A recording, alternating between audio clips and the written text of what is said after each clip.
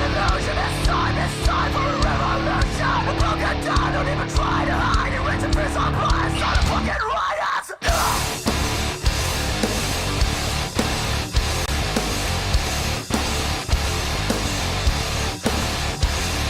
Enough's enough, we're living in an illusion. It's time for a revolution. We're broken down, don't even try to hide it. Rich and peace on blood, it's not a fucking riot.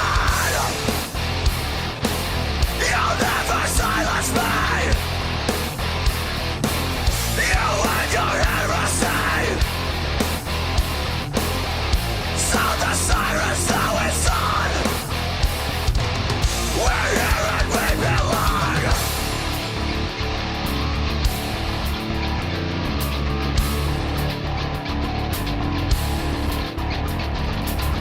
If you wanna scream, well, I'll scream. If you wanna fight, well, I'll fight. We are the ones who will rise. Back on top, we are the ones who don't give a fuck. Tune into the side of the future. We're moving and we won't go back. We're living proof of a world that has left us dead. This isn't the sound of us giving up. This is the power of a new start. What's right to be shit to me? We got nothing to lose, let everything to gain. Put your fingers out if you want the truth. It could be me, but I'm sure it's you. Say goodbye to what we're saying today. We're gonna break the fuck away now. Break away. Be a part of us or against us all. Together we rise, together we fall. If you wanna justify yourself, I won't give up my race. Now it's time to disobey. Abolish tyranny. Time to riot.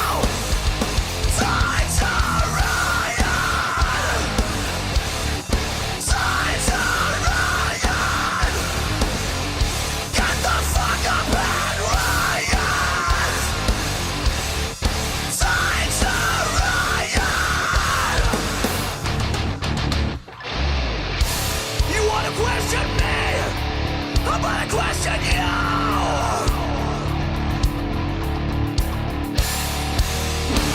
Who the fuck is me?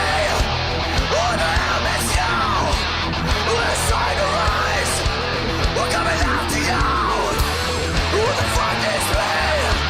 Who the hell is you? We're trying to rise. We're coming after you. Who the fuck is me? Who the hell is you? It's time to rise. We're coming after you. Who the fuck is me? Who the hell is you? It's time to rise. We're coming after you.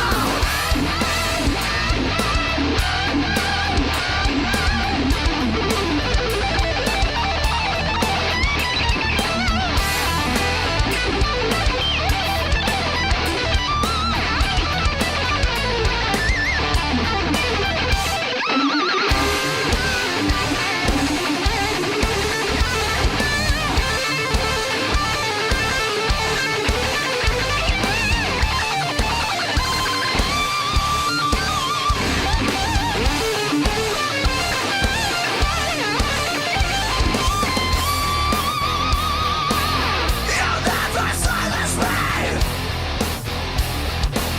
You and your heresy. Sound the sirens, now it's on. Riot.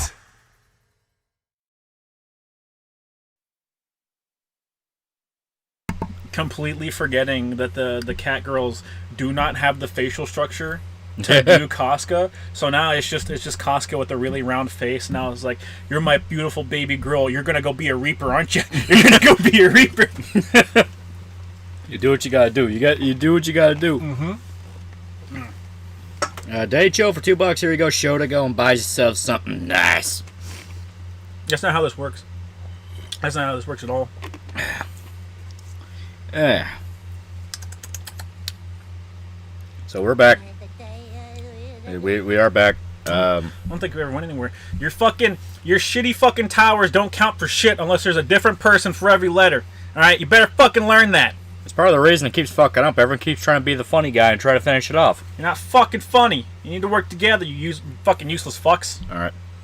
And I want to show something real quick. I want to show everybody. I hope it's a fucking bullet in your head. I want to show all the kids in class what we're doing here. Here we go. All right. Here we go. Yeah. Because this is a new group from the Thursday. From the Thursday. So, me. Here you go.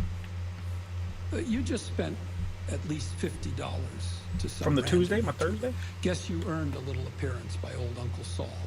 We have a new donation tier.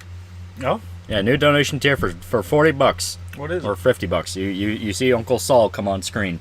Uncle Saul comes on scene. Yeah. Zed Dawson for $5. Evening, gents. Managed to see Midnight, Behemoth, Danzig, and Baby Clock tour this week. All killer shows, plus GF attended Baby Clock with me. Good times. Oh, that's pretty good. That's pretty good. Nice. Yeah, well, that's fucking gay. You know what I did, chat? You know what I did? I watched What Love Is. Yeah. Yeah. Fuck you, chat. You'll never be like me. Yeah. You can never compare to me. Petty Metty for $1. Let me in the Discord. Thank you. Email me. Shoot an email. Yeah, shoot an email. Shoot an email. That always holds them back where someone donates on stream is like, let me in. It's like, you never emailed me. You asked this last week. You never emailed me. You never emailed me. Yeah, $50 gets you Saul. Exactly. Yeah. How about that Union Buck? Rumors say it's a stock scam. I don't think it's a stock scam. Well, at least not for the company at large. Apparently, there's like a clause in the contract where it's like, hey, if you use this particular, I think it was Israeli, software, or the software made by an Israeli group, you don't have to pay the fee at all. So it's like, oh man, that's a fucking under the table strong arm contract if I've ever fucking seen one. Oh yeah. Martine Square Dave $5. Happy Mexican Independence. I don't know about that, Chief. In spirit of this holiday, everyone has a whole day of inward passes and free insults for any Chicanos. Viva Mexico. Bienvenida a Mexico. Juan Vito El Taco. Chapter 2 retarded to build slur towers. They are. They need to work together. Do you think people are going to switch to Unreal in their funny little T-charts after the Unity debacle? I've seen a lot of people going to, what is it? It starts with a G. Gatto? Yeah. I've seen a lot of people do that. And my first reservation was I've never seen anything 3D on the engine. It's only been 2D stuff. And then someone immediately made a bunch of 3D shit that looked really nice. And I was like, well, fuck me then. It's been 2 days. Etchenites dropped on Tuesday. Game is jank but fun. Saw some people bitching about the dialogue, but it's got soul to it. It seems very odd. At least they're not charging full price. It's either $30 or $40. Oh, there you go. If it was full price, I would not even humor it. Marsh Brush is $2. Gonna be Acadian for Halloween. Clothes are expensive. Could be Acadian. Yeah, I guarantee they are. What's Acadian? Shut up. Fucking loser. What's Acadian? I don't know most of what chat talks about, okay? I don't know what they fucking talk about, man. Wake up, show to Lolly. The new Lightning McGromer episode's out. Yeah. Yeah. Doing a sequel to that, I don't know. It's like trying to do a sequel to The Shining. Kind of feels exploitive. Yeah. Note that the inward pass is immediately null and void if you unironically use Latinx. Yeah, there you go. What was it? It was Latinx, and then they came up with a new one recently, but I don't fucking remember what it was. Chat, what's the new shitty one? Media goes for $2.22. Hey, Shitface and Cumstain, watched your Twisted Metal video and it was superb as always, but thoughts on Blood Drive on Sci-Fi? It had one season but was really good. Also do a Twisted Metal stream or I'll kill the CCP agent in the basement. I never bothered to watch Blood Drive because I just don't watch Sci-Fi Channel anymore. They get to the point of it's kind of like the Asylum where they're a little too proud of the fact they make schlock. Yeah, I was going to say, like, I didn't hear anything good about Blood Drive. Spaz Space Wizard for $1. Do you think chat likes big flop peacocks in their mouth? I know Shota does. I'm sorry, peacocks? Yeah. I'll never eat a peacock, you fucking faggot. Eco for $1. Heyo, Lolio, fuck my gay-ass titties. Just got my certificates. Looking to get into plumbing field. What's new with you? Not much. Befriend a builder. Always befriend a builder because they will take care of their trade people. Or learn it all yourself. Be independent. Being a builder makes a lot of fucking money, that's for sure. Mark99 for $2. Sup, bros? How's it going? I've been playing COD Cold War Zombies better than I remember. Always reminder, drink some water, bros. Drink some Wawa. Yeah. think Unity actually just can't get away with what they're trying to do. I think it's going to be ripped apart. I think it should already be in a courtroom, and the fact it's not is bugging me. Yeah. David's Game Lord for $2. Give me up cigarettes. Already sucks, but I gotta quit. Yeah. Do what you gotta do. Yeah. Do what you gotta do. Give it a month or two before you start trying to run. Yeah. Boy, finna make bank plumbing. Yeah, I hope he does. Oh yeah. You can make a lot of money in those trade fields. It's fucking nuts. Yeah. Huh. It's a specialized trade fields is what pays a lot. Mm-hmm. Yeah. If you go into welding, you want to go into welding and like weld ships for the fucking government or something like that, so you can make the big buku bucks.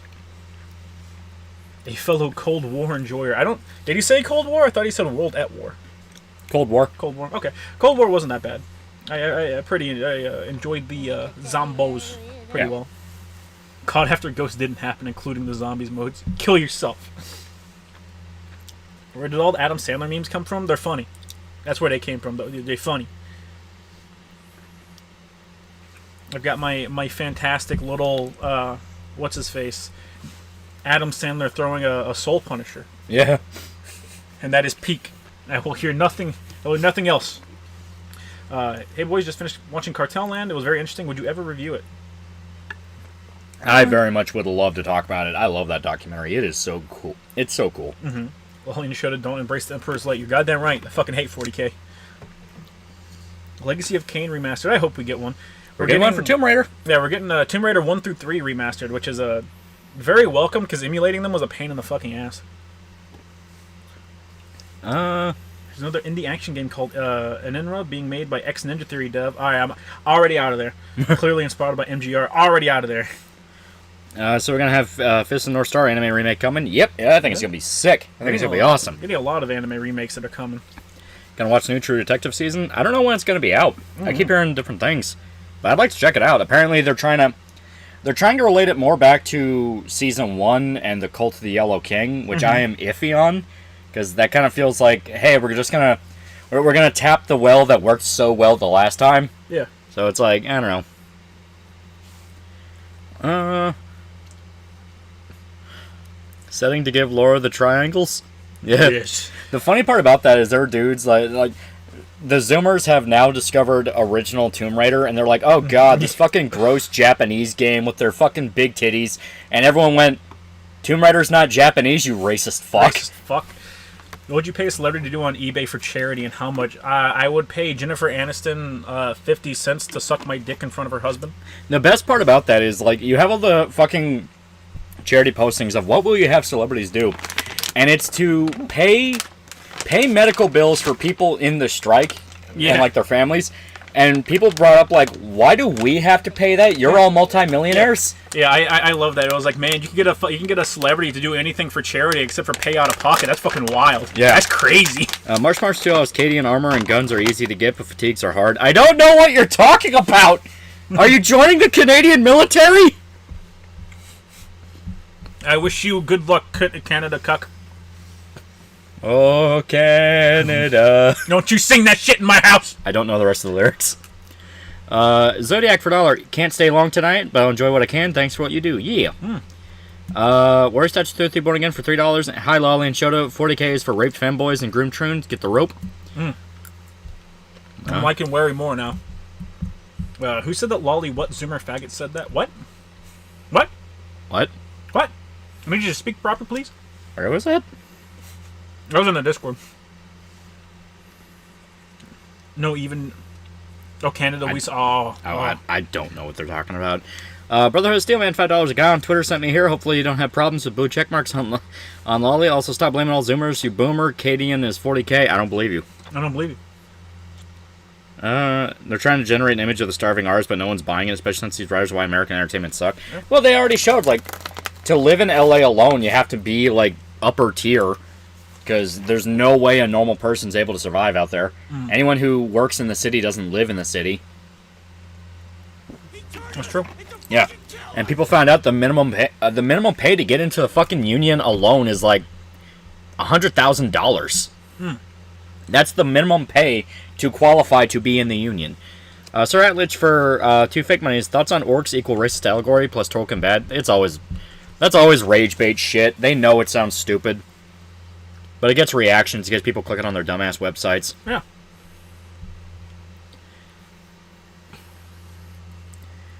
These are pretty good.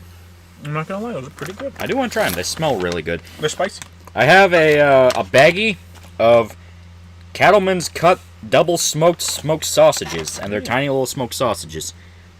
Fuck this straight. You can write scripts from cardboard. Form a cardboard box on Skid Row. Yeah, sure.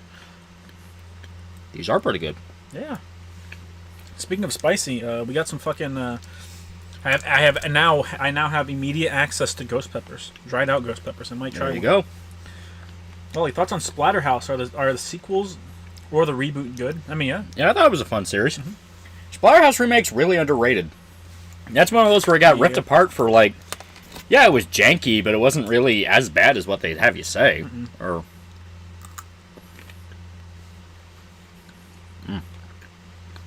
It's good.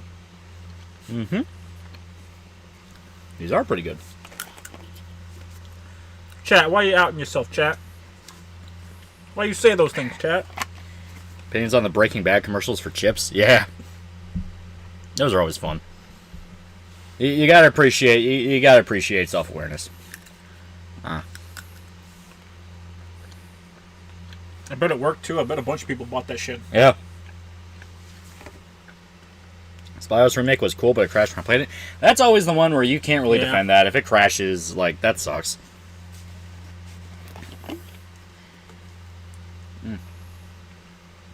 Yeah. It's not me because I would never be seen fucking around with 40K fags. People need to learn how to negotiate their pay and benefits on jobs and get with other workers with petitions for one-time thing. That's the thing. They are paid a substantial amount of money. They are. They get paid way more than you're going to be seeing in 1 year. They're doing this because they jerk off to the idea of unions and how dare I not receive fucking royalties on something that's streaming. Yeah. Neglecting the fact that, hey, you're all paid for other things quite well. Like, the whole reason Aaron Paul, like, him bitching about Breaking Bad, not giving him royalties because it's on Netflix is stupid because, like, well, you were paid by AMC. AMC made Breaking Bad. Aside from that, his contract was different. He was supposed to die off early on. That is true. He renegotiated his contract to stay there longer and get paid per episode. Yeah. Samurai Bear for $1. Hey, Lolly and Shota, thoughts on the bullshit Unity tried to pull their game engine? Yeah. That blew up in their face. It's shitty. Yeah.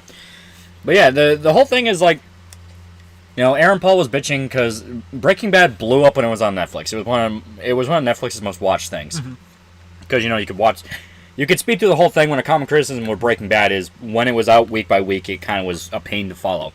Yeah. It blew up once it hit streaming services towards like the last couple seasons. Yeah.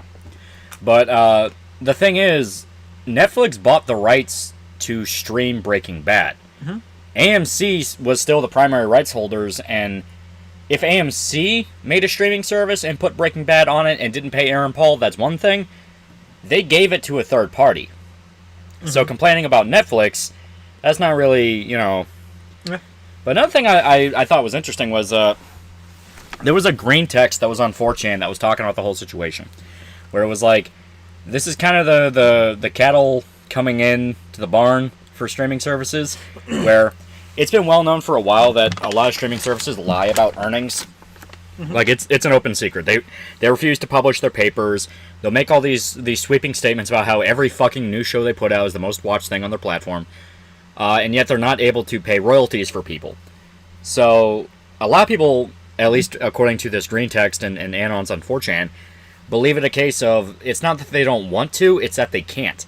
They don't have the money to pay these people because they're bleeding with every other fucking release because it falls apart and doesn't get the views they wanted it to. Be like that. Yeah. So they're kind of being caught between a rock and a hard place where it's either give in and give these writers and actors what they want, which is higher pay, but they can't afford to give them higher pay. Yeah. That's why it drifted away from streaming services to just studios, where now it's, well, we want 20 people in a writing room, even though it's like, are you fucking kidding me?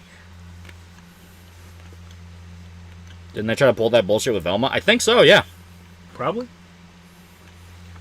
4chan's ironically more trustworthy than most news organizations. Yeah. Sometimes, chat. Sometimes. I don't think it's the primary reason for what's going on, but I think it's a big one. Got past the end of Chapter 5 and the beginning of 6 in Xenoblade 3, and it was pure cinema. Yeah. Yeah. Where's that They Born Again for $2? The more I see about MK1, the more I don't like it. Why can't I play as the cameo fighters? Why can't I play as the cameo fight? Because they don't actually have full kits. Yeah. You take what you get and you don't throw a fit, chat. Don't make Ed Boon come to your house. Yeah, I've got no interest in Mortal Kombat 1. Yeah. I really don't. After what happened with 11, oof. Ackman made a cope video on Starfield and conveniently leaves out his community notes blunder. That whole situation was stupid. Mm-hmm. Like, I will bring it back to the point that we brought up when it blew up. You're all still playing the fucking game. Yeah. All the crowd that's all like, oh, I can't believe people who give a shit about pronouns thing, they're still playing the game. Yeah. The people who are like, oh man, fuck my pronouns. They're all still playing the fucking game. Yeah. Like, no one gives a shit. And yes, I know. Oh, how does this affect you personally? Post the Wojak. This is quite literally a case of, motherfucker, you lost before it began.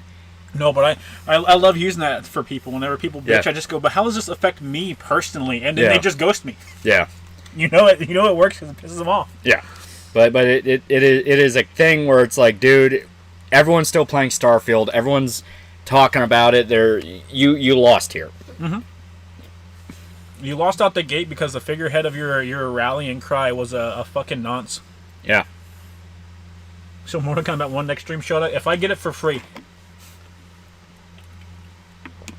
I for one am not playing the game. No matter what I did, I couldn't get the game to not start it to the point of being unplayable. Fair enough. Yeah. Starfield's a boring ass game full of glitches. Why does nobody focus on that? That's what I kept saying. Yeah. When I streamed No, it. it's because whenever you bring it up, people go, "Nuh-uh." Yeah. I know you recorded it, but nuh-uh. Yeah. It's like when I streamed it, it's like, okay, this game is like so fucking like it's just there. It's a mess. It's just Fallout 4 in space. Yeah. How bad was Megan Fox in Mortal Kombat 1? That is one of the funniest things ever. So people are clipping what's her face? Not Katara. Natara. Yeah, Natara. They're clipping Natara and they're like, man, this acting's so bad. Megan Fox only did the face capture for her. The voice actor is an actual voice actress. So Oof. that's funny. That's funny as shit. Yeah, that is pretty funny. And yeah, her delivery is kind of poor because you literally have someone who is like actually delivering the lines, and you captured the mouth movements and everything.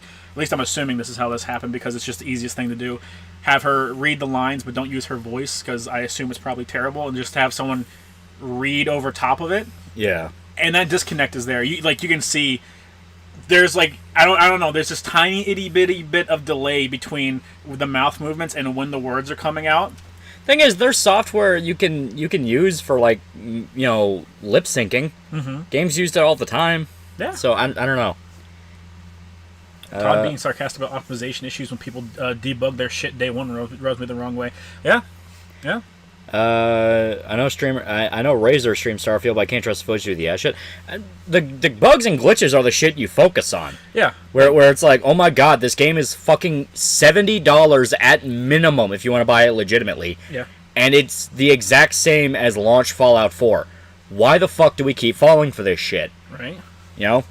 That's what made me mad about the pronoun thing, where it's like, who gives a fuck about that? Who gives a fuck about something that's been in games for like a while now? Yeah, for a while now, Couple and years. and has been in other games that they have talked about and defended before. Yeah.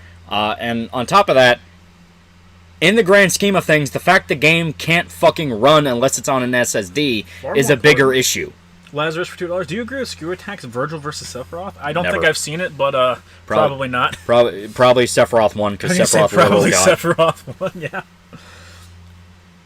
Hey, Virgil's only lost like 6 times. Okay. Fuck you. Megan's actually voicing the character. The grunts and screams are done by someone else.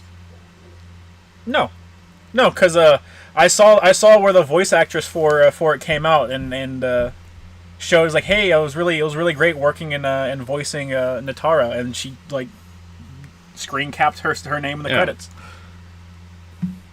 Oh shit.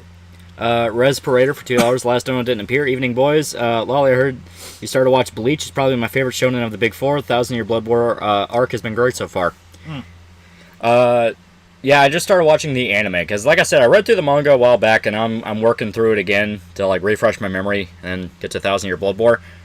Anime is fun, even if I noticed it cuts out a lot of like fun moments from the manga, like some of the goofier jokes and all that. Yeah. From what I understand, the director also was like really insistent on pushing Rukia and Ichigo as a thing. Good. So Good. So it's like That was me. I went back in time. That was me. But like he outright got in the way and was like editing scenes with Ichigo and Orihime, and it's like I don't really like Orihime as the canon one, where it's like she's okay. She's got the same hair color, so it's got to be. It's destined.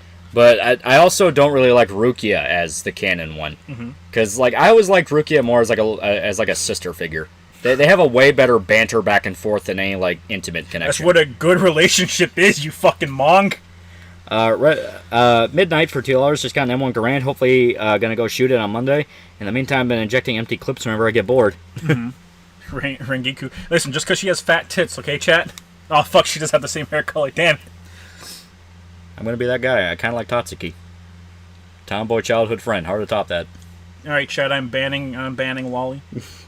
Splatterhouse remake was rad. It also came out before the Gamergate wave, where titillation was deemed taboo, and one thing you could collect in levels was lewd photos of the MC's hot girlfriend. Yeah.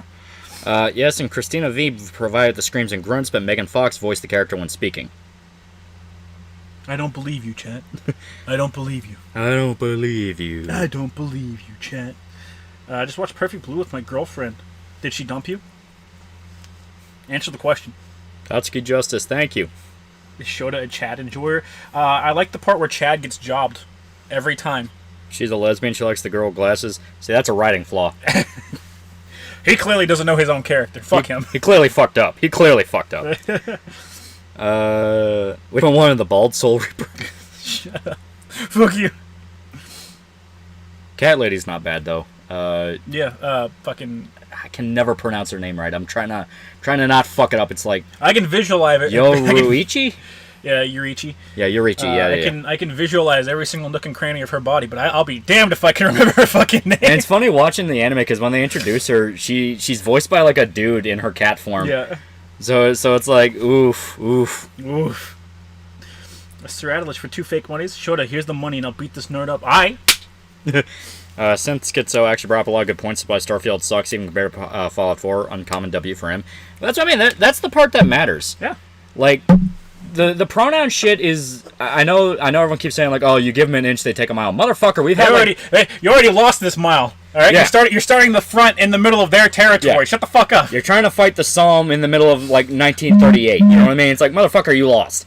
But it's literally just such a small little thing on the menu. And it literally just gives you a button prop to, like, cycle through 3. Yeah. And it defaults to whatever your body type is anyway. Like, that completely distracted from the fact of, like, hey, there's a lot of shit wrong with Starfield. Yeah. March for $2. Can't believe Guardsman Nikado ate a hive tyrant. Sure, sir? I don't know what the fuck he's talking about. Pays full price for games. No one should chat. Fella 4 in space with no radio. Exactly. Apparently the dude's GF liked Perfect Blue. I don't believe you, chat. I don't believe you, chat. Ermac and Quan Chi are fightable in the story mode, but they're not going to be playable until they release DLC. Motherfucker, stop the NPC fighters. Wait. Alright. I don't think we got rain in MKX, chat. We never got rain. Beware. Beware. Yeah. Game's been broken on launch longer than been doing pronouns. By your logic, why are you complaining about it? Because you're charging me $70. Yeah, you're charging me $70. Do your fucking job. Yeah. Pronoun is something I can easily ignore because it's character creator. It's an intended feature. Yeah. Being broken and crashing. At that point, motherfucker, why am I giving you $70? Yeah. This is buck broke mentality. This is I'm so used to games being broken, I will not have a higher standard. Yeah. I'm not paying fucking $70 for your piece of shit game to come out fucking broken. Yeah. All right. People gave Cyberpunk its ass fucking when it launched in the state it did. Rightfully so, because it did launch bad. Starfield, why are you talking about pronouns? No, but he's so cool, Mr. Chadman's so cool. He put the pronouns in the game. He's so cool. Yeah, I think that's part of it. I think people kind of buy... They meme themselves into thinking Bethesda's good. Yeah, they meme themselves into a cult of personality. Where it's like, dude, you are accepting actual fucking trash. Rain is in 11 as DLC. Yeah, but he's not in 10. And you did fight him in the story. Space Wizard for $1. You got Flop Peacock by the Flop Peacock Bandit, just like Pippa and Tenma. And you didn't even know. You just watched Wendigoon's Faith video where he mentioned it. Pippa's fucking tits aren't that big. Alright? I'm sick and tired of this, chat. I have no idea what the hell he's talking about. But it's part of the charm. No. No, it's not. You just a hoe. Bad chat. I will accept trash if it's $3, not $70. Yeah, like there's a big difference between paying like $30 for something and it's janky and you're like, whatever, and paying $70 for a game when you're pushing the new frontier of how much we can fucking charge gamers. Yeah. Lazarus for $5. Do you believe that Jill from the original RE3 and 3 remake are two different people? I mean, it technically is. Technically, yeah, because they changed a bunch of shit in the story for the remakes. Yeah, it's a new timeline. I wish it wasn't, but... The fact that Baldur's Gate 3 is also being applauded, even though it's nigh unplayable on consoles, just like Cyberpunk, is also a shame. Is it not playable on consoles? Damn. I guess so. It's an isometric RPG. How you fucking that up? Brotherhood of Steel Man, $5. If I pay more for a game, then it should be better quality. Also, it's a Bethesda game. What do you expect? Blame the fans who defend this and meme it. That's what I mean. It's like, holy shit! Why do people keep falling into the Bethesda trap? Please know that was sarcasm. I hate bugs. Oh no, I thought the disconnected capitalization meant that you agreed with it, chat. People are pissed off at 76 because it's a broken state, and people play it now. Yeah, it released in a even worse state than that. Even worse state than both Cyberpunk and Starfield, and had a myriad of issues that even resulted in players getting doxxed because Bethesda's incompetent. And yeah, it was just like a thing. It popped up in the news for a week, then people forgot about it. Yeah. Well, more egregious than that, they opened a fucking microtransaction store when the game was like hilariously broken, Still unplayable. like actually unplayable, broken, and people talked about it. They went, man, fuck you, Bethesda, but they kept playing it. They kept pouring hours into it. People bought shit in the cash shop. Yeah. All the chicks in Bleach are top tier design wise. Oh yeah, like I don't think I can say that I like much of Kubo's story work, but by God, as a character designer, he's good. Peak. He is good. He knows how to make Bleach look distinctive. That is the thing you have to give the man.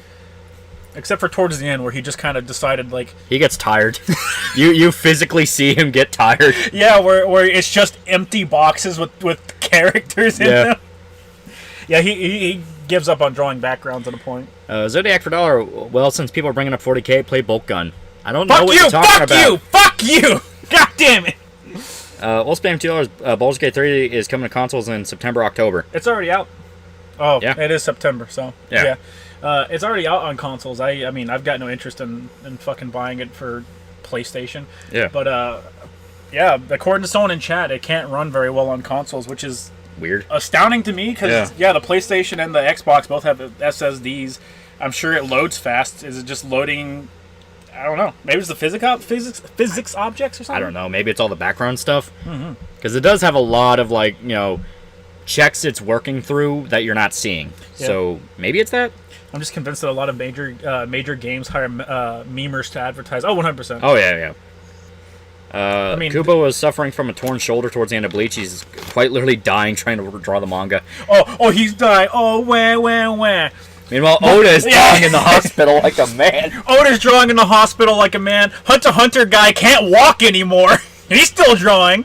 Kubo's a bitch. Miora's dead. Miora's dead. We're still getting chapters of Berserk. He's dead. Something tells me the manga industry is kind of messed up. I just think Kubo's a bitch. Yeah.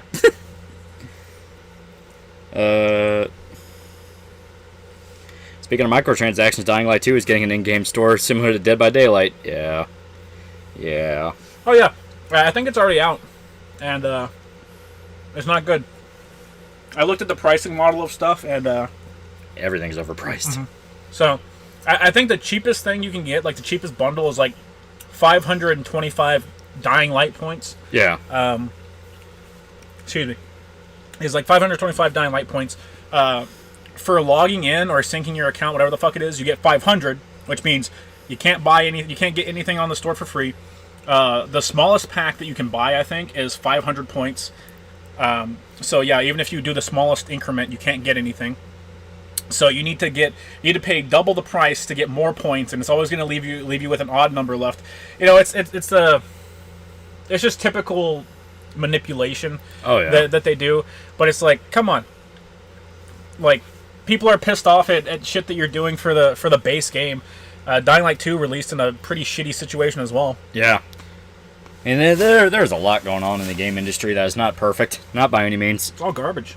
Yeah. What show to eating? I am eating Cattleman's Cut double smoked sausage, spicy. They're not bad. Not bad. Yeah, they're pretty good. Mirrors drawing from the grave as we speak. Amen! Yeah. At this point, I'm blackpilled on gaming. I just want the entire industry to be $1,000 free-to-play gacha games. Consumers are too stupid to live. Yeah. Tales of Arise is getting an expansion in November. I hope they reduce enemy health, but just make them hit harder. Having better enemy variety in general would be cool. Yeah.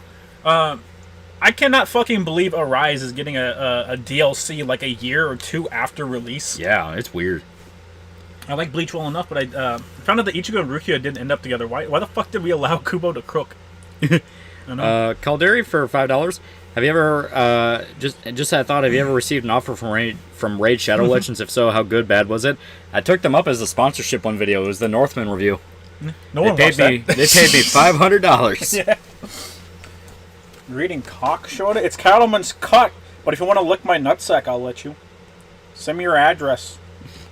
Wally, have you read Devilman G? Yeah, I've read through Devilman before. Yeah. Freaking loser.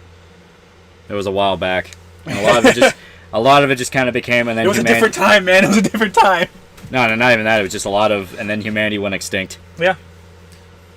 Lolling Shota, have you ever watched Zatch Bell, and do you think it should get a new anime? I watched a very little bit of Zatch Bell, and I know people that really like it, but I never got behind the idea of my little doll shoots lightning. Oh, it's that one. Yep. Yeah. Yep. I remember bits and pieces of that one. Mm-hmm. It was okay. Soaked some apple scraps from when I made apple pie for Labor Day for about 2 weeks. I then added half a cup of lemon juice and spice. Then did a milk wash for it, and it's pretty good. Why would you add milk?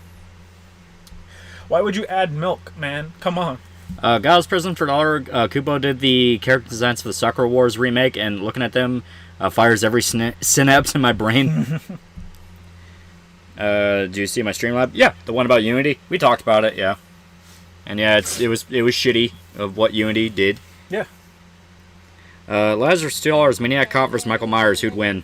Myers is actually immortal. Yeah. Like actually just immortal. It's the idea, man. Yeah. Have you watched the live-action Raid Shadow commercial with Dami Mommy Orc? I've probably seen it at one point. Zatspel was great. They had an awesome English dub with Zim and Jimmy Neutron. I think I remember that, yeah. Because, like, Jimmy Neutron voiced the doll. Maybe? I agree with you on the pronouns thing. I was just pointing out Ackman is a shill. Yeah. No, I know. It's just I genuinely grew to hate every single aspect of that whole thing. G-Man is also a shill, chat. Where it's like, holy fucking shit, no. Mm-hmm. Pronouns and a character creator is not going to be responsible for kids in a classroom being forced to read porn. Yeah. No, the teachers are at fault for that. Yeah. Quite literally. You know, it's like, I hate going full both sidisms, but it is an unironic case of both of you sound like hysterical faggots. Yeah. Zatchbell was good shit. Shame the anime got canceled. Yeah. I think what was the other one that came out around that time? Shaman King? I think the new Shaman King also got canceled. Yeah. Well, you want to see A Haunting in Venice, the third Hercule Poirot movie. It was really good. The mystery was gripping, and the runtime is only about an hour and a half, so it doesn't overstay its welcome. Nice. That's pretty good. It's pretty good. Here we go with both sides. No, but it was an unironic case of both sides actually fucking suck. Holy fucking shit. I mean, if it's not both sides, then your side lost, so, I mean... How in the dirt do you want to be? Yeah. How much of a fucking loser do you want to be? Yeah. So, I mean, come on. It's either both sides or you lost, dog. G-Man Starfield reviewed was complete shilling, like hot damn. Him and Upper Echelon calling these the great RPGs that return to form of some paid bullshit. Like, I played the fucking game and I know they're lying. It'd be one thing if they just really, really liked it and resonated with the game, but G-Man every once in a while will like circle into my Twitter feed, and I'm like, get the fuck out of here. He popped up like 20 times a week before Starfield dropped, and he was always sucking Starfield's dick to the point where I was like, all right, there's no way on earth that you're not just doing like damage control for the game in hopes that you are on Bethesda's good side. Yeah. Because if you didn't know, Bethesda also denied review copies for any reviewer or review sites that had given them below like a fucking 7 or an 8 on anything they've released before. Famously, they refused to give Dr. Disrespect a review copy. Yeah. But they claimed that was because he had like transphobic statements. Yeah.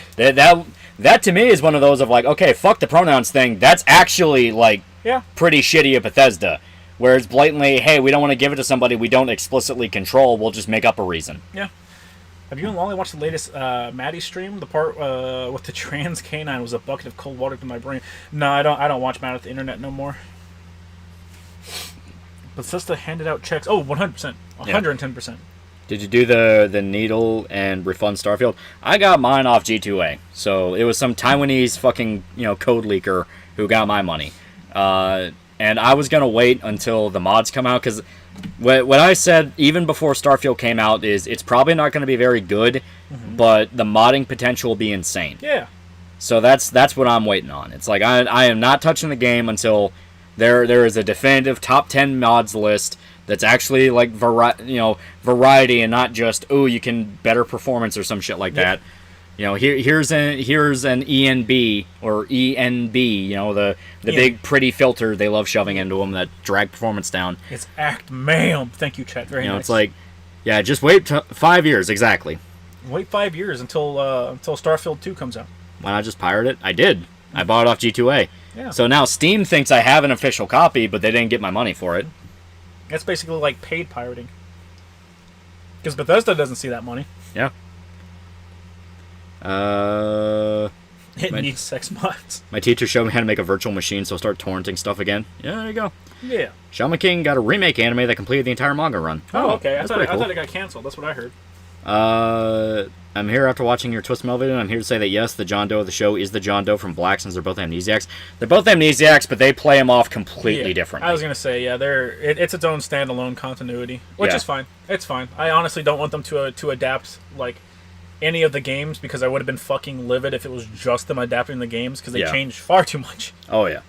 And the fact they are willing to take such a wide step away and be its own thing helps it, because as I say, Twisted Metal has rebooted everything multiple times. Yeah. I fucking despise... I love Samoa Joe as Sweet Tooth. Yeah. Whoever the fuck they got to voice him, who was it? Will Arnett. Will Arnett, I fucking hate him. I fucking hate Will Arnett. I hate that motherfucker. His voice is trash. Yeah.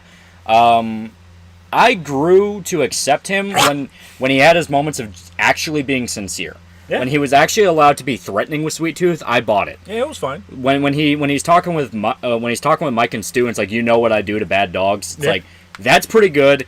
It's time to play. I thought that was pretty good. I scream, no, you scream. Like, that was fine. It was anytime he wasn't giving his normal voice, but they have him speak in his normal voice a ton. That being said, Samoa Joe, his body wise fits to a T. Yeah, he was awesome. I love that. He was awesome. Yeah. I really like the physical way he played Sweet Tooth. Yeah. Where like he can be kind of goofy and move around, but at the exact same time he's fucking throwing Anthony Mackie onto that fucking casino table. John Doe. Yeah.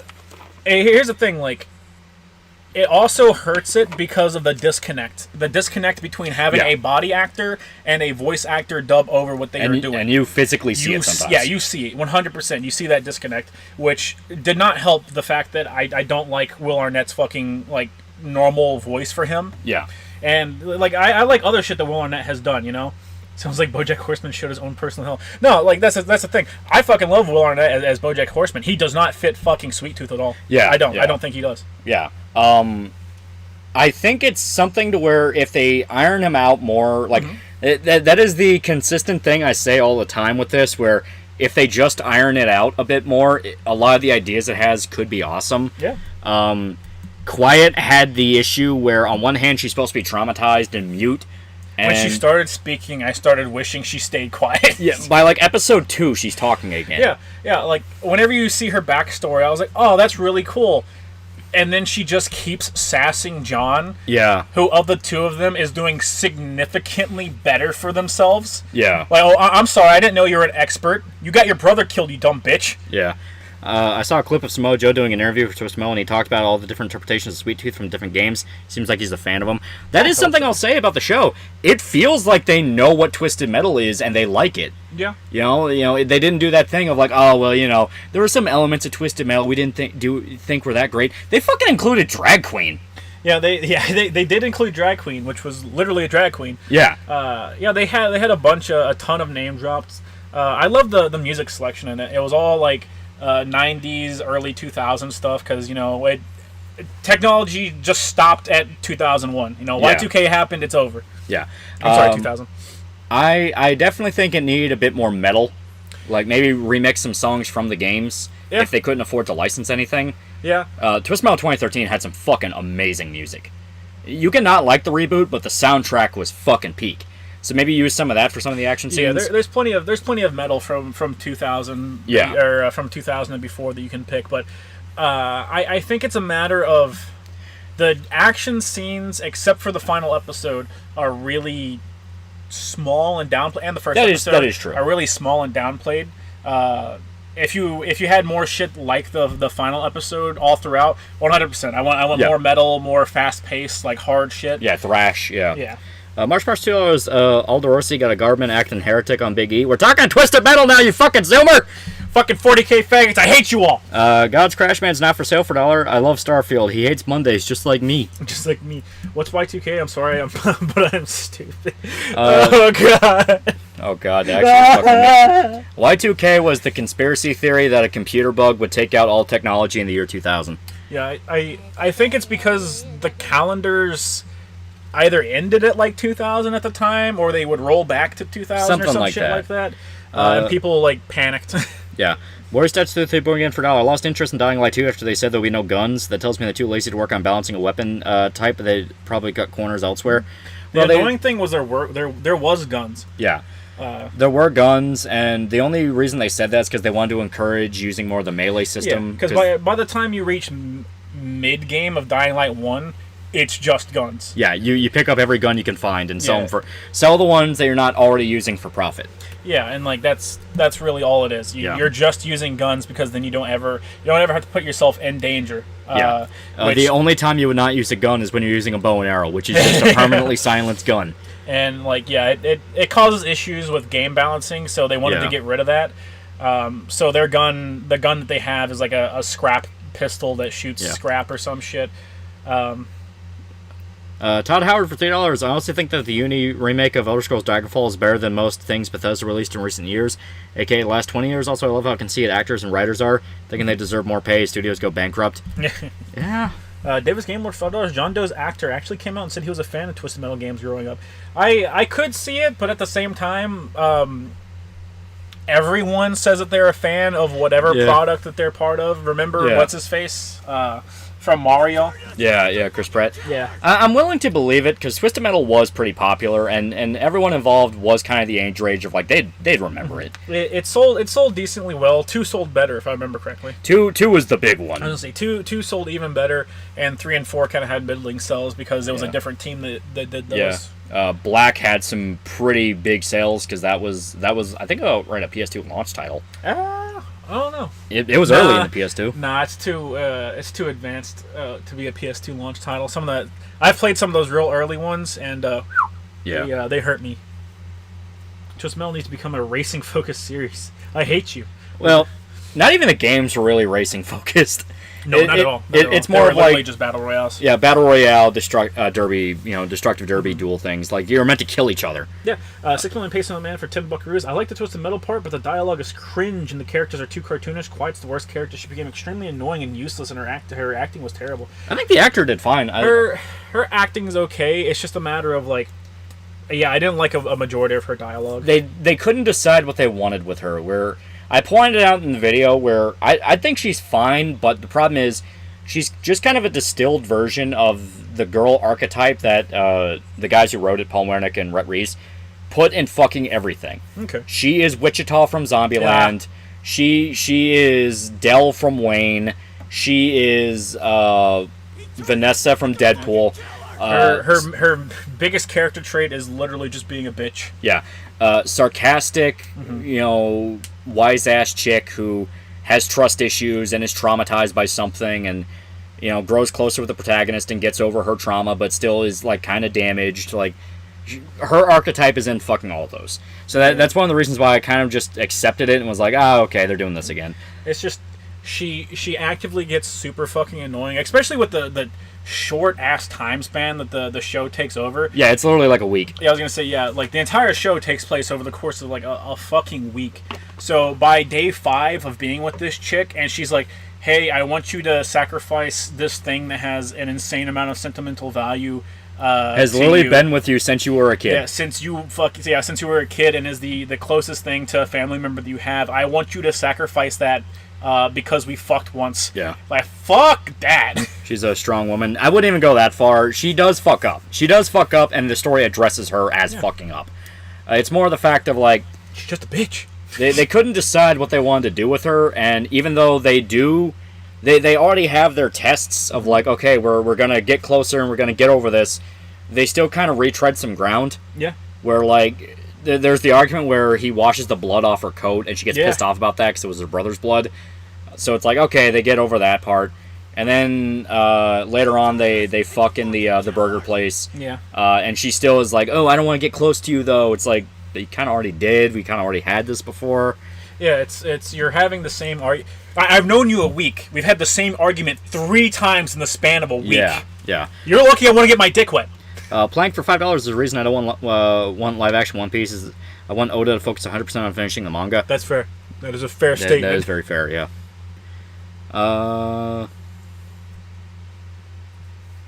It'll be finished when it's finished.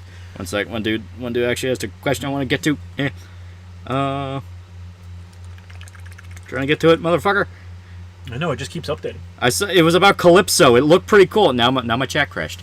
I'm assuming it's this. Given that Raven is more of a character on the side, I'm honestly hoping to see Mortimer, the Van Helsing looking motherfucker who almost killed Calypso in Twisted Metal 2. That would be cool. I definitely think that season 2 is gonna all around get a lot more into the supernatural, because it's gonna outright be the Twisted Metal competition. Yeah, and it's gonna be a Twisted Metal competition, and presumably John Doe trying to find a way to get out of whatever situation he's in, because and he's not in a good situation. And I'm not wrong. Like, I don't think I'm wrong. Did you also think that one picture on the board is like implying that they're gonna bring someone back from the dead? Because Bloody Mary's on the board, even though she is explicitly dead. Oh yeah. Maybe yeah. 6 million peso man, $5. Also, them smashing and then arguing and then smashing and then arguing was the worst part. That felt like half the show. Yeah. Well, I mean, to be fair, they only fuck once, but the fact that John Doe repeatedly tries to be like, oh well, we need to kiss and make up and be nice with each other, when at first his intention was, I'm just gonna drop you off wherever the fuck you need to be. I think that's kind of the part that does make it a little bit more like, really, we're still doing this, is the fact that John at every single step wanted to give her what she wanted.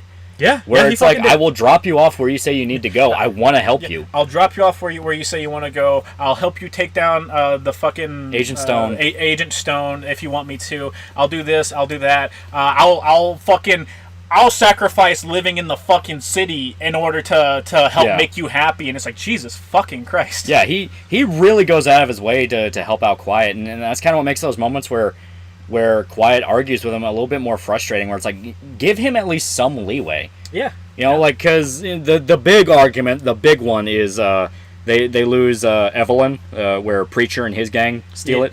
Which, how'd you like Preacher? Preacher was fine. I really liked that he was just fucking crazy. I liked how they remixed his personality. His personality's fine. I do like that they reference Twisted Metal Black. Yeah. But the fact that he's literally just doing crazy kung fu shit, he's like breakdancing, and John's like, what the fuck? Yeah, I love it. That was funny. Freddy1217, $5. So the cop dude she killed in episode 3. Was he reading hentai or was it a regular shoujo manga? I think it was just They say it's hentai, but yeah, I think it was just some fucking girls. Yeah, like, Yeah. You get the joke. The joke is he was jerking off to like anime jerking shit. off the hentai. Yeah.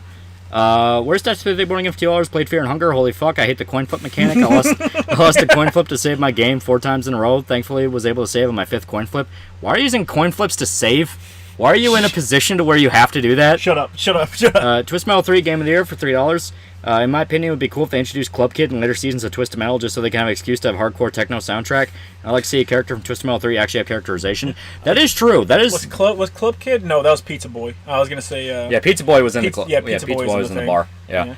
But yeah, that is the upside with the show where they can take ideas for characters that they had before and kind of like remix them and give them more like detail. Yeah. Because a lot of the characters in 3 and 4 are literally just there as like. Yeah, they're just background characters to. Yeah. I mean, for the bar scene to die. Yeah. But you had like Granny Dread, who she had an entire episode. Yeah, I like Granny Dread. She was nice. Granny Dread was fun. I love that she's remaking the Kama Sutra. Yeah. It almost feels like she's doing it just to fuck with people. Yeah. There was a lot of really fun things they did. Twister and her girlfriend, I was just kind of like, they're okay. Yeah, they're fine. It was Twister and Flower Power. Yeah. I didn't really like Twister until they showed off her car. Who's her actress? Who plays Twister? Ah, fuck. Because I looked at her, and for some reason I was like, she is familiar, right? I think it's the chick from the Scary Movies that plays the girl. The blonde chick in every Scary movie. I think so. Yeah.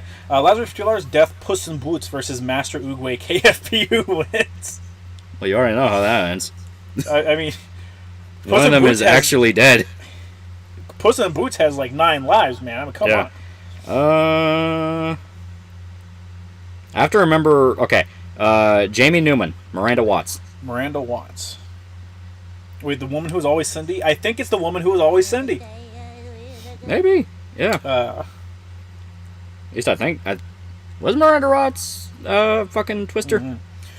Mm-hmm. Chris Pratt's ex-wife? No fucking way. No fucking way. Quattro was from Twisted Metal 4. It was the most out-of-place character in the franchise since Alien Punisher is cool, but like not Twisted Metal.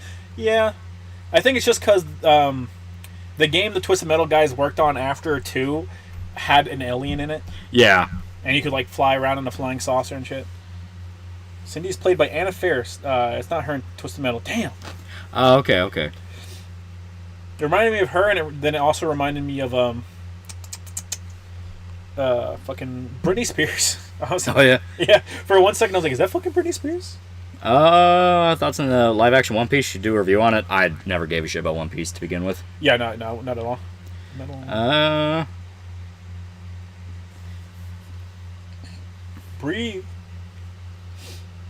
Trying to remember what else we were talking about with it. Like I said, Twister I didn't really like until they revealed her car, and because I thought her whole part in the final battle was actually pretty cool. Yeah. Like the homing missiles chasing her, and she's able to like lead it to hit someone else. Like that was fun. What else? How did you like Mike and Stu? I was fine with Mike and Stu. Which one's the black one, Mike? He was Mike, yeah. Yeah. I'm really fucking annoyed that for over 80-90% of the series, Mike is just being a petty bitch. Yeah, he's just working with the cops. Like, that's his character. Yeah, his character is I'm just a bad guy. Yeah. And then, like, he was literally willing to put Stu to death. Yeah, try to shoot him in the head. And Stu's like, well, I mean, like, shit, dog. I guess I'll fucking betray Sweet Tooth. Yeah. I was like, this doesn't feel natural at all. Yeah. Worst touch that they bring in for $1. The game tells me heads or tails. I pick. Am I just dumb or don't understand this game? It's okay. It's a hard game. Yeah. Be like that. What's an Afro Samurai? It's cool. It's fun. Yeah, it's fun. Like you see evil in almost everything in Guts. I don't know what he's talking about. He's talking about something else now.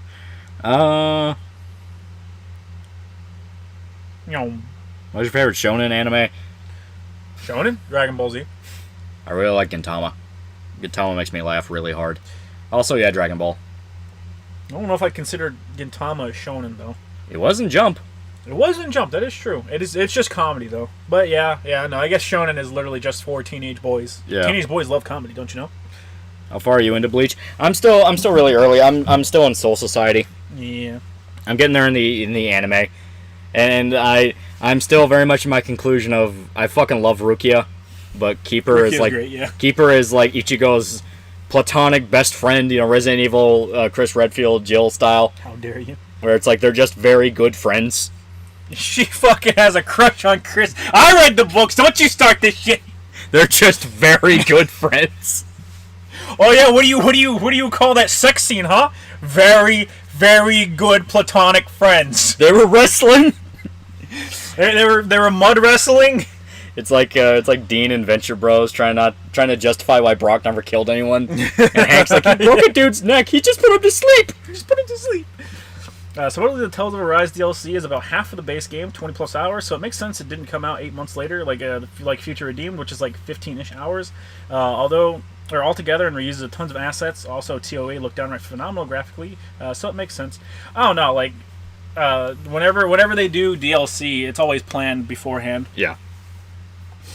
Okay, dude asked, how would you like them to introduce Mr. Grimm? Mr. Grimm, I want him to be like a faceless, fucking really, really good driver in the Twisted Metal tournament. Yeah. What I'm torn between.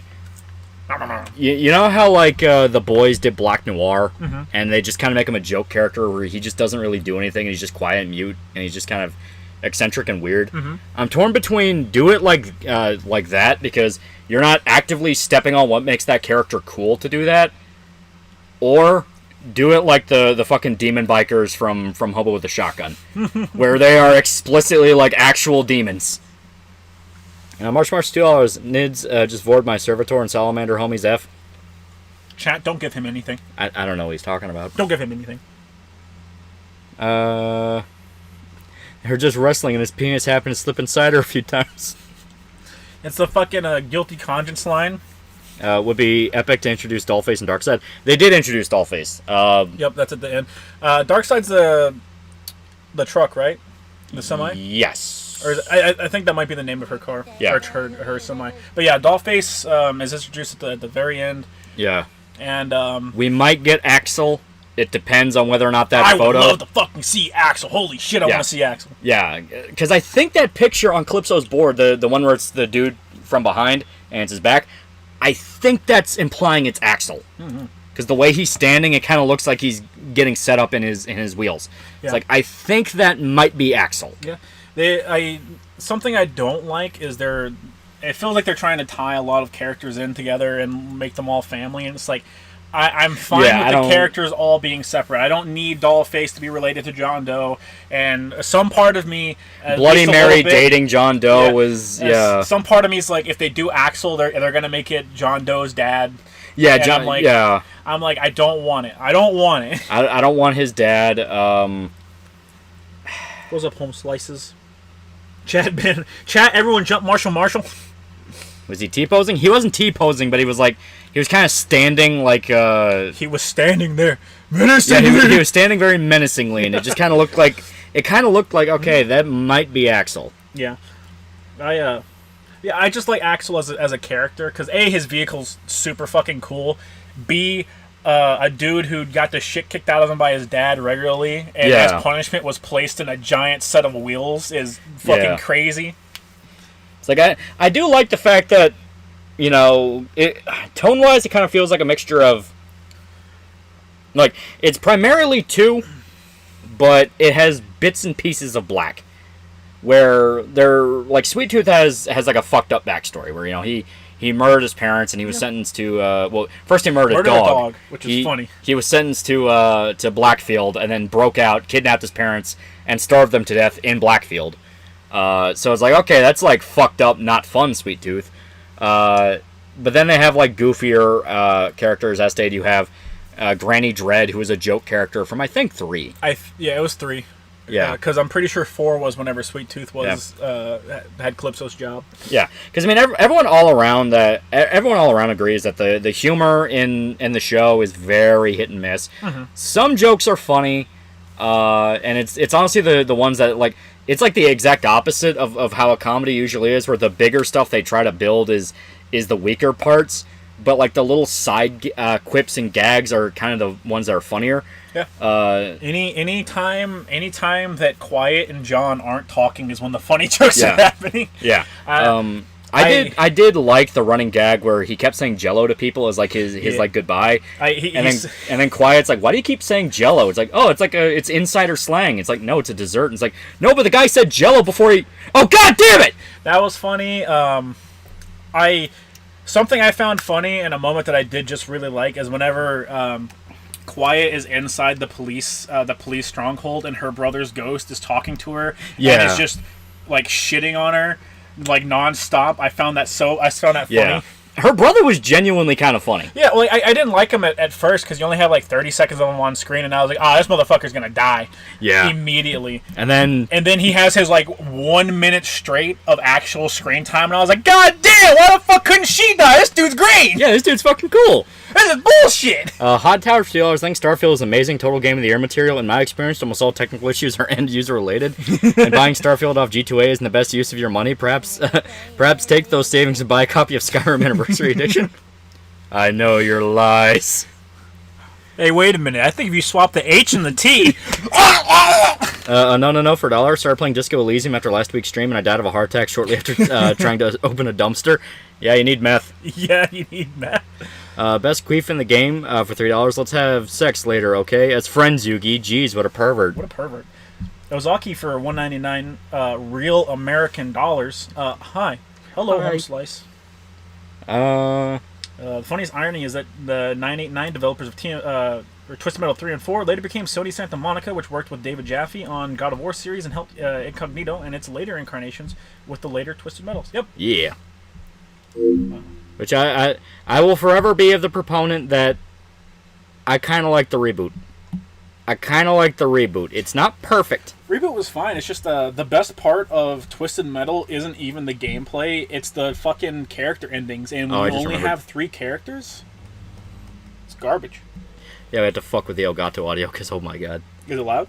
Well, we had to crank it all the way to max, remember? Oh, yeah. March 2, I got bored of 40k posting. Ghost Adventure review when? Shut the fuck up. Yeah. Yay. So, yeah. Is the audio okay, chat? Is the audio okay? And I gotta remember, okay, what control scheme are we using? I don't fucking know. Yeah. Whatever the normal one is. Classic. I don't really like classic. Machine gun. Yeah, those would be fine. Running gun. Oh. Yeah, sure. Yeah. Oh, damn it. First of all, 2 favorite bits from Disco Elysium is Harry running away from his hotel bill and flipping off the manager, and Harry teleporting to the roof. Yeah. It's fucking awesome. I love it. Shota will never call you Home Slice while you live. Fucking loser. So, we are playing what is considered one of the best Twisted Metal games of the entire series. Yeah. It is a very, very fucking fun game. Brotherhood of Steel Man 2, I heard you're 40k fans. We're Twisted Metal fans! I'm banning him! But Black is a very interesting one for multiple reasons. So, you play Twisted Metals 1 through 4. 4. Mm-hmm. I don't think there was a 1 before Black. Head On, I think, was on PSP, and I think it came out before Twisted Metal Black. Okay. But the whole thing is, the tone of Twisted Metal was very over the top and campy. It was intentionally very goofy. Mm-hmm. They outright had Rob Zombie as a playable character in 4. Yeah. 3 or 4, yeah. One of the endings was also a leprechaun wishing to become a giant so he can get revenge on the people that called him a midget. Pretty sure that's 4. Yeah. The Game Dome guy for 20 fake monies plays Mr. Grimm. Oh. But yeah, it's very goofy, very over the top. Even if some of the endings in 2 were legit fucked up, the Mr. Grimm ending of 2 was just outright kind of haunting, where he ends the world to get more souls. But basically, you had Black come out, and Black is substantially edgier. Oh yeah, like substantially edgier. Like you saw the fucking intro where it's the fucking chaos of the streets and everyone blowing it up in here. We'll show you. Like the entire fucking. Yeah.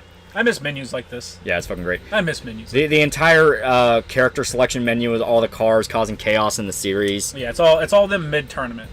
Yeah, it's literally mid-tournament. You click on the driver and you get like a fucking patient profile with their various mental illnesses. So it's like Outlaw is Agent Stone, more accurately, is suicidal and homicidal. I think they're all homicidal. Delusional. Yeah, Preacher is delusional. Speaking of, how did you? That's some good Ushi art, baby. How did you? How did you like Stone's backstory?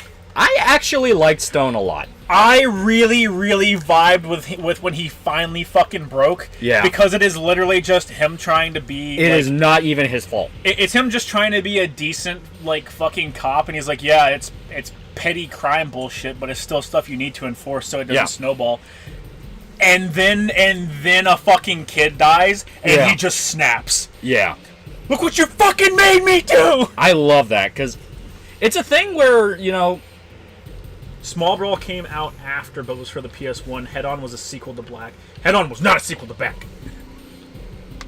Yeah, I actually really like how they did Stone, because, his entire backstory, he's not wrong. Like, they go like, oh, you're sweating little kids for stealing candy, and it's like, I'm doing my fucking job! I'm a cop! Yeah. It is the job. Yeah, it's like, yeah, I have to do it, because they fucking stole shit. Like, what the fuck? Yeah.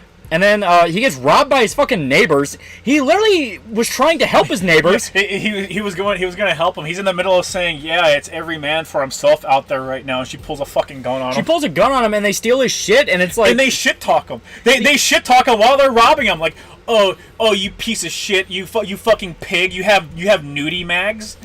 Yeah. And then he goes to the restaurant because the owner's like, these dudes broke into my fucking restaurant trying to steal my shit.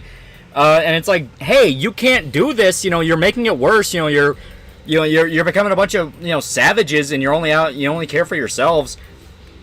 And they shit talk him again, where it's like, oh well, fuck you. That restaurant owner has plenty of food. He could feed so many people. It's like, yeah, you don't have the right to take that. Yeah, a mall cop, but yeah, he's doing his job. No, he was an actual fucking cop. They called him a mall cop. They just keep calling him mall cop because he's enforcing petty crimes. He's enforcing petty crimes, and his patrol was through the mall. Yeah. But he was an actual cop. Yeah, like I actually really did like Stone in the show.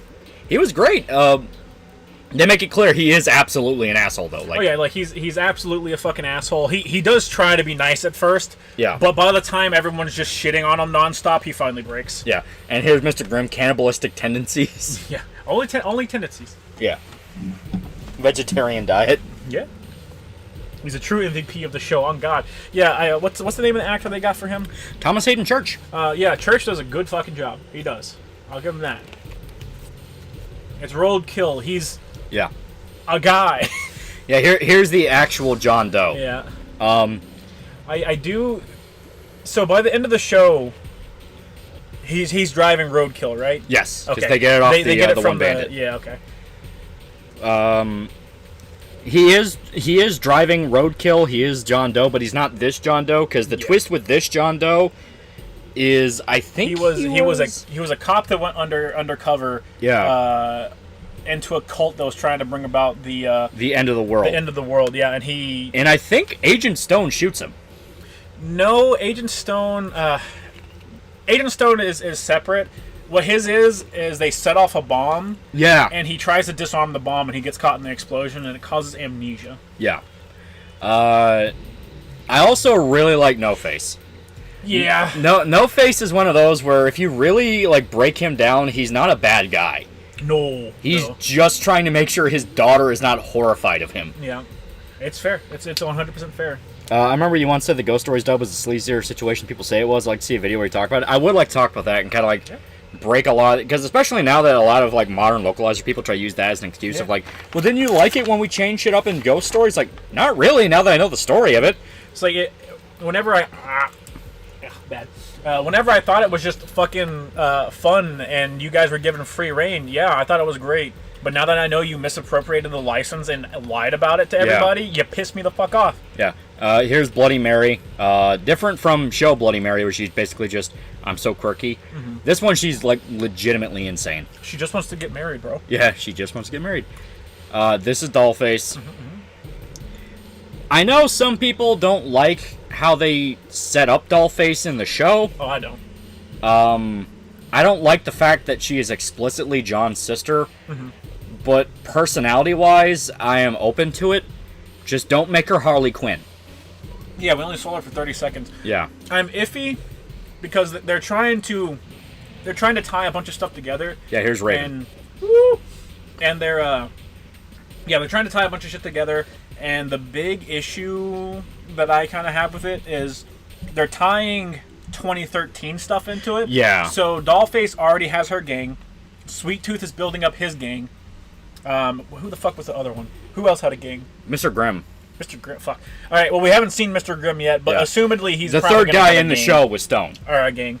Yeah, the third guy in the show was Stone. Yeah. Who did have a gang before Sweet Tooth fucking It- slaughtered everybody. It was a full-blown army, but yeah. Yeah. They were sort of kind of keeping the peace, I guess. Maybe. I don't Yeah. really know. Yeah.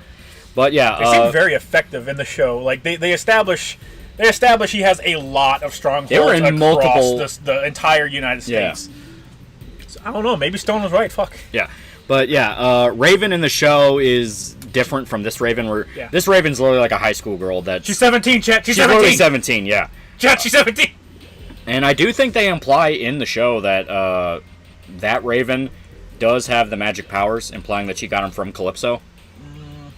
Oh yeah, that's right. She's the leader of the city. Yeah, because she's poking at a voodoo doll in the last episode, and I was kind of like, okay, She's also a massive fucking bitch in the show too. Oh yeah. But I did think it was funny, and obviously the man himself. I did think it was funny when she like manipulates John by having like the husband and the baby, and it's like, see, John, this is what life in the city's like. And as soon as he leaves, he goes, get this thing back to its mom. And he just tells the guy to fuck off. It's like, we'll pay you later. We'll pay you later, and he doesn't even get to walk away. Like the dude like grabs him and escorts him forcefully. Black is Sweet Tooth's gang. Yeah. Not even kidding. It's hinted that the terrorist group John is a part of is the same same in Agent Stone's story. They did change it from the beta, where the group was supposed to be a neo-Nazi racist group, which is why Stone goes crazy killing them. Okay, yeah, that's what I thought. There was some connection to Stone, because I thought it was like... I think it was the same gang, but it's not the same thing, because Yeah. Stone was stopping a hostage situation. Yeah. And he fucks up and the family dies. Yeah, and what's his face was a fucking full-on, they were setting a bomb off in an office building. Yeah.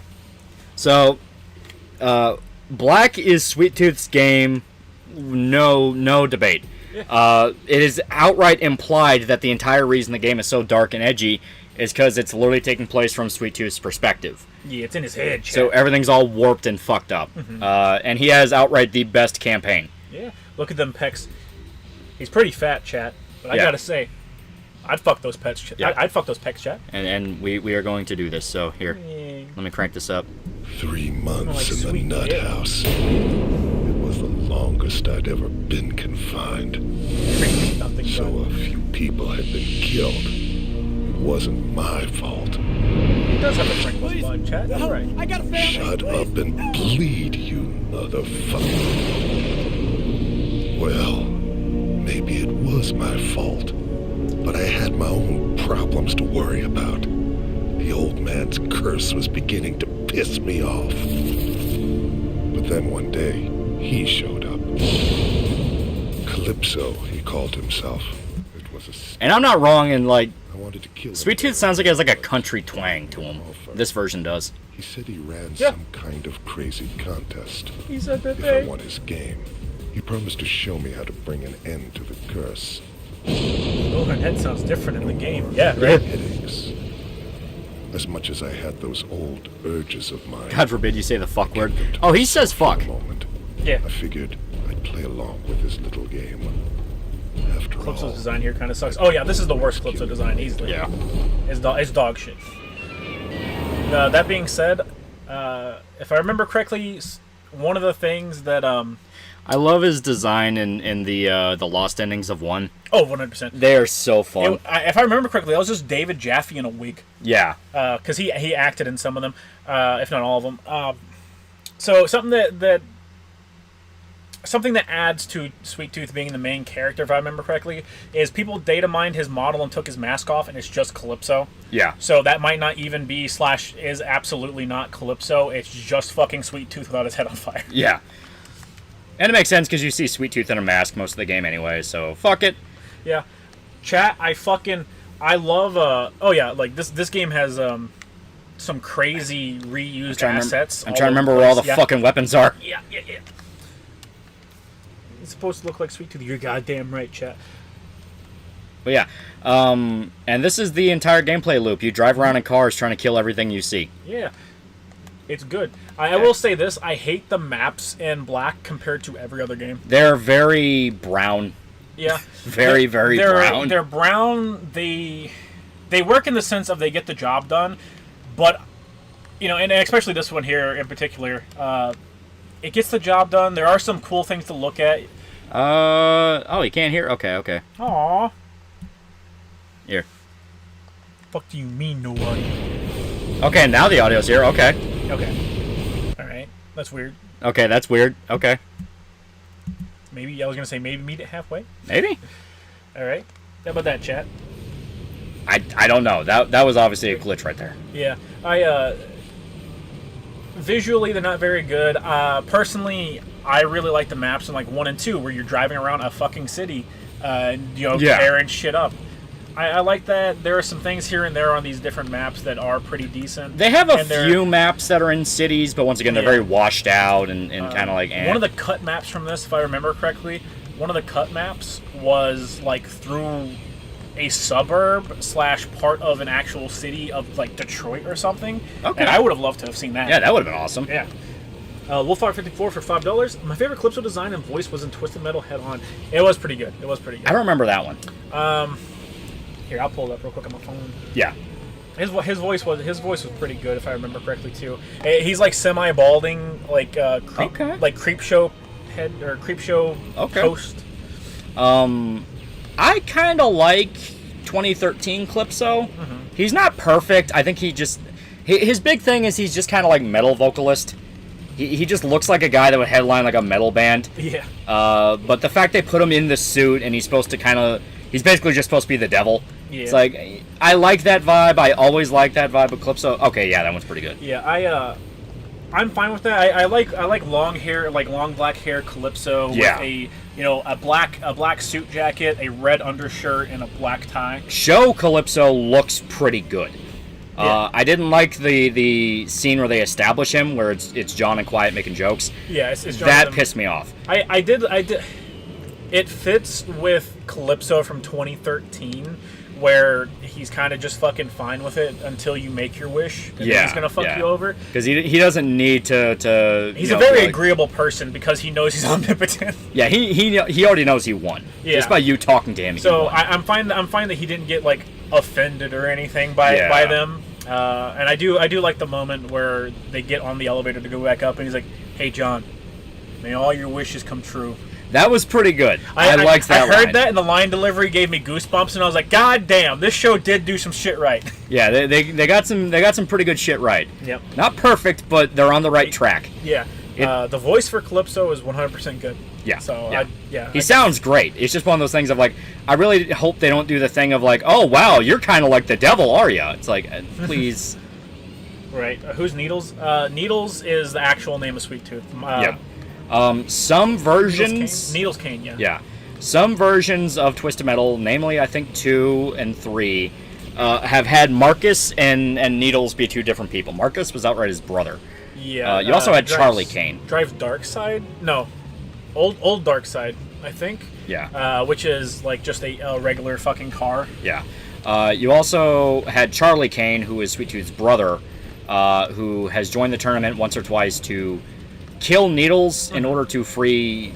Because I think there's also a case where Needles is a split personality from Marcus. Like it has basically become now. And from there, Marcus is still inside and is a genuinely good person. And his brother has fought before to get him out. Yeah, he drove Roadkill. Okay, yeah. Okay. And Head On, the PSP game, I think the Sweet Tooth and the Roadkill endings are tied hand in hand because it is literally just, hey, we're two separate personalities of the same person. Yeah. I think you fucking fight like super evil Sweet Tooth Dark Side. I think so, and I think he's outright like a demon. Something like that. He outright becomes like a demon. Yeah. Also, Minion is a literal demon. Minion is. Yeah, Minion is straight up a demon.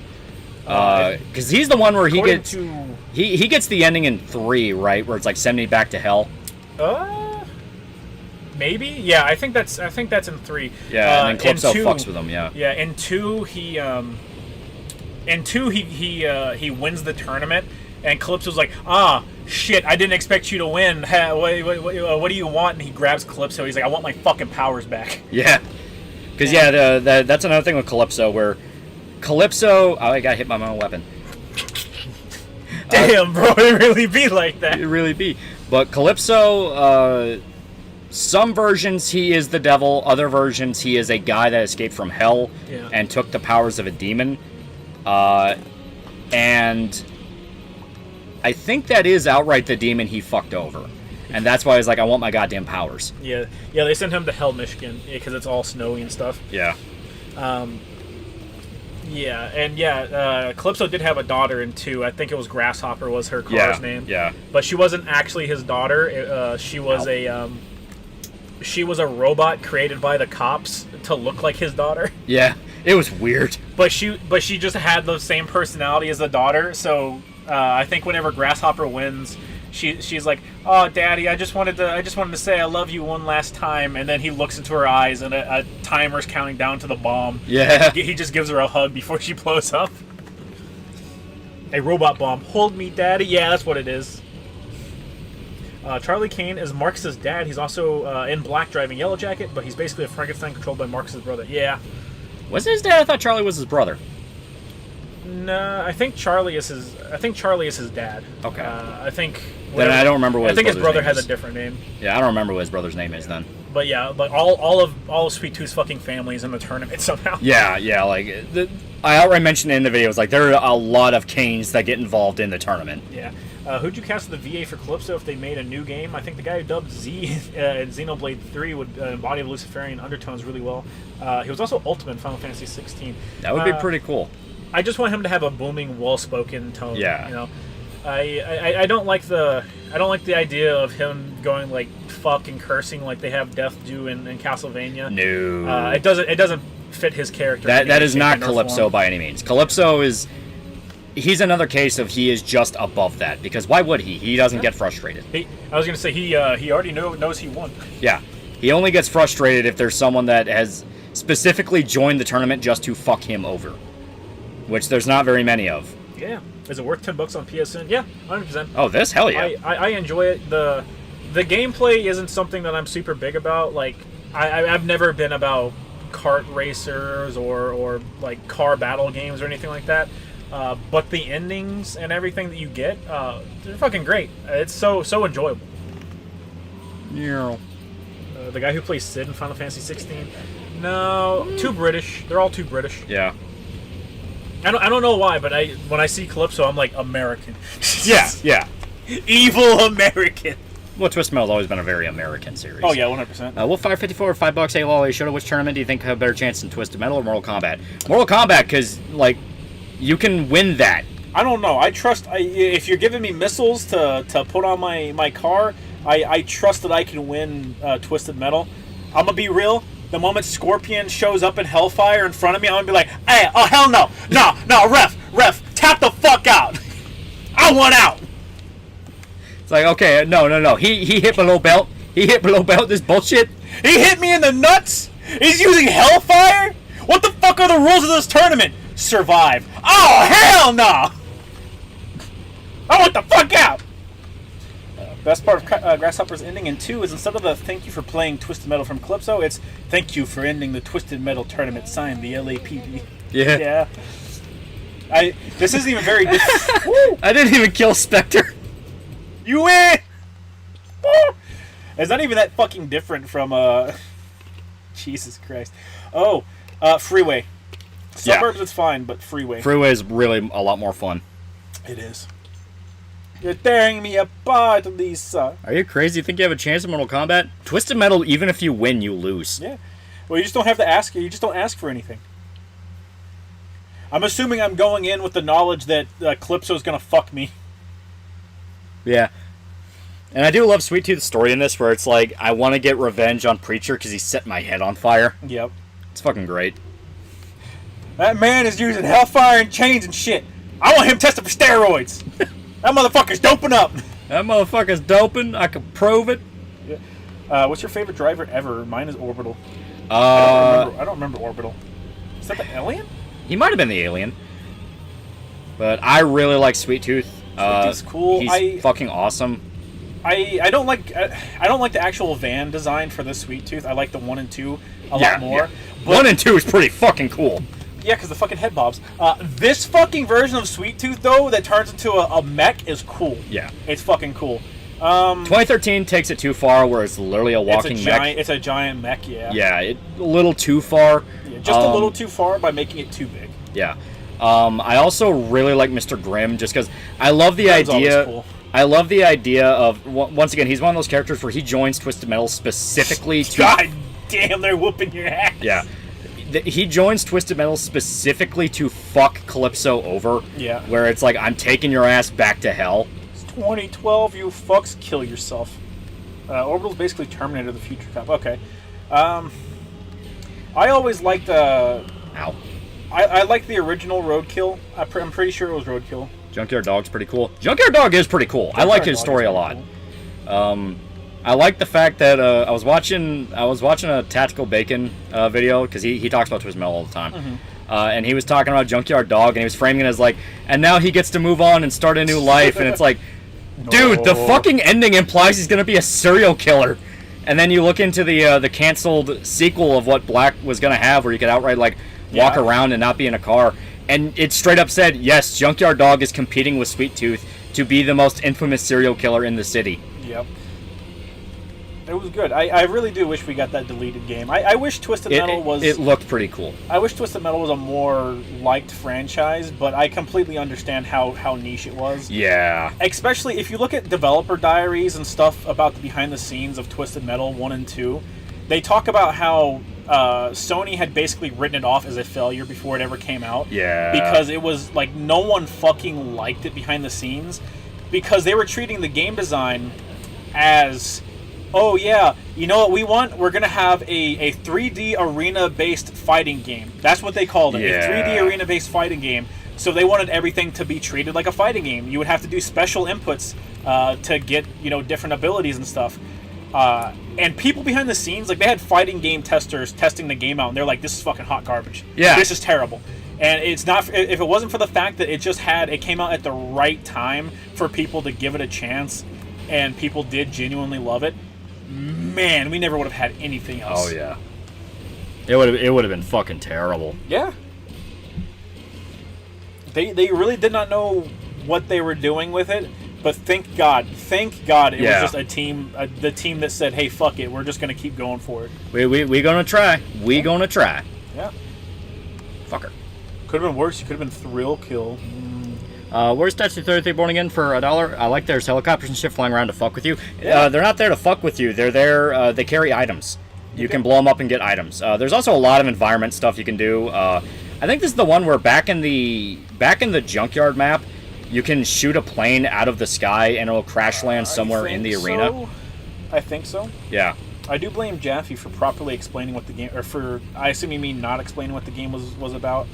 I'm not sure how much stuff certain people were doing. Like, Jaffe just kind of seemed to be the man with the vision. Yeah. And that was it. Because if you look at the studio who actually made the original Twisted Metal and Twisted Metal 2, they were just working on... They were using software that was used for very important shit, like launching spaceships and shit. Yeah. Not making games. Midnight for $1, so we finally got a new F-Zero game for the first time in almost 20 years. It's the original game turned into a battle royale. Yeah. That's what everyone wanted, right? Also, the Bleach 1000-Year Blood War anime so far has been worth the 10-year wait. Yeah, that's what I keep hearing. It's really good. Mm-hmm. Mark99 for $2. I swear these games live rent free in my head for so long. I still remember Sweet Tooth taking setting his head on fire and then saying "Get 'em boys" as other head fires start. One of my nightmares for so long. Yeah, the reveal trailer for 2013 is really fucking cool. Yep. Where it's Sweet Tooth standing in the alleyway, and then I think he says, "Gentlemen, start your engines," and you have all his gang behind him set their heads on fire. Yeah. And it's like this whole alleyway full of people in their cars. Like, that was really cool. Oh yeah, for sure. It was super fucking fun. Yeah. You telling me you're late because a mecha clown ice cream truck was shooting missiles and blowing up cars on the freeway? Jenkins, you're fired. Turn on the fucking news, old man! How Jaffe becomes such a retard after the Twisted Metal reboot? I mean, he was like that before the Twisted Metal reboot, and it's he's kind of social always media been brings this out way. the worst in people. Would you follow Adam Sandler into battle? If Adam Sandler lets me light his head on fire, 100%. I would die for that man. So wait, why do we have to join the Twisted Metal tournament? There's a girl I want to talk to! Come on, man! I didn't give you any hassle whenever you went through that Hawaiian phase. All right, okay? We all do things in the heat of passion to get laid. Okay? Now I just need you to fucking work with me. Remember when the game was on and you had that show you wanted to watch, and I watched that show with you. Okay? Now join the tournament. You kept switching over. I wanted to see what the scores were. I wanted to see what the scores were. Okay? Now get the fuck in the car. Who the fuck is Jaffe? David Jaffe. Yeah, David Jaffe, the guy who created Twisted Metal. Yeah. He worked on the original 2 Twisted Metals as like a creative. Just a creative. Like I said, I don't think he did much other than be creative. Yeah, create the concept and all that. And he went on to work on God of War and then at Santa Monica Studios. And I don't think he works on games anymore. Yeah, I think he's retired. I think he's purely a Twitter guy. Mm-hmm. Ask Calypso to unfumble the bags. Sir, I don't think we want that. Yeah, no. They'd all end up as like, fucking lunatic women that cut your cock off. True. Big true. Because, like, very rarely has Calypso ever not fucked somebody over. Yeah. Like, Mike and Stu got away. Mike and Stu got away, but I think it's because they were purely joke characters. Yeah, they just wanted a big fuck off monster truck. They wanted a big fuck up monster truck, and they wanted babes. Yeah, they wanted babes. That was literally it. And Calypso's like, all right, boys, and he lets them have like all the model women. Yep. Last I heard, David Jaffe's still complaining about Metroid Dread. He probably is. Yeah. The line from the trailer was "Light 'em up, boys, nice." Yeah. Okay. But yeah, you get what I mean. That trailer was really fucking cool. Adam Sandler enters the Twisted Metal contest, and his wish is to prevent 9/11. I know the tragedy of 9/11, Calypso. I want you to stop it from happening. You go to Calypso and it's like, all right, so what do you want? Make 9/11 worse. What? Kill more people. You say, I want 9/11 to not happen, and he just swaps the date of 9/11 in Pearl Harbor. Yes. Calypso knew those two needed drip. He's true though. There we go. Fuck. What was the one that was just the it was the rapper chat. He was in 3. He was in 1. Was he? Yeah, Thumper? I think it was Thumper. I thought he was the guy who was like, I want to hang out with my homies. Yeah, he's I wanna hang out with my homies, but in 1, he shows up and he's I think he wants his girl back or something. I think a rival gang stole his girl or some shit. Okay. One's weird because I only accept the lost tapes as what's canon. I don't remember any of the endings for 1 because they're all text-based. Yeah, they're all just text-based screen, like screen endings. Yeah. 2 is where it actually had like the comic book style, and that's what made it really cool. Yeah. Huh, I get to hang a black man. Cool. Chat. I want to hang out with my homies. It was 3. He was in 1, yes, and he wanted his girlfriend back. Yeah. Adam Sandler's wish is to have a couch buddy to play Shadow of the Colossus. Yeah. Goddamn right. I gotta collect my supplies. I need my tools. Yeah. Yo, dog, they stole my grill and shit. What the fuck was Axel's deal? Why did he drive such a weird car? His dad, I don't know if it's the same in 2 and Black. I don't know if it's the same, but I think it is. But his dad kept punishing him by lopping his body parts off and locking him in the fucking car that he's in, as a punishment. Yeah. Axel has like one of the most fucked up backstories. Thumper in 1 just wanted to protect his girl / hood, and 2, he wants to rule the world. At least he's moving up, man. Calypso. So you've worn twisted metal. What is your wish? Me. I want you to octuple student debt. I want to hang with my homies, the line that made Tactical Bacon shit himself. Yeah, that was funny when he had to do the current thingism, and it's like, oh, well, you know, of course the POC representation just wants to hang with the homies. Like, yes, because he's got niggas he's trying to vibe with. Yeah. Why you gotta be a douche? I'm sorry, you a motherfucker that ain't got no niggas or bitches, but he got some motherfuckers to hang with, dog. He got dudes that grew up with him on the streets. Fuck you got. You got twisted metal, bitch. Yeah. That's what I thought. Got a job for you, Axel. Yeah, and then Axel tears. I think the Twisted Metal 2 ending is he rips his arms off to get out of the machine, and he tells his dad, "You don't control me anymore." Yeah, it's fucking great. Like, Calypso doesn't fucking give him anything. He doesn't give him his wish. He just goes, "Oh, you always had the strength inside you the entire time, Axel." And Axel goes, "Damn, you right. I'll rip my fucking arms off." And it's fucking cool. It is too. It is. Fucking pronouns, bald British dude. Bald British dude. Is he British? I know he's gay. He's talking about Az. Oh, So yeah. Yep, he wanted from Calypso's power to confront him. Yeah. Damn it. Calypso No. literally just fucking doesn't give him anything. Damn you, Crazy 8. Fuck you. Ooh. Ow. Fuck you, Crazy 8! You're gangbanging me in the corner! I missed. Yeah, the power missiles don't auto-lock on. You have to be in their path. Yeah. Damn it. Yeah, the homing missiles and the missiles are 2 separate items, if I remember correctly. Yeah. I fucking hate the satellite missiles. I can never get them to work. Yeah, it's because it takes a while. Yeah. You got to be following be following someone from behind, which kind of sucks. Is Twisted Metal a dead game series? Basically, we haven't had one since 2013. Yeah, the 2012/2013 game was it. Mark99 for $1. Hey, did I miss your reaction to my earlier message when I asked how you play these games so bad but we were Xbots? Oh yeah, it's a Sony thing. Mm-hmm.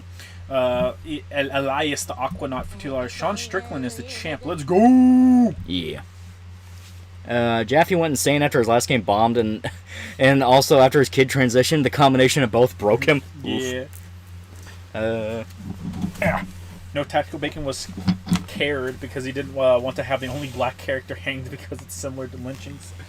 Yeah, but Twisted Metal has the sense of humor where they would do that. Yeah. Like, yes, shocker, this series has a lot of fucked up elements to it. Yeah. Like, it would absolutely do a lynching thing as an ironic thing. I mean, fuck's sake, like, in Black especially, every single character is mentally ill. Oh, yeah. Like, in an asylum, mentally ill.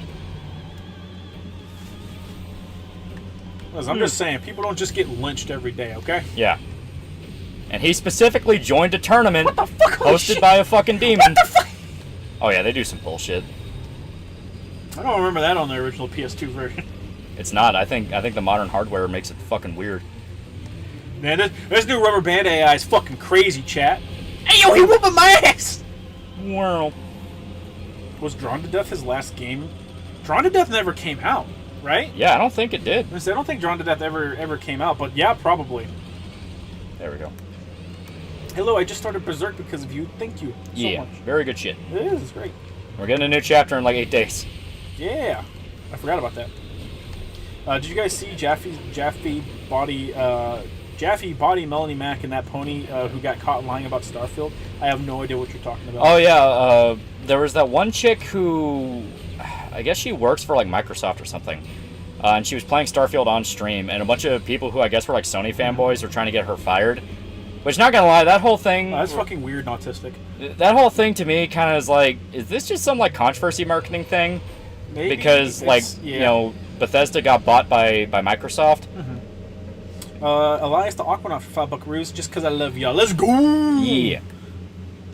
Thank you, Chapman. Yeah. Drawn to Death was a PS4 exclusive that nobody liked and got pulled. It got pulled? Holy shit. Oof. Damn. Oh god. I like the new Sonya design. She looks Russian, chat. Can we, like, I'm pretty sure the chick that played OG Sonya is still alive. Can we just have her play her. Still alive and still And still looks hot as fuck. and still like scary hot. I don't care how old she is, Chad. I'll fuck her. Goddamn right. I mean, 56, you say, Chad? Well, fuck, man. I mean, hell, like by fucking Mortal Kombat 11, that was basically her canonical age. She had a daughter that was 20 years old and in the military. Yeah, you are correct. OJ Sonya's fucking hot. I would. Yeah, I guess it's probably a couple years ago now, but she still looks like Sonya, and she did a Sonya cosplay, and I was like, damn. Damn. Yeah, because it was when people were talking about the, I guess like the costumes of Mortal Kombat 11. Probably. Where it's like, oh my god, they're covering all the women up, and when they are showing their faces, they're like plain as fuck. Yeah. And it's like, hey, look at the actual actress who played Sonya, and she's like fucking hot as fuck. Well, I think, if I remember correctly, I think it was Matt McMuscles had said something on Twitter, and she added him and was like, oh, that's crazy, bro. Yeah. I think he did. Of her. I think he did one of those things where it's like, oh, you've never seen a real woman. Yeah, he virtue signals all the time. Yeah, virtue signal like that, and then Sonya literally retweeted him and went like, yeah, you clearly never did either. Yeah. It's like actually like kind of ripped his ass open. He deserves it. He did. He walked into it. It's like, hey, you know, Don't be a fucking loser. stop just, you know, quoting current thing. Yeah. People hate that shit. People hate that shit, yet all of you are told by your fucking advertising marketers or whoever to say it, like your fucking agents. Yeah. She was in MK11 as DLC. Yeah, they added, towards the end of its life cycle, if I remember correctly, they added the Mortal Kombat movie characters in as costumes. So the chick that played her in the movie got in. Yeah. But it's not the one who originally mocapped and was scanned in for Mortal Kombat 1. Yeah. That being said, if I remember correctly, it also had a Raiden outfit. I'm sorry, not Raiden. A Raiden outfit, and it was fucking good. Elias the Aquanaut for 10 buckaroos. I am getting stronger. Let's go! Berserk is Kino. Let's go! Berserk is pretty fucking peak. I'll fucking kill you, you piece of shit. Yeah. Ow. Matt's kind of gay. I mean, they're all Canadian. Yeah, they're all from Montreal and Canada and shit like that. We just accept it because 2016 fucking broke everybody and It really fucking did. Yeah, and holy shit, that was one of the like. It's one of those where I resent the fact they even turned 2016 was such a bad year into a meme because it's like, no, you are the ones that made it into a bad year because none of you could shut the fuck up. Yeah. What was the most pathetic reason you've seen an indie dev cancel a game? Oh, still Phil Fish. Who? Still Phil Fish and Fez 2, where he literally got into a Twitter argument and then fucking canceled the game. Yeah. And his fucking studio was like, what are you fucking doing? Yeah, that is pretty bad. Sonya, Johnny, and Raiden's actors. Yeah. Was it no one else? I thought they had a second batch of DLC that had other people. I don't. Those are the three I do remember, so you might be right, chat. Matt really felt hard. Sir? I think he meant fell hard. She still cosplays Sonya. Well, yeah, I mean, it's like, I don't know what she's doing. There. She's sucking in her gut something fierce, but yeah, she looks good.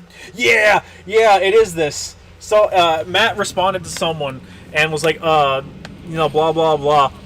And then she responded to him and said, still softened her up, flattened her chest, and made her a plain face. Yeah, and it was literally Sonya's actress. Yeah. Her original scanned actor. Yeah.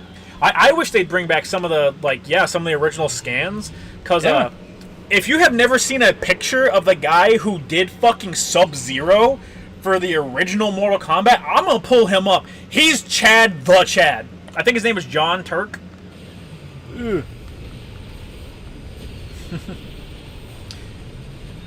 Yeah, fucking John Turk is his fucking name. Look at that motherfucker, dude! Holy shit.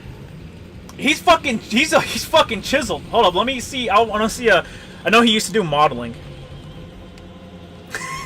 Yeah, here we go. He used to be on the fucking cover of like fitness magazines. He's fucking built, dude. It's like shit, man.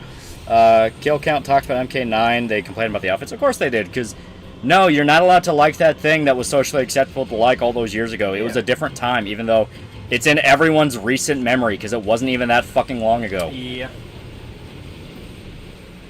I'm posting a picture of John Turk in the Discord. Ugh.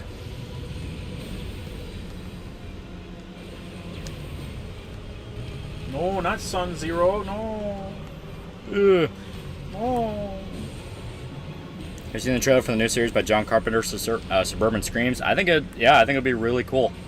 I think it'll be really cool. At the very least, it'll be fun.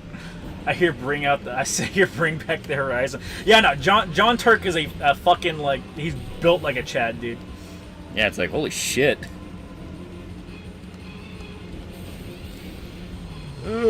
This looks like the type of guy that would be called Matt McMuscles, not some fat Canadian. LS Aquarius for $20. I just punched my fridge. Let's go! I just put a fucking hole in the fridge, baby!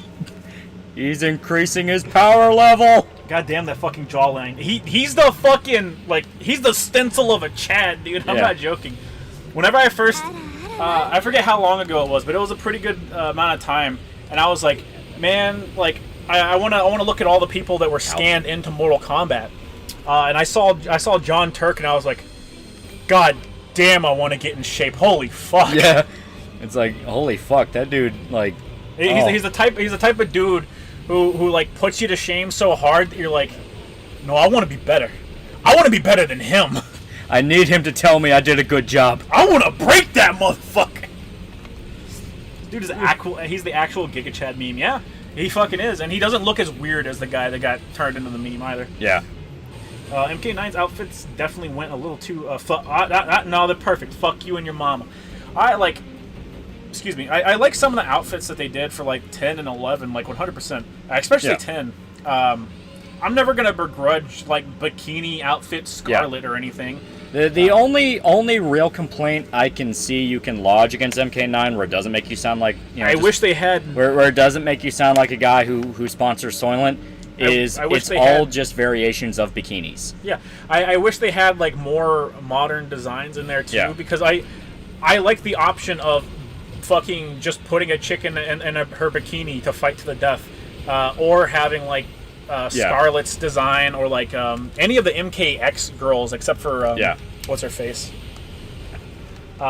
Sonya's daughter, Cassie. Yeah, except for Cassie. I never really liked Cassie. Yeah, like I said, it's a thing where I can understand not liking the fact that MK9, it's literally all just different variations of bikinis, where it's like, yeah, I can see that being kind of annoying, where it's like, hey, it's bikinis with different color schemes. It's like, yeah, it is quite literally. Yeah. You know, Jade and Katana kind of had the same piece of clothing. It's just one was green, one was blue, and a little bit of extra flair to it. But yeah, to go full on like, hey, this is terrible and objectifying, it's like, dude, it's over the top. It's meant to be. It's supposed to be. These are people ripping each other in half. Yeah, it's like, no, shocker, this is not trying to be logical. It's like, you know, why did you even think that would be a good idea to bring up? Yes, no shit, people don't look like this. I think what's worse is that Matt was thirsting over the Sonya figure design. Really, he was too. He was. Ah, damn. They said be there or be square, and John Turk said I'll do both. He's literally a fucking square, dude. This Katana cosplay is making me act up. Oh, I see. Yeah, no, like I think Mortal Kombat 10 had the best outfits in the fucking series. I really 10 do. was really good.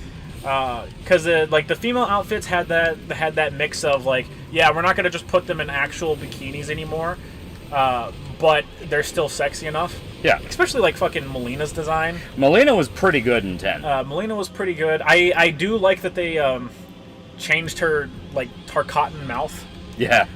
What the problem is, it proceeded to go and repeatedly change her mouth every game since, and that makes me big angry.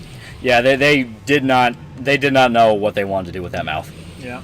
Caldera for $2. Hey, which Sonya Blade actress are you talking about? The one that originally played her. Yeah, the original. Was scanned into the game. Yeah, you can pull her up because it's in the fight she had with Matt, because it's under her actual name. Oh yeah, that's right. Yeah. I need to get past all the John Turk. Carrie Ann Hoskins. Yeah. Hanging with the homies for $3. Fun fact, in the first Mortal Kombat game, a couple of developers actually played characters since they had martial arts backgrounds. Kind of makes me wish Soy Boy devs took martial arts. That way they can have some actual self-confidence. Yeah. Fierce Apathetic Black Q for $1. I had a question. Which Twist Metal character is the most disturbing in the franchise? Most disturbing character?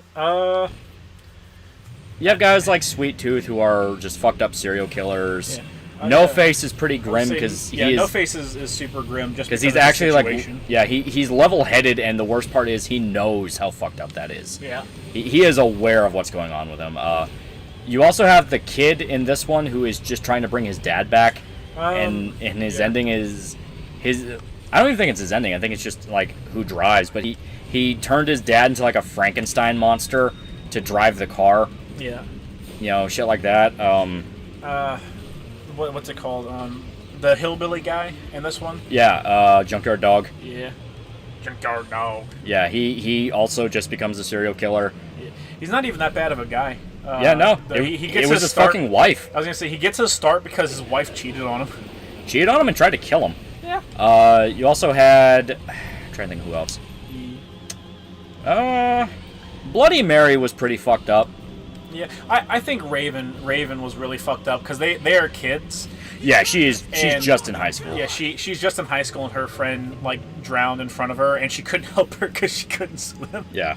Well, first $95. Thoughts on Paper Mario: the 1,000-Year Door remake? I love the game, but God, the Troon spurging over Vanessa is gonna be annoying. Also, Russell Brand being Me Too'd. Yeah.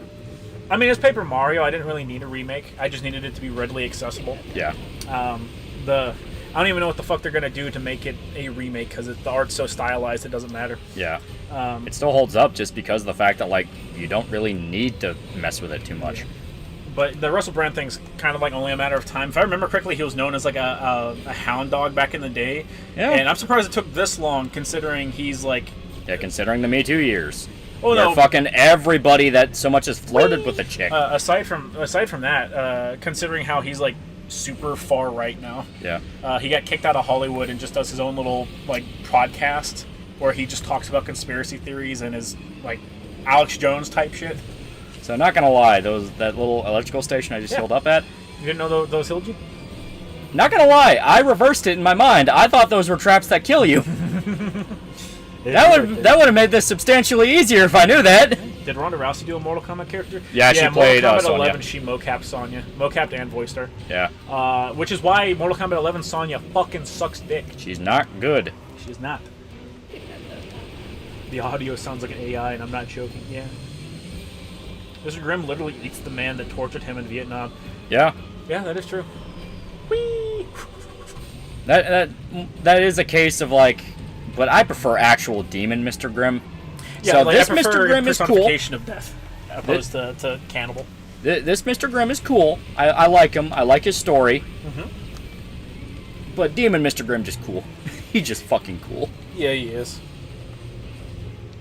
She was good at the movie skin and voice. Yeah, because it wasn't Ronda Rousey.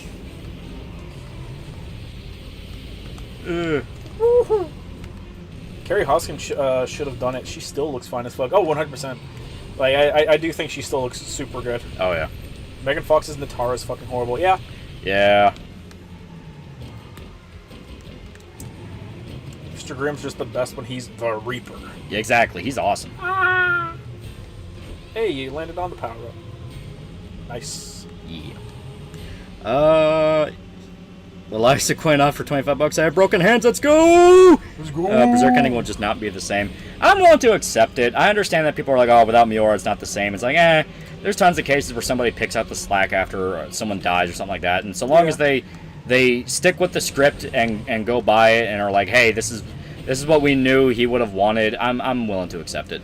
Oh yeah, for sure. Especially seeing as how like we know Miura gave his buddy taking up the mantle like the entire outline anyways. Yeah. I'm willing to accept it and be like, hey, so long as we fucking get the ending. I'm willing to be okay with that. That's assuming the like end of this chapter isn't going to be like, all right, guys, we're going to do the vagabond thing at the next art exhibition. We're just going to tell you the ending of Berserk and then we're retiring. So what's all this I keep hearing about Matt getting beat the fuck out? It's when Mortal Kombat 11 was showing off the Sonya Blade designs, and he was shit talking people where it's like, oh well, she still looks hot, and even the fucking mocap chick was like, no, they gimped her pretty bad. Yeah. It's like algebra. And obviously she has the right to be angry because it's like, hey, fucking Sonya. Yeah. Melina's character in MK10 was her best design ever, but they changed her mouth conveniently in order to kill her the way that she was killed. That is true. Yeah. That is true. It's sad shit. You see the tweet that Destiny posted about raping animals? Yeah. Yeah. It's Destiny. Why the fuck do you expect anything else? It's one of those where I absolutely love the statement people keep making about that, where it's like there is just some kind of like period of time or countdown or what have you, where all of these fucking like epic debunk fact and logic liberal types will eventually advocate for fucking animals. It's true. Animals are kids, where it's like, well, what harm does it cause if there's consent? It's like, I was gonna say, hey, what's the difference? Neither of them can consent. Ew. yeah. And it's like, for the love of God, there's just some lines you don't cross. Yeah. And then that gets met with, well, that's that's the naturalism fallacy. It's like, no, it's the don't fuck goats fallacy, you fucker. It's the stop fucking animals fallacy, you piece of shit. This is how we got AIDS, you fuck. Don't stick your phallus in a fucking goat. Most celebrities don't belong in video games. They see movies failing and like rats they're jumping ship. Oh no, video games pay fuck off money to get actors in them. Yeah, and very rarely does it ever really pay off for them. Yeah. No. Elias the Hawk went out for five buckaroos. Destiny is a walking L. You're goddamn right he is. Yeah. Yeah. Didn't Destiny want to legalize CP? Oof. Well, once again, that comes down to like well, if you want to be morally consistent, it's like, no, it actively causes harm. Fuck you. It makes society worse. Society. And this is the same guy where he was on like a fucking podcast where it's like, yeah, when I talk to conservatives, I have to treat them like special needs children. It's like, no, they treat you like that. Yeah. They treat you like that because you're talking about legalizing CP and fucking animals. Right. It's the Vosh thing. It's like everyone just thinks you're stupid. Yeah. He's a sick man. You're goddamn right. What happened to Tanya in Mortal Kombat? She didn't look awful. This is her face actress. She looks awful in the game. They made this woman purposely ugly in the game. I wouldn't be surprised. And worst part is, she's the only one that really did it to. Everyone else is fine. She's black. We put her on the chart. Yeah, I was about to ask. It's like, what did they mean by this? What did they mean by this? They should just get that like African chick that is a DJ that is inbred super duper hard and has that fucking inbred jawline where it juts out like a foot. Don't you remember how much of a success the first Yakuza game on PS2 was with that English dub? Mark Hamill as Majima. Hey, wait a minute. Yeah. Yeah.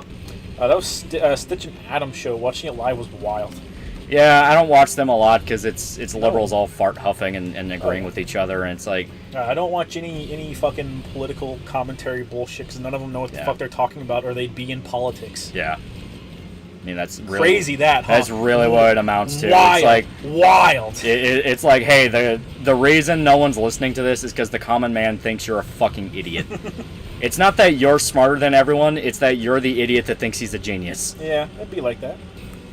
Not gonna lie, I love the meme he used to argue for fucking animals using Saving Private Ryan. Not realizing the tank in that scene almost immediately blows up right after. Yeah, it does. Well, apparently there was a bunch of cope from his fans afterwards where it's like, oh no, he knew that. That's what that means. It's like, no, that is not what he meant. This isn't the first time he's advocated for fucking animals. And it won't be the last. And everyone's saying the same thing. His wife started fucking the dog, didn't she? Oh. How much... Listen, okay? Just because they let a black man in their house doesn't mean that allows you to make those comparisons, okay? Damn! How much freedom does one need? As much up until you still rape, murder, try fucking animals. Cross those lines, and that's a hanging, boy. Well, it's got nothing to do with freedom. It has to do with a moral crisis. Yeah. It's like people all around are getting worse. They're asking like, well, why shouldn't I fuck animals? Why shouldn't I fuck kids? And low trust society. In the old days, it was because it's wrong, you disturbing fucker. Yeah. But now everyone's like, well, why is it wrong though? It's like, I think you're just fucking evil, and you all want to fuck animals. Listen, I have the ability to do it, so why is it wrong? I also have the ability to kill you. Can you explain to me why that's wrong? Yeah. Exactly. It's like, I think you all like get drunk off the fucking Twitter debates and forget that there is real life. Yeah. And real life does not want you to fuck animals. I mean, she fucked at least one dog, and his name is Destiny. Ayo. Thank you, chat member. Very nice. Hey, we getting fucking worked over here in the corner, Lolly. I need you to kill 4 more people for me. I know. If you don't let me put this penis in this hole, you're a bigot. Sir, that's a hole that leads to the schoolgirl's bathroom. Why did you cut that there? I'm not going to hell so you can get your rocks off, sir. I'm sorry. I'll go to hell to stop you from getting your rocks off, though.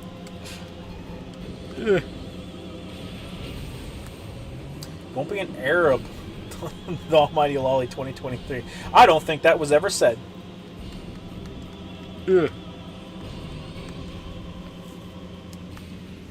Fucking animals is wrong, but Pokemon don't count.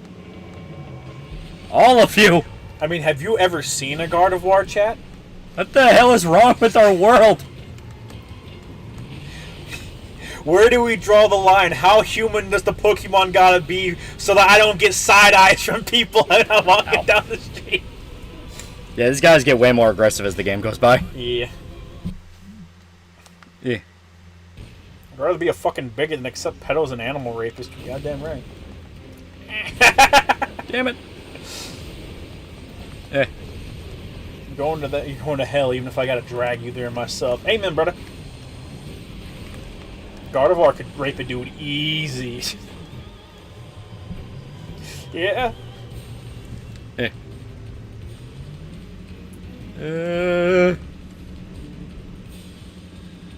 Gardevoir only looks like she's using her powers on you. No, you're thinking about the blue aliens from Mass Effect. Yeah. Which are basically the same thing, if we're being honest here. Pull up the Vaporeon copy pasta. Chat, no. Pokemon are animals! Yeah, but you know what? Back in the day, we have it in the books in canon, Lolly. Back in the day, people used to fuck their Pokemon. They used to live together. Hey, the two of my favorite Pokemon are Gardevoir and Lopunny. No, I don't want to fuck them, and anyone who does needs to be lynched. Yeah, well, Lucario is my favorite Pokemon. How the fuck do you think I feel? Yeah, you especially get fucked over. That's the one the furries all go to. Yeah, goddamn right. She's gonna make me act like an animal. That's what she's gonna do. Oh. Chat, she's just an innocent Pokemon. That's curious and all, but you know what I did to my Gardevoir? I put some eyeshadow on her and some eyeliner and I'm begging you, don't do this. You can't do this. I can do whatever I want. Apparently fucking monkeys wasn't enough of a warning from God when HIV started going around. Now we got sick fuck bug chasers actually spreading these diseases around on purpose. Excuse me. The biblical shit happening at Burning Man starts to make sense. Yeah. Yeah. It's a warning. I'm warning you, chat. Don't. I catch you acting up again. I'm a fuck you, chat. The plagues of Egypt.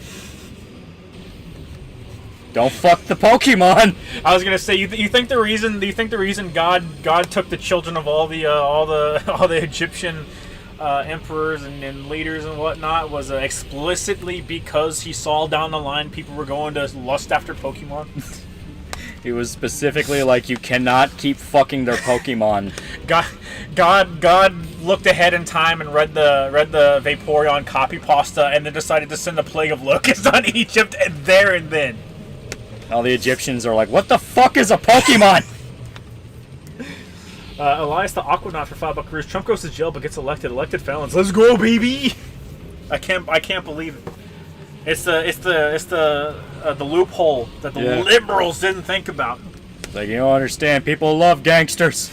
That's why I'm a Digimon kid. At least they're data and not living beings. I'd fuck the shit out of Renamon, chat. Angel Woman, chat. I'd fuck the shit out of all of them. Ugh. It's human enough. Officer Jenny, step away from the Lopunny with your hands up. Put your dick away, scumbag! You can't stop me!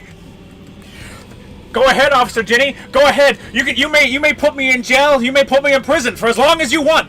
But you're never gonna get the stink out of that Lopunny. You're never gonna unfuck that Lopunny. Now, Mr. Detective, you have a choice. Prevent me from fucking the Lopunny, or save that child before he's chucked off the roof. You ever think that putting Which is the bigger crime, Mr. Officer? You ever think about putting me the fact that you put me in this situation makes you a bad guy? You ever think about that? I'm just trying to get my dick wet. Evil is relative, Mr. Detective. No, it's not. I'm willing to let that child die just to make sure you know evil's not relative. You know what? Just for you saying that, fuck that kid. I'm gonna chop your fucking dick off. I wouldn't do that, Mr. Detective. I'm gonna fuck this fairy in half. Thank you, chat. Very nice. What do you think her leggings are ripped? Oh. I don't think Renamon has leggings, right? Right? Arceus's Pokemon are not for sale. I just think they said it too many times in Pokemon Legends Arceus. You know, I just think it's Ash with the tear in his eyes, and it's like, why are you rescuing Pokemon? Because Arceus's Pokemon are not for sale. And then he stops a ring of Pokemon traffickers that are selling Lopunnies for sex. Yeah. That was a weird movie. Masquerade's gonna get raped. Oh. She's the magic Pokemon, right? They go to Twilight Town where fucking Pokemons is legal. Oh, Mega Lopunny has ripped leggings. Oh. Yeah, no. Listen, okay, whenever you Mega Evolve your Lopunny and her leggings are ripped, I think in a court of Pokemon law, when you look the judge in his eyes and you go, she was asking for it, I think he's gonna break down in tears. I think he is by law supposed to agree with you. Officer, I'm sorry, Your Honor, if God didn't want me to fuck the Lopunny, he wouldn't have made ripped leggings into her design. Exactly. I rest my case. Now I suggest all of us, this entire courtroom, jury included, I have my Pokeball right here. I say we run a train on my Mega Lopunny. Guilty! Fuck! Death penalty. Death penalty. Damn. I thought that'd work. Why? Why did you think it would work? I don't know. I was willing to go to prison for fucking a Lopunny. I thought everyone else in the crowd would be too. Where's that sympathy blowing in for homosexual men cannot control themselves around animals and children? Remember when monkeypox dropped from the media? Oh. He's not wrong about the monkeypox. That was weird. I got the rope right here. Eh. Why does Game Freak keep making modern designs anthro? Because they're fun. You fucking tell me. Pokemon Saul Goodman has his work cut out for him, yeah? Chat, hold up, the Lopunny, chat, she's a child, and a Pokemon, she's a child Pokemon, chat! We've gone too far. We've gone too far. Fucking, what was it? Oh, God. No! Chat, the real question is this, alright? Alright, chat? You get to fuck the girl of your dreams, okay?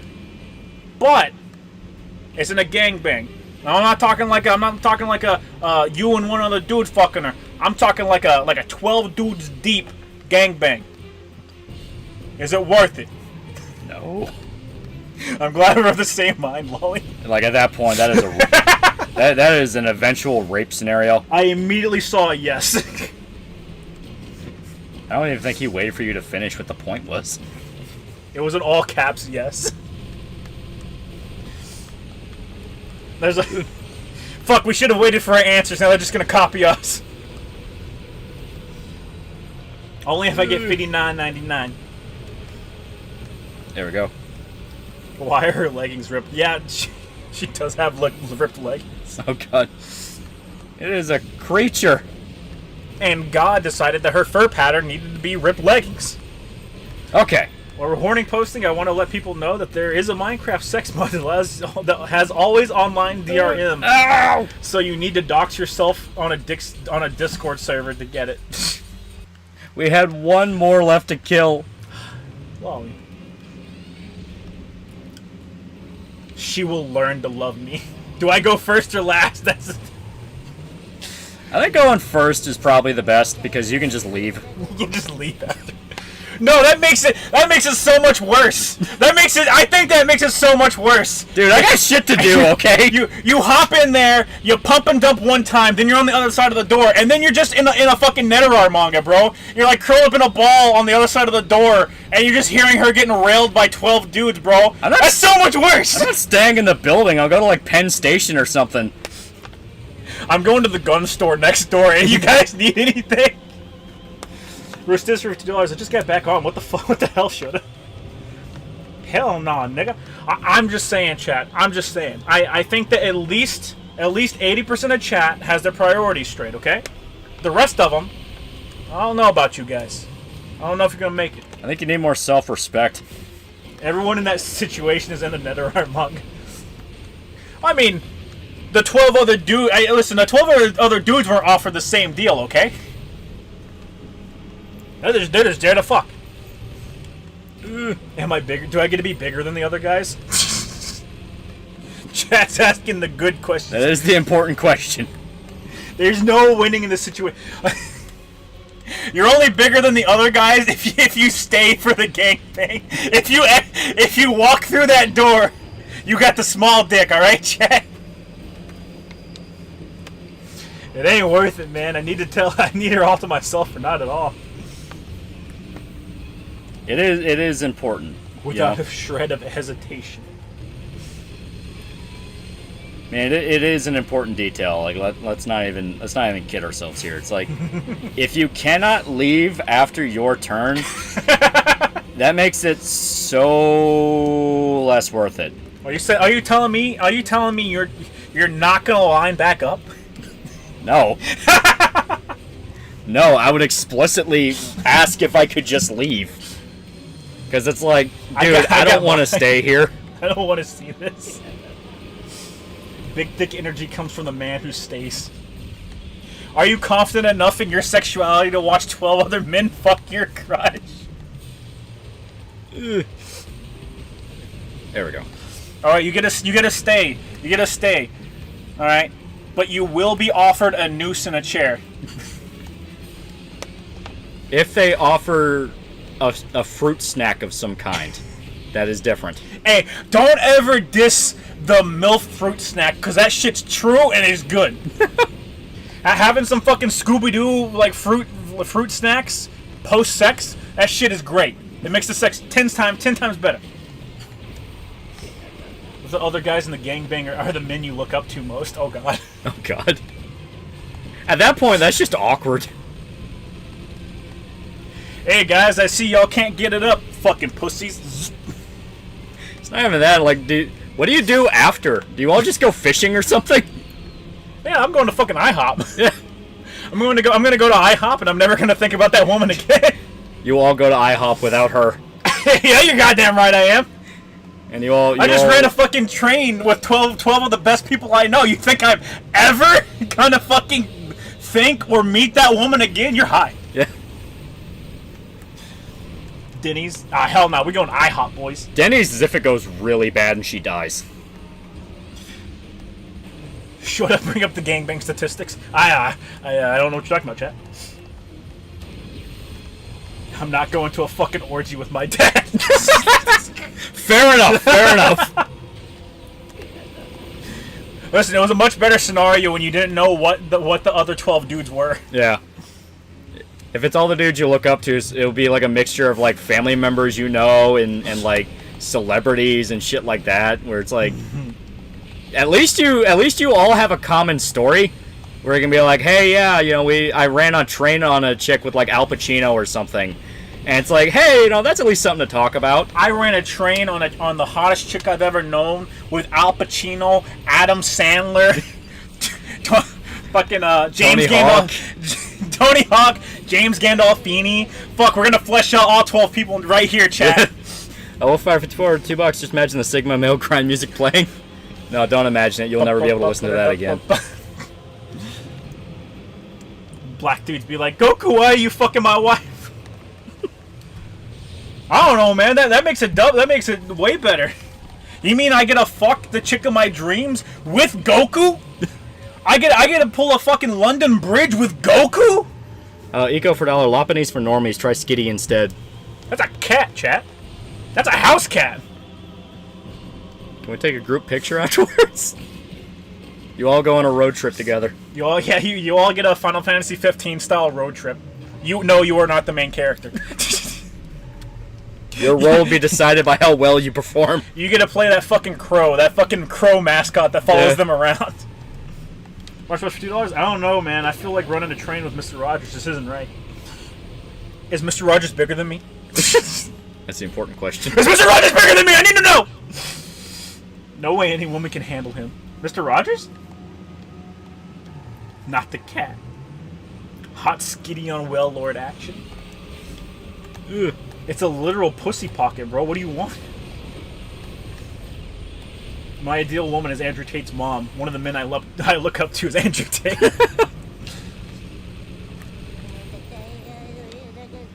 If it was with the Emperor Hadrian and he saw you were circumcised, I think he'd kill you on the spot. He may try.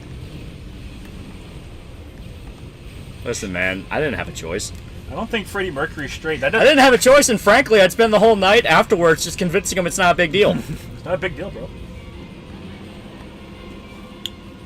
Sure, did you know Skitty and Wailord can breed? Yes. Oh, God. There's no way a man that nice doesn't have a huge dong. Damn, chat, you're right. That is true. The nicest men have the biggest dongs because they understand the power they wield. It's true. It's true. They're like the guy from Twisted Metal that smashed the watermelon. Yeah, Mr. Slam. Mr. Slam, yeah. Smashed the watermelon with his fat fucking cock, chat.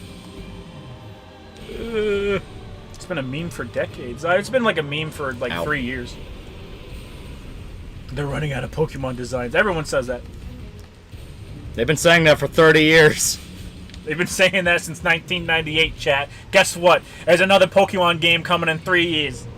With 50 new Pokemon. What?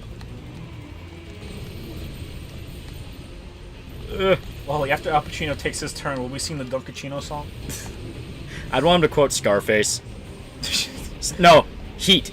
Specifically when he's like, she has a great ass! You know, it's like he leaves the room and you ask him, and it's like, hey man, how was she? And he just goes, she has a great ass! And your nose was all up it! It's like, thank you, Al Pacino, thank you. Elias the Aquanaut for $20. You know exactly what I wanted, my time of need. Right? Goku, get out of my house! I can't deal with the constant pressure. I want Tony Montana, Al Pacino, but I specifically want it right after he kills his best friend. Yeah! I want him still hopped up on cocaine. You fucking with me? You fucking with the best! Tony, you're not gonna scare the fucking erection away! Shut your fucking mouth! So he says that to the rest of the guys, like, it's like, if you're gonna do this, you accept I am the best. You accept I'm the best. We'll let her tell us who's the best, Tony. And then he just shoots you. He just fucking guns you down. Robert De Niro actually got a 26-year-old girl pregnant last month, and he's in his late 70s. Yep. Oof. Sorry for that tard, baby. All pumpkins are racist, sir. Damn, I just imagine Kason in the situation, and it's all just a cast of Yakuza 0. Oh, God. Chad, imagine Kason getting a train run on her by all the actors in Yakuza. It'd be her fucking heaven. It would be. It'd be my hell. Such as every woman's heaven. It's some man's hell. The more I suffer, the happier women are. I don't understand this, God. Why? What did I do? Oh, you want the rap sheet? No, God, that won't be necessary. Yeah, those are all jokes. Just give me a abridged version, real quick, God, please. Okay. Okay. We had 2 left. Here, you want to try? Yeah, you're getting farther. Yeah. I'll figure out the controls. Yeah, it's just the fact that, like, yeah, these dudes get hyper aggressive. Can't be like that. I won't figure out the controls. Where's that to be born again for $1? I can't believe I got to hang out with Christopher Lee. Unfortunately, I can't talk to him again after that. I can't talk to him after what happened. Eco for $1. Ever heard of a game called Class of 09s full of the awful people you hate in high school? We never really dealt with anyone in high school. Yeah. That is also one thing. I saw Pippa played it, and one of the characters talks about not one of the characters talks. They have a thing where they pin some shit on an anti-Semitic teacher. Yeah. And I was like, Which, you know, he just exercising his free speech, motherfucker. goddamn right, it was a her. I think most of the characters are. How is a woman anti-Semitic and a teacher? Any woman who's a teacher is like a fucking ultra-liberal. Shut up, faggot. Sergeant Genitals for $10. Pokemon breeding demands ugly bastards on petites for per force it is known. Per force, it is known. It is fact, chat.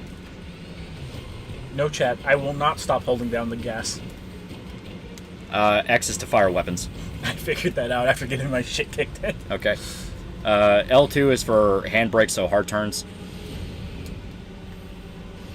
And circles to cycle through weapons. Axel just stole my shit.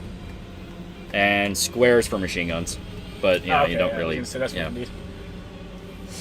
Well, $5.54, $2. Is no one going to make a Berserk joke about this? Oh, how do I boost? You have to click in right stick. It's fucking weird. Ah, okay. Well, you did choose the, No, it's like that on default. Oh. Elias the Aquarius, you always keep doing the shows, guys. Love y'all. Yeah. We've been upgraded to shows. Yeah. It's good shit. Asshole, don't steal my heel. Oh, yeah. I almost have the IRS paid off. Nice. Yeah, I can finally get that off my fucking ass so I can actually go back to funding my investment account. Yeah. You know, I had to take money out of said investment account to give me a good game plan, because I owe like $850 now after I paid a bunch of it off. Mm-hmm. So when this month's AdSense money is coming in, I'm putting $600 in, so then it'll be like $250, and then I have to pay it off by like October 20th. So by then I'll, you know, I can easily budget it out to where it's like, okay, I'll put in $150 this week and then $100 the next week, and boom, I'm good. Right. And if I overshoot, any money there can be used as like a tax credit, you know? Yeah. Or they might even just refund it back. They'll probably refund it back. Yeah. You're going to have to be the one that catches it. They'll never tell you. Oh, yeah, yeah. If it's like $5 or so over, that's one thing where it's like, who gives a shit? But yeah, if I accidentally put in like 100 over, I'd be like, hey, I want that back, motherfucker. Right. Is Berserk as violent as Hokuto no Ken? Yeah, by far. Yeah. I think it's more violent. Definitely has moments of being a hell of a lot more violent. Hokuto no Ken is like really gory and violent too, but it's in a different way. Right. Where it's exceedingly, like, Berserk is over the top, but it also plays a lot of gore for horror. Fist of the North Star plays gore for like hype factor, like, holy shit, that's awesome. Yeah. Oh my god, he punched the dude so hard he exploded. Yeah, shit like that. When the bandits kill people, they hurt people pretty bad. Yeah. Boost. If Shota fought Sweet Tooth, how long would Shota survive until he got suplexed into the hood of a car? I can take Sweet Tooth. I can take Sweet Tooth. According to the ETs, sometimes they stopped what they were doing to admire the screams I made. They showed a lot of curiosity when at one point he was left alone in a kind of room. I don't know what he's talking about. He's talking about that one time I kidnapped him. Okay. Someone trips during the train and it doesn't stop. You hear Willem Dafoe say, Peter, stop, it's me. It's me. Peter. Everyone in Fist of the North Star explodes like Bazuzo's head. Yeah, pretty much. It's very over the top. You know, that's the point of it. Best. Right, yeah. Chat. Berserk has very over the top gore as well, but it's played a bit differently. Mm-hmm. You see a lot of like monster blood and shit like that. Fist of the North Star, it's only really people. I mean, you have exceptions like fuck. Yeah, you didn't have enough boost. I was gonna say there, I don't have any boost. Yeah, you got to pick it up in the arena. Yeah. Why would you just stop like that? I can't believe this. Yeah. Death and Fist of the North Star be like he tap finger on his nips and he shits himself to death. No, you'll just flat out explode. Yeah. He taps you on the nipple and your fucking like entire pectoral muscle blows out. So yeah, Ken is very mean, and that's what makes him so much fun. Yeah. He shit talks so much. Like, it's actually something where like if you just look at Fist of the North Star from the outside, you think Ken is just a stoic badass where he's just like, you know, a block of wood and it's like, oh, you know, I fight evil. No, he is like sadistic. He shit talks a lot. Like, he'll outright look at a goon and say, you're not even worthy enough to kill first. Just shut up and go in the corner. I'll talk to your boss. Like, he'll actually just disrespect people. It's fucking great. He's got the power for it. He very much has the power for it. He fucking knows he'll win. Dark Elf Girls, yay or nay? Knife ears, get the fucking rope, chat. What makes Hokuto no Ken less violent than Berserk? As stated, Berserk plays a lot of gore for horror, so you'll see a lot of body horror stuff, like people with, like, skin removed and shit like that. Fist of the North Star, it's purely like action. Yeah. So it's like if someone is dying, it's like an entire half of them is exploded out.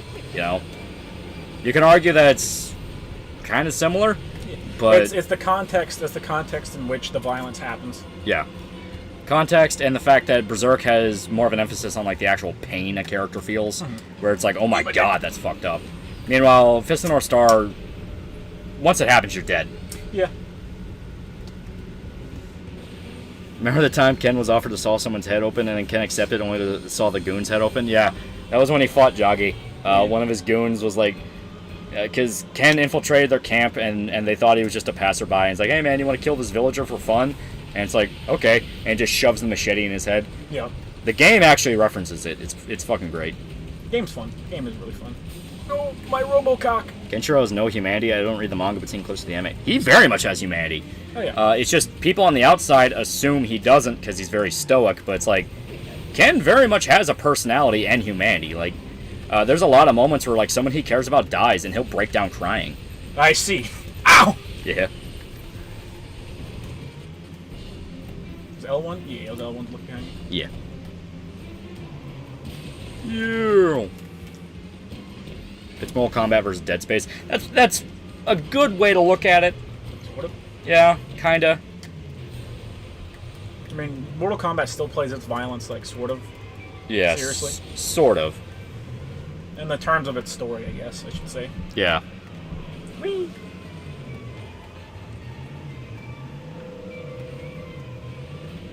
Dunkachino for $1. I looked away. I would think Al Pacino would just talk about the woman having one great big pussy just waiting to get fucked and get kicked out for saying the woman's womb is polluted. It's fucking great.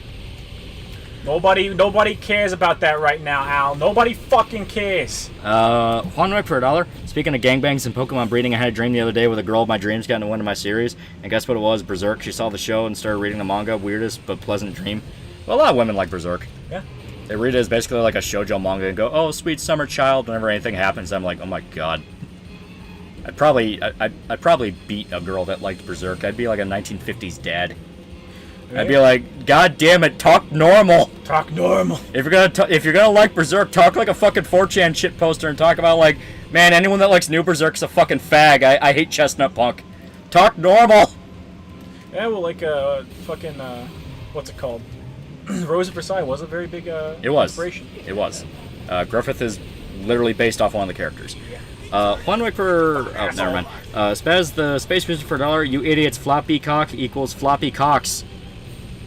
I does that still mean? don't get it. I don't get it. Stop running from me, you cunt. Elias the Aquanet for $5. Berserk is king. It really is. It's peak fiction, as one might say. My sister really likes Berserk. Yeah, stay. Like, if it's good, it doesn't matter who you are. Yeah. You know, it's like, yeah, there's demographics to think about, but if it's good... Whee. Stop hitting me. Stop hitting me. Stop hitting me. Seto Kaiba, yay or nay? I'm not Seto sure. peak. Okay. Even though I don't give a fuck about the Blue Eyes archetype, he's still cool. What would you do if your daughter liked Berserk, but her favorite character was Evilera? I mean, I understand. Evilera is basically just Puck, but a girl. So, Yeah. that makes sense. Listen, Puck's already not getting enough screen time. Now he's got to share it with Girl Puck, okay, man? Yeah, seriously. And then introduce Puck's brothers, too. Yeah. Free me from this hell! I'm about to clean sweep on my last... I don't know why it slowed me down. Question for either of you. Do you write or draw any creative pursuit? In creative pursuit? I like my guns. I hit people that say they want to be writers because no one's allowed to get out of the bucket without me. True. Where it's like, no, you didn't finish that manuscript. I pissed on your computer. You're killed you're stuck in the mud with me. I killed you and your manuscript. Stop it. How much you want to bet most of the people who complain about the rape scene fill their beans to it? Well, yeah, that's usually where you get statements of like, oh, it's so sexualized, and it's like, You fucked up, nigga. Yeah, it's like, if you look at the context of the scene, it's incredibly fucked up. Listen to you, little fucking asshole. Yeah. Listen to you, little fucking asshole. Someone else took the fucking kill. We live in a fucking society, chat.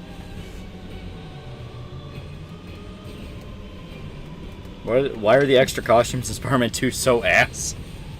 Some of them are too over-designed. Yeah. Fucking It definitely leans into a little bit of over-design, yeah. That being said, like, they're running out of actual outfits for Spider-Man, because I'm pretty sure they're just going to port all the old ones over. Yeah. So, They get a freebie. Eh.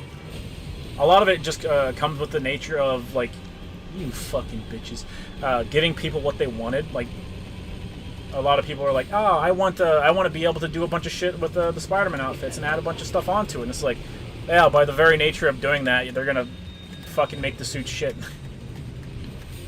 They don't have that nice classic comic book feel to them no more. Is Spider-Man 2 good? It looks good. I mean, I haven't played it, chat, but yeah, it looks like it's gonna be fun. I will be playing it day one. Alright, listen here, all you assholes. I want to go home. I want to go home. I want to go home.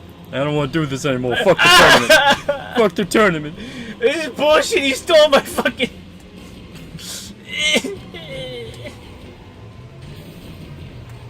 Guys.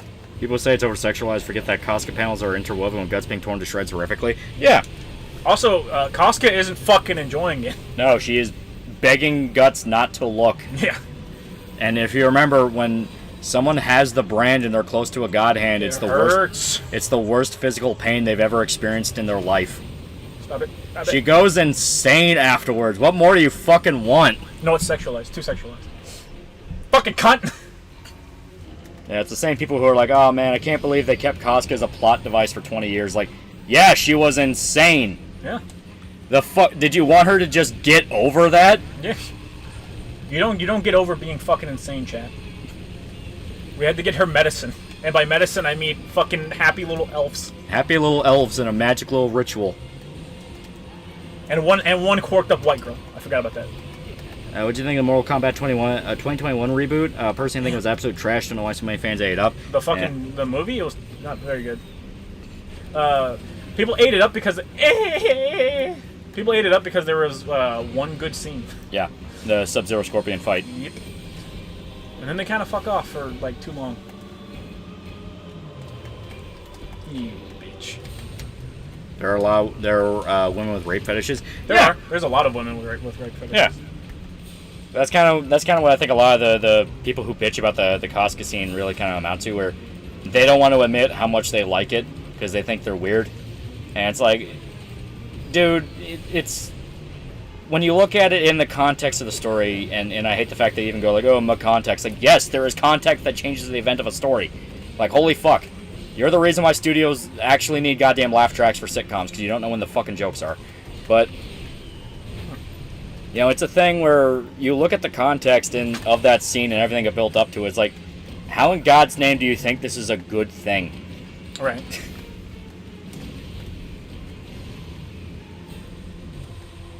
You wouldn't hit a clown with glasses, would you? Guts needs to settle down with Casca and his two adopted kids. He can't.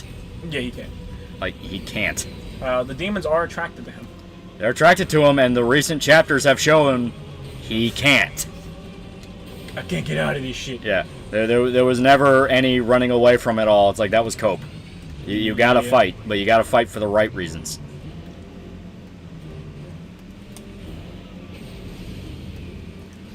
Listen, just because his little twink fuck buddy, all right, has it out for his girlfriend, doesn't mean he needs to be a part of that, all right? He kind of does, though. He's being groomed by a fucking 1,000-year-old warrior king to kill the god hand. And that's between the warrior king and him, okay?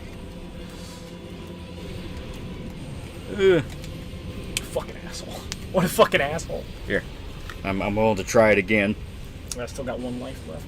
Oh, okay. I won't leave you on shit terms. All right. That being said, my last life I had on the last one, I tore up like fucking 3 or 4 people. Yeah. I think it was 4 people. Like, I understand the pacing it kind of wants you to do. You're not supposed to, like, target one guy and beat him down from max health. You're kind of supposed to go around and give everybody a lick. Oh, yeah. Because then all their health shrinks down, and then you're able to, like, pick them off. Yep. But it's just one of those things of, like, yeah, they also like to... What the fuck? Yeah, if you... Okay, go completely still for a bit and hold down on the right stick. Yeah. No, not, like, press it down. Move it down. Oh, okay. Ah! You go in reverse. Okay. So when you go to click in the right stick, You're you not can moving it accidentally forward, lean it okay. down, and it'll try to reverse you while turboing. It's very weird. That's on the Separate Ways trailer with the awful VA. I don't really give a shit. Like, Oh yeah, I didn't see it. I'm listen, okay. I'm not listening to Yeah. I'm not listening to a woman when she speaks, chat. All right, that's on you. well, it's like I didn't think her voice was that bad in 4, so I'll play it, and I don't really care. Her voice isn't the thing that's bad. It's her delivery. Yeah, but you know, I'm willing to be like, whatever. So long as the gameplay's fun, and Separate Ways was a more gameplay-focused DLC, so I'll have fun with it. I don't think it's anything that ruins it. I definitely prefer other versions of Ada. Original 4 Ada was really good. 6 Ada was pretty good. RE2 Make Ada was good. Yeah, I don't know why they replaced it. Yeah, had been a Union thing. Yeah, and they can also freeze you. So yeah, I think every one of those fucking missiles whiffed. I think God hates me. yeah, when you're frozen, you don't deliver your attacks. But they were shooting though. But they were shooting. But you were frozen, so no, they weren't. But they were shooting. Leave me the fuck alone, asshole. Someone just admitted to have a fart fetish. Throw rocks. What? Chat, jump that nigga.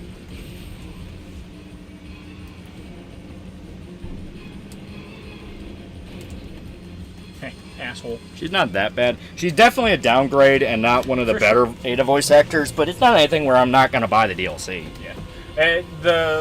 The thing that really fucked the pooch was where she... Woo! Instead of... Oh, thank God. Oh, there you go. Instead of you fucking cut! Come here! Instead of, like, accepting the criticisms for her performance, she immediately She blamed it on being Asian. Yeah, she blamed it on being Asian, and I was like, Jesus Christ, lady, do you not understand how to shut the fuck up? And then people, like, reinforced all the bad images by going, like, yeah, fuck you, you stupid chink bitch. And I was like, yeah, you're all a bunch of fucking assholes that ruin every conversation. Yeah. Thank you for that, by the way. I hope God fucks your wife, Stone. Alright, here you go. Yeah. Stone fucking whooped my ass. As you can see, they get aggressive as fuck. Yeah. Who's the motherfucker with a fart fetish? It was moist critical. Yeah, there you go. There's better Ada porn VAs. I think the Ada porn VAs are just Ada. Yeah, they just rip voice lines. Well, if you played the Mega Man X series, I've been getting back into Mega Man, and I laughed and cried because one of the villains being named Sigma, and the Sigma virus is literally a meme. Yeah. I've not played Mega Man in a while. I love X. I love X. X and Zero are both great.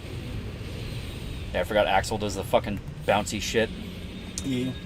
Will you be playing other routes in the stream, or just Sweet Tooth? My brother in Christ, we're hard stuck on the second level. Yeah. These niggas hard. We're never picking Freeway again. Yeah. I gotta crack my bones. Woman voicing the character that gave me yellow fever is calling me racist and telling me I hate her voice. Yeah, right? You're the only reason I accept Asians in America anymore, you piece of shit. You gonna call me racist? I made great strides as a person to accept other cultures. I gave up my bigoted ways and you call me racist? Hey, Tony. These niggas hard. Hey, yo, what? Come on. Yeah, he's almost dead. Spider-Man 2 Blizzard fight, major spoilers warning. Yeah, I know Doc Connor's gonna be in it. Yeah. Which that'll be fun. Yeah. Let's see, we got Kraven, Venom, and Lizard. They said that they're restructuring the side content. I fucking guarantee I know which Griffith Koska that is too. But I'll play it just in case. My fucking wife to be is getting cream pie. Yeah, honey. Yeah. Take that dick. Critical could never. But yeah, they said that they're going to restructure the side content so that some of it isn't marked. So you're going to have to stumble into it through visual cues. Which will be cool. They said they wanted to restructure the side content so that it's less like, hey, go follow these pigeons or do whatever, and more structured around culminating in a boss battle with a villain. Yeah. And I was like, that's awesome. I think that would be cool where it's more based around like context cues of like who the character is and like, you know, signs of like, oh, I think the lizard's near here, and you'll find like scrapes in buildings. Like, I think that's a lot more clever than the pigeons. Yeah. I mean, like the pigeon thing was just, hey, like here's these. It was the first idea where it's like, hey, we got to give some visual indicator. Yeah. But now that they've had time to think about it and they want to flesh it out, it's like, yeah, I think it'll be a lot better. I can top this. Crazy 8's dead. It's not even loading for me, Rolf. So you can't top nothing. Yeah, no, it's pretty fun. It's pretty cool. I'm excited for it. I'm super duper fucking excited for it. Yeah, I think it'll be awesome. Mm-hmm. That is another thing to mention with Black, to get back to the game. If you hit him with 10 missiles and like a barrage, it does extra damage, so that would also very much help. Yeah. We have run into constant missile whiffing, so I think that's been a part of the reason. Oh yeah, 100%. But these dudes really fast. Let's say I can't aim for shit. The one dude I can consistently fight is Stone, and his super locks onto you and fucking shreds your health. Yeah. Yeah. What are your thoughts on Miami Vice? Awesome. I am not downloading a link in the Discord. You got me fucked up. It's like, oh yeah, download this, this thing, totally not a virus, and run it. And it turns out it's not a virus. It's actually antivirus. He's very helpful. Antivirus. Spider-Man PS4 felt exactly gameplay-wise to the Amazing Spider-Man PS2 for the Wii U. I mean, it's all just Arkham shit. And you have significantly more stuff going on with the gadgets and whatnot. Oh yeah. I can say I wish they'd give you more reason to use the gadgets, but at the end of the day, like, it's a fucking superhero game, and they're all... You fucker! What a cunt! They're always chronically easy, so... He literally tilted us upwards! I know, that was fucking insane. You fucker! What's a good site to read comics? I want to start reading Punisher Max. Readcomics. .ru? Yeah, it's Read Comics Online, and it's whatever the last domain is. Yeah. If you literally just type in Read Comics Online, you'll pull it up. Yeah. Sweet Tooth's actual backstory. Which one? Yeah, I was gonna say. There's a lot. Different games have different backstories, but he's crazy killer clown. Yeah. Psychopathic serial killer clown. Twist Metal Black, he was cursed by Preacher. I think he was already Sweet Tooth. Mm-hmm. He was cursed by Preacher to where his head is always on fire. Literally. It's why he has the flaming head. And he joined Twisted Metal to kill Preacher and get the curse off of him. Yeah. Twisted Metal 2? I'm trying to remember what his backstory in 2 was. 2 was the same as 1. Yeah, okay. Miss Sally Moore for 8 fake monies. One of my favorite things coming out about Insomniac Spider-Man was Eric July streaming the Miles game and facepalming when they put a BLM moral. Yeah, well, that's always been Miles' biggest problem. They don't know what to do with him beyond Spider-Man but BLM. Spider-Man but Black. Woo! Oh, I just turned you around. I thought you fucking clipped me. I thought so too. And that's always been the thing that has gimped Miles the most as a character. They refuse to let him be anything but Spider-Man BLM. Yeah, Spider-Man but Black. Yeah. That's the thing that always got me. What always pissed me off was he's Spider-Man but Black, and he even constantly goes, "Man, what would Peter do to get out of this situation?" And I just want you to be your own character. But their version of that dude, fucking Mr. President, by the way. Oh, yeah, no. Their version of going like, "Oh, we're gonna make him his own character," is we just gave him a superpower that he uses every time he's out of his depth. Yeah. The Venom Venom abilities fucking suck dick. It always works. Yeah, it is literally just he gets him out of any situation. When he was fighting actual Peter Parker and Spider-Man was kicking his fucking ass, he literally just grabs him and uses a Venom Blast, and it instantly incapacitates Peter, because fuck you. Bink.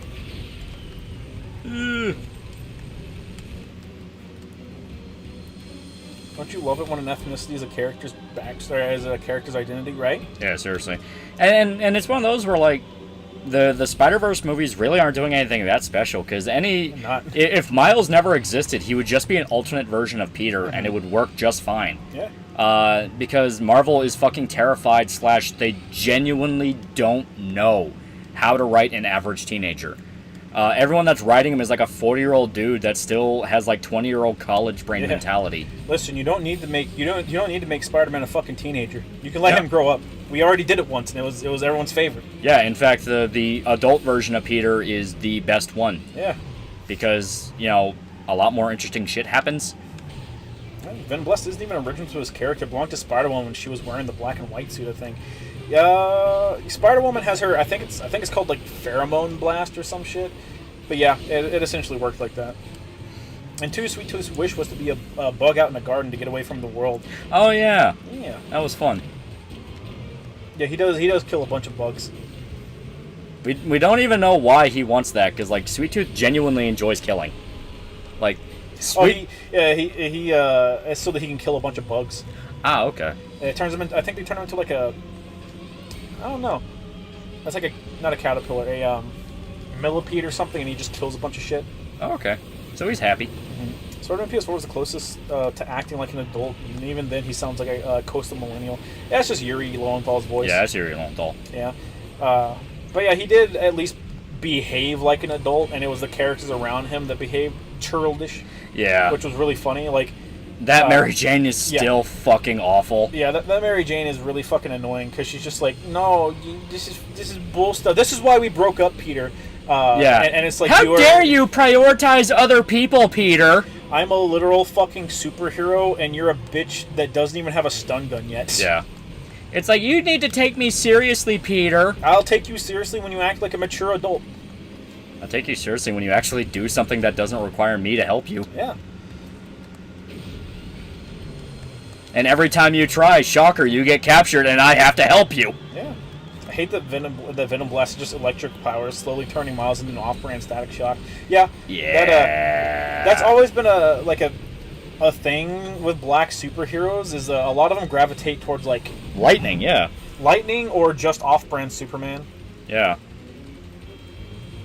It's like, at least Luke Cage has something original where he's just indestructible. Yeah. And other than that, it's like, yeah, he has a ton of other like flaws, and he really can't do much beyond that. Yeah. So at least he actually has to have a bit more of an identity.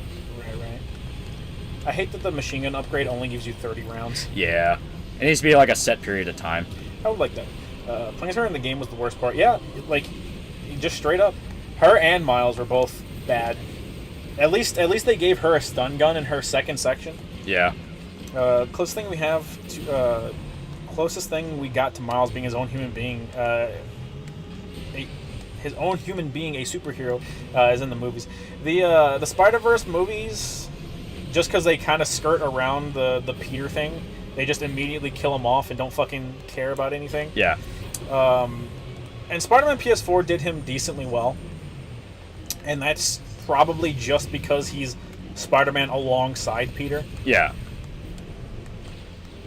Blade is the best black superhero. I think Static Shock's really good. Yeah. Static Shock is really good as like a genuine hero. Blade is awesome, but as like actual genuine suit and tights hero, yeah, Static Shock. Does Venom Blast just end every fight? Are there no villains that can simply shrug it off or no sell that bullshit ability? The only one I remember ever seeing was Evil Miles. Yeah, Evil Miles. Venom kind of did. Like, Venom actually got pretty close to killing him before Eddie took back over. Then you got Blade going around slaughtering creatures of the night with the katana. Eco for dollar. I can't stress this enough. I fucking hate Miles Morales. I want Luke Cage. Yeah. I would prefer any original black superhero over a reskin of a character that already exists. Well, worse than that, a character that they're really trying to fucking push as the new thing, yeah. And they're only doing it because they want BLM money.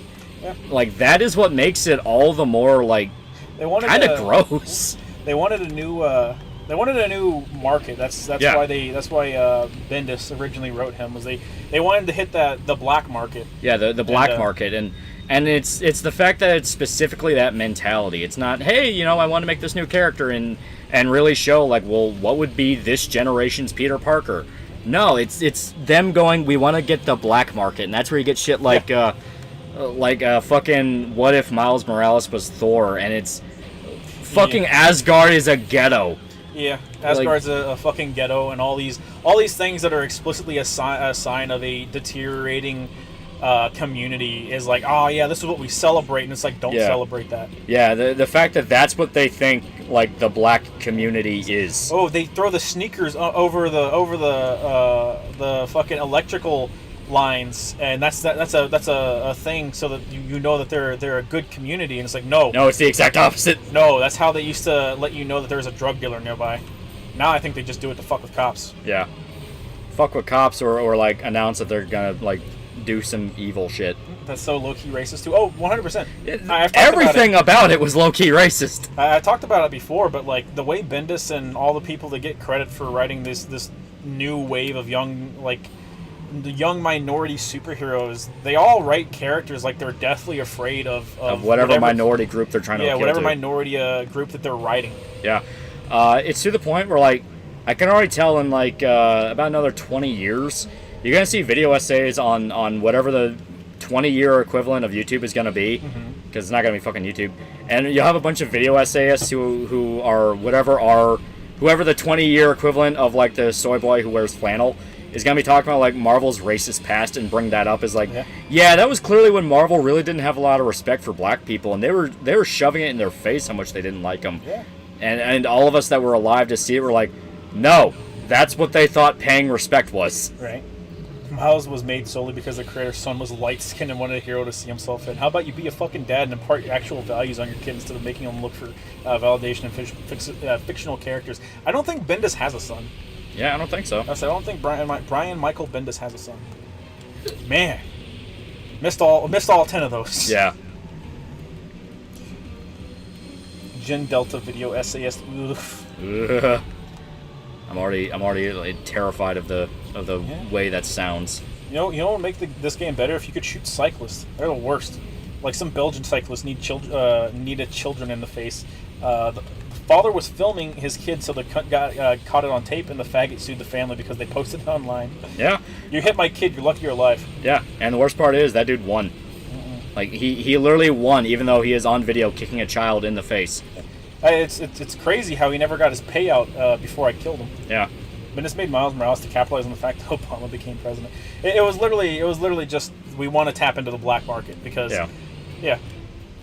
Like whenever it's like, oh man, black people don't just like a character because they're black. It's like, well, the sales say otherwise. Yeah, seriously.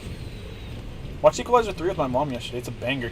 I was about to ask if it was any good because I have not seen it yet. I kind of want to. I did like the first two.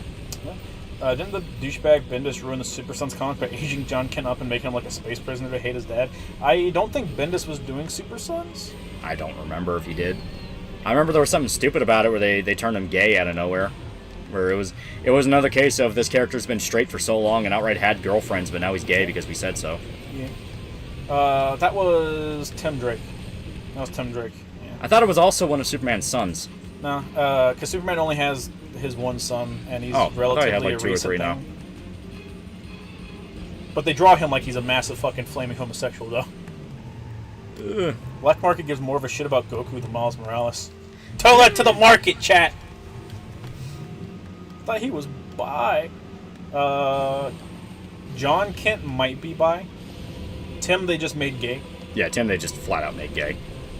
I don't know if that stuck around or not because right now everyone in the Bat family except for Damian hates Batman. To the point that Damian is scoring some W's. Damian is quickly going up the Bat family ladder from dude who was firmly in last place. He has a Korean boyfriend with pink hair. Shut up. Oh God. Shut up. And I'm sure if you look up the writer or the artist, it's going to be a Korean guy with pink hair. I wouldn't be surprised. That was Tom Taylor who had the bright idea to give John Kent the only personality as I'm bisexual. My point with multiple Spider-Men like Miles and Gwen is the point that they don't need to exist. I mean, what about them? You can't do with Peter, at least Scarlet, Ben Reilly, 229.9 or Venom. They're actual concepts. I'm okay with the different variations because even if you think, well, what can they do? All it takes is the right writer. All it takes is the right dude who has the right idea, and you can come up with something interesting. It's a lot easier to digest whenever they're in different universes. Whenever you're actively trying to put them all in the same universe, it makes me dislike them. Davis Game over $2. Twisted Metal Scat. Scat. Kinda gay, bro. Yes. We have black characters, but they never push them. Black Panther, Brother Voodoo, Luke Cage, Storm, Steel. Yeah. No, it's the thing. They do push them, but they push them as the black heroes. They fuck up, they tank, and then they retire them. Yeah, Still was Black Superman. Storm, to be fair, is only ever part of the X-Men, really. Yeah. And the X-Men are in hell currently. Yeah. Luke Cage, we got the Netflix TV show, and I liked Season 1. Yeah, Season 1 was fun. I just liked Season 1. There was only Season 1. Yeah. Black Panther, I mean, I don't know about the... I like Black Panther comics. Bro likes the movies. Yeah. unfortunately. Yeah. I liked him in stuff that wasn't Black Panther. Ah, you fucker, cheap. Cheating, bitch. I'm sorry. I didn't know you were drinking, whore. Now the Twist Mail video is over. You do a Darkwood review. No, I got some other stuff lined up. I asked Lolly, but what are your thoughts on Kevin Smith's run on Daredevil from back in the day? What do you mean back in the day? Chat, what do you mean back in the day? Huh? Asshole? It was fine. It was fine. It was only ever short. Yeah.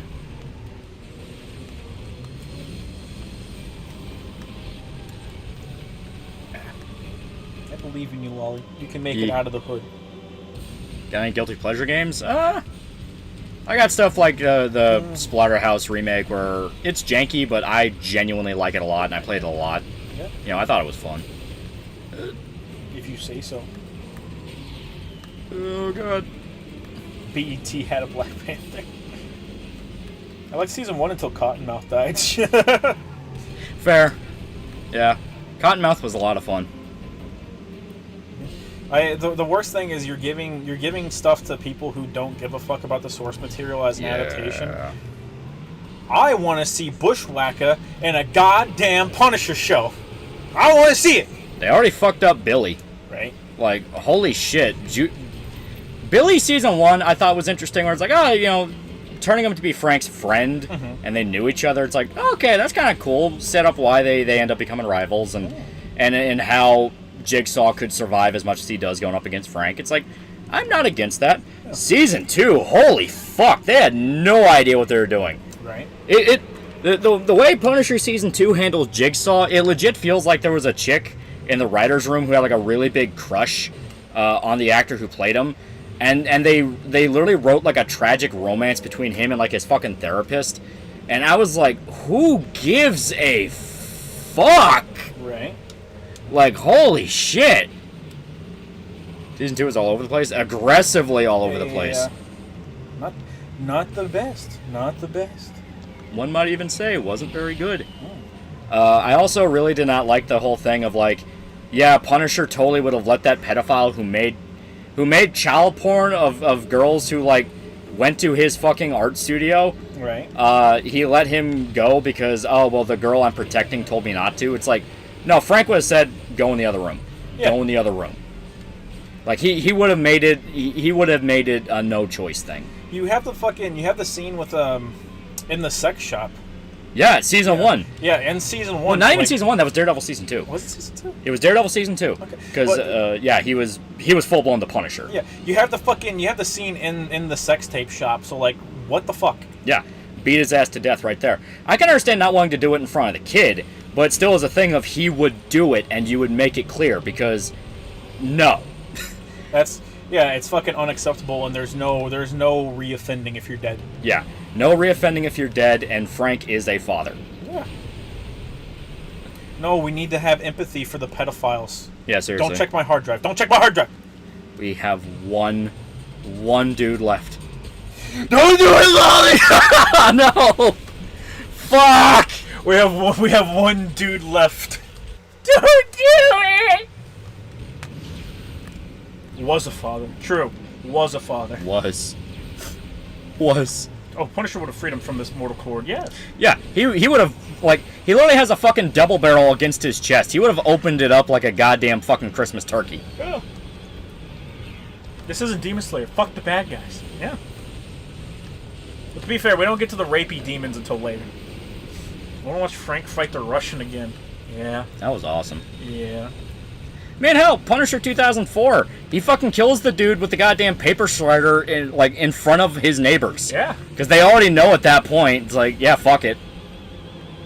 I don't care if you know. Yeah. Like, he kills the Russian in front of him, and they're like, you know, Frank, are you alright? It's like, yeah, I'm fine, but he's not. It's like, he doesn't give a shit. Everyone already knows he's the Punisher. Ooh.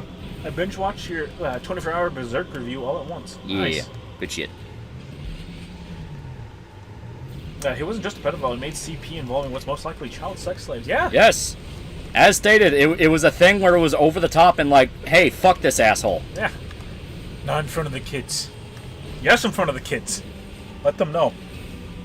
It'd be one thing if it was like, oh, he had like drugs, you know, like a thing of heroin in the office or something like that. It's like, I can see it being a case of like, I'll come back. It being kids is absolutely like, no. Fuck you. Lolly and Shota right now in game. Somebody getting fucked for 20 minutes. Damn, chat, you right. Hey, this is the hood, chat. We don't have any your light skin, soft stare bullshit, alright? Yep. Lolly, please help. Lolly, please get that fucker here. Yeah. Oh, thank God. Let the kids know what happened. Yeah, let the kids know what happened if they decide they want to offend. It's also the fact of, like, the girl that he's protecting isn't some, like, delicate flower. She herself is a criminal. She was, like, a con artist. So it's like, you know what he does. You specifically went to him because you know what he does. Yeah. Frank, are you okay? You're covered in blood. I just caught a man trafficking children and selling porn. Do the math. Say no more, Frank. Say no more. I missed the fat guy that played his neighbor in the 2004 movie. He was fun. He was. Yeah. I also missed the skinny dude, but that guy doesn't have a place in the world anymore. Yeah. Actually, I think he's been in other stuff. He probably has. Yeah. Probably not recently though. Frank murdered someone that was doing human trafficking. Yeah. Yeah. He's murdered a lot of people. Ugh.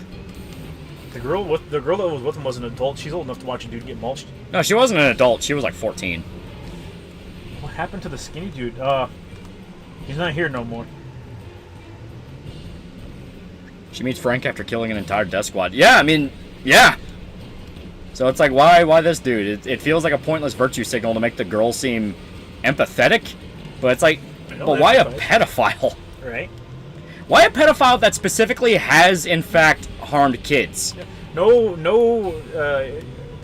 cardinal sins. No one of the cardinal sin is able to get out of this shit. Yeah.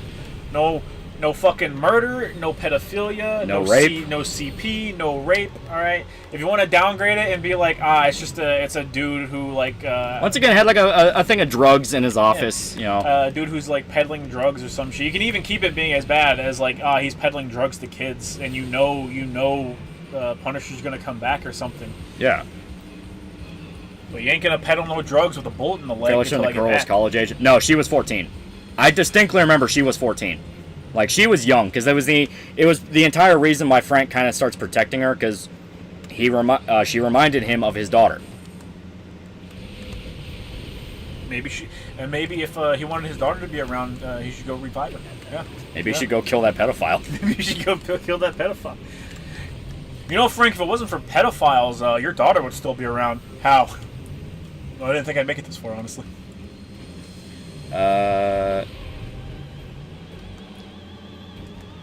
Actually, they could have saved that episode if they added an extra scene where Frank comes back at the end of the episode and fucks the guy up.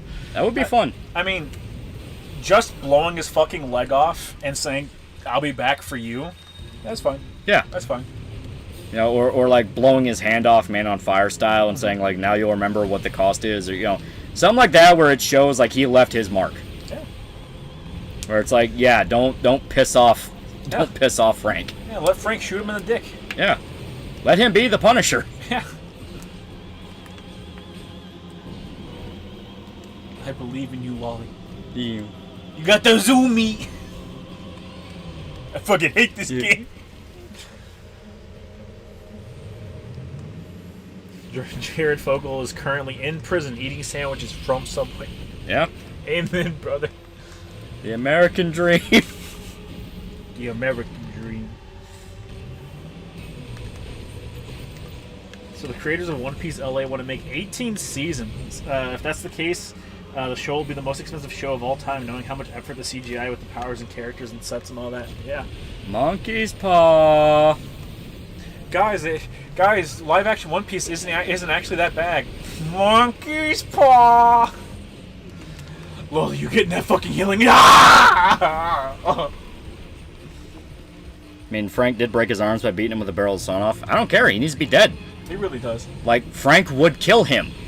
You know, it's a thing where you set up how bad the guy was, where he outright exploited children and made child porn, and you're not gonna fucking kill him, where it's like, oh, he's not even worth it. Frank's like, yes, he is. Yeah. You think I need unbroken bones to exploit children? You are grossly wrong. Arthur Tomlinson for $2, and there goes my hero. Watch him as he goes. Woo. Ooh.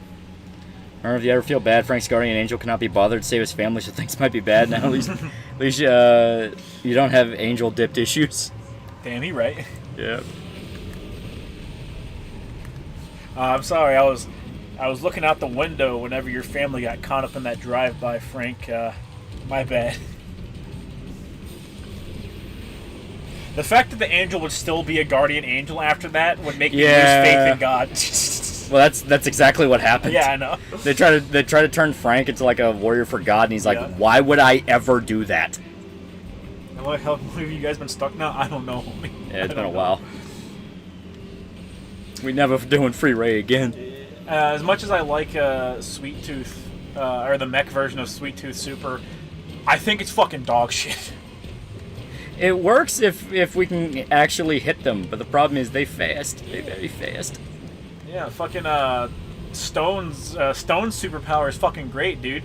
He just auto aims on you with the 50 cal, and it beats the shit out of you. I want to get into Punisher. Don't know where to start. Max.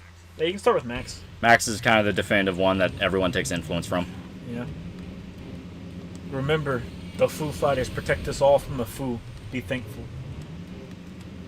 The Sony State of Play was so shit this year. We had Spider-Man 2. We had Final Fantasy VII. There's several other things that I don't give a shit about. But it could work better as Spawn. I don't think so. No. We got 20 missiles and we're still getting fucked. Every time they do gimmick supernatural shit with Frank, it's fucking terrible. Yeah, that is true. Yeah, supernatural stuff with Frank doesn't mix. Dinosaur furry game, sir. Oh, the Volcano High? Was that it? But I think that's already out. 6 million peso man for $5 cruise. Why doesn't the Punisher just hold Galactus at gunpoint and make him bring his family back to life? Galactus doesn't have that power. Yeah, Galactus doesn't have that power, and good luck. Yeah.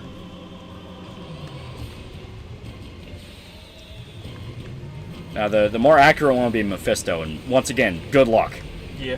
Sony State of Play 2023. I have nothing left except for Spider-Man. In fact, I think Mephisto has, in fact, brought his family to life multiple times. I think he might have asked them to, but that's always a monkey's paw. Yeah. You don't work with Mephisto. Mm-hmm. Remember, chat, the fact that Sony's letting their shit off of their platform is good. It is good. Pray to God that Microsoft doesn't ever get it in their head to just keep shit on the Xbox. You know they will. I'm happy that they haven't yet. I wish everything came to all consoles. Nintendo will never get punished for what they do, though. Yeah. Exclusives have always been kind of like... Dog shit. It's always been one of those where you only accepted it because, like, yeah, they made the game, so of course they want to keep it. No one's ever liked it. Yeah. Sony's been doing the, 1 year of exclusivity and then port it to other shit for, a really long time. Yeah. Spider-Man should have known that. Now his comic books been shipped for over 10 years. Yeah, the newest line is, dog shit. Well, people were like, man, how can you get worse than Paul? And then it got worse. Yeah. I'm going to say it, Swordmaster Peach is overrated. Would have been better if she had armor. I don't give a fuck about Nintendo, so I haven't seen anything about it. Yeah, I don't know. I saw a bit of the Final Fantasy VII Part 2 of 4. Yeah, seriously. And the only thing I gave a shit about was whenever people looked at the Japanese website and it explicitly states that Zack is alive, and I was like, God damn it, Nomura, you piece of fucking shit, you know how to get me back in. It was literally alright, you son of a bitch, I'm in. There's this dude called Godzilla Mendoza who constantly complains about cops wearing the Punisher logo. I've seen some of Godzilla Mendoza's videos, and his Spider-Man video game reviews were pretty good. I think that's really the main thing that I watched him for. Yeah. He's one of those people that did a big series on something and it made him popular, and then he got bitter about it being the thing that got him popular. Yeah. It's like, I get you want to do other stuff, but just do other stuff. Yeah, seriously. Eventually you'll end up becoming the new X guy for something else. I mean, happened with me. First I was the Last of Us Spec Ops guy, then I was the Berserk guy, then I went back to being the Last of Us guy. Then Then was the nostalgia critic guy. I mean, it's like, Yeah. keep beating your head against the wall. Just do stuff that you like. Exactly. Yeah. If you're only making videos because you want to make money out of it, Because you're algorithm chasing. Yeah, people feel that. You deserve the pain of suffering for the algorithm. Yeah. People feel that. It is an important part of it. Yeah. Passion. Soul, one might even say. Yuffie looks hot in the new game, TBH. They need to unbutton her shorts again. You heard me. No. Unbutton them. No, you're right. Like, I'm not saying anything because you're right. Yeah. I wish they would beef Cloud up too. Yeah. That's always been something that's been like a constant issue with me. Is I hate how twinky Cloud is, and it feels like every time they redo a Final Fantasy VII property, They make him he gets more. smaller. He gets smaller. Even I was playing fucking Crisis Core recently because I got a physical copy for $10, and I was replaying Crisis Core, and I was like, man, Zack is still like a twink when he's 16 at the beginning of the game.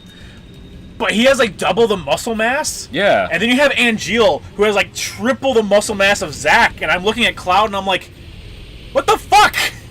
What the fuck? Why are you so small? I never liked twink protagonists. I just never did. I don't at all. Yeah.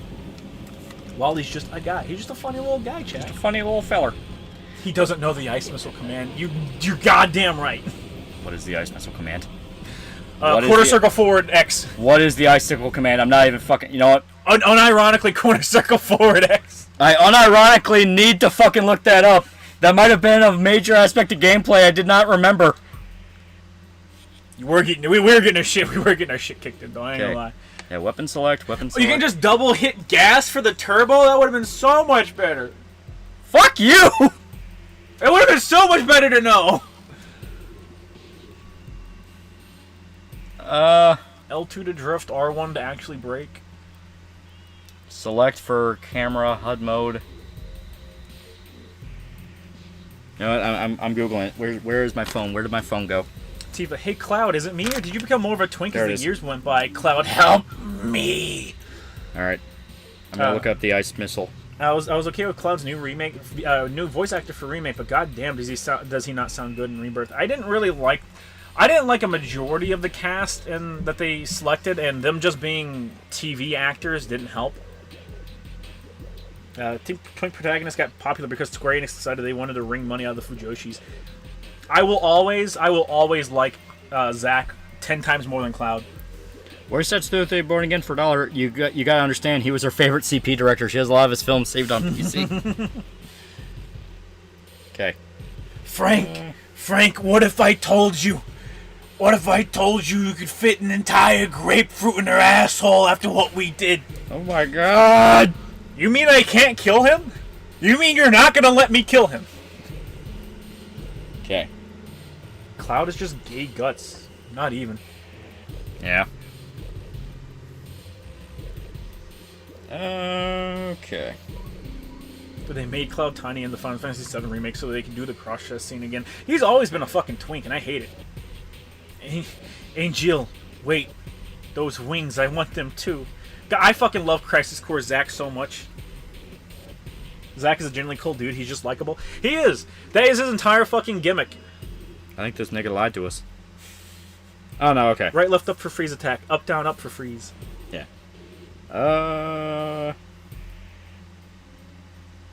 Yeah. Up, down, up for freeze, and right, left, down for mine. I like the remake cast for the most part because the original Tifa, Barrett, and especially Aerith voices weren't really bad. Tifa's fine, Barrett's good. Aerith, I can take her or leave it. There's even invisibility? The shield? What? I was so fucking pissed when they turned Jotaro and all the old JoJo characters into twinks. That one I'm okay with because Araki's a crazy person. I love him. Araki's a crazy person. He's the one that did it. Also, I mean, Jotaro's never really been a twink until Araki did his like current art style redesign. It's gonna try to make us Start from the beginning. Yeah, there we go. Load. Yeah.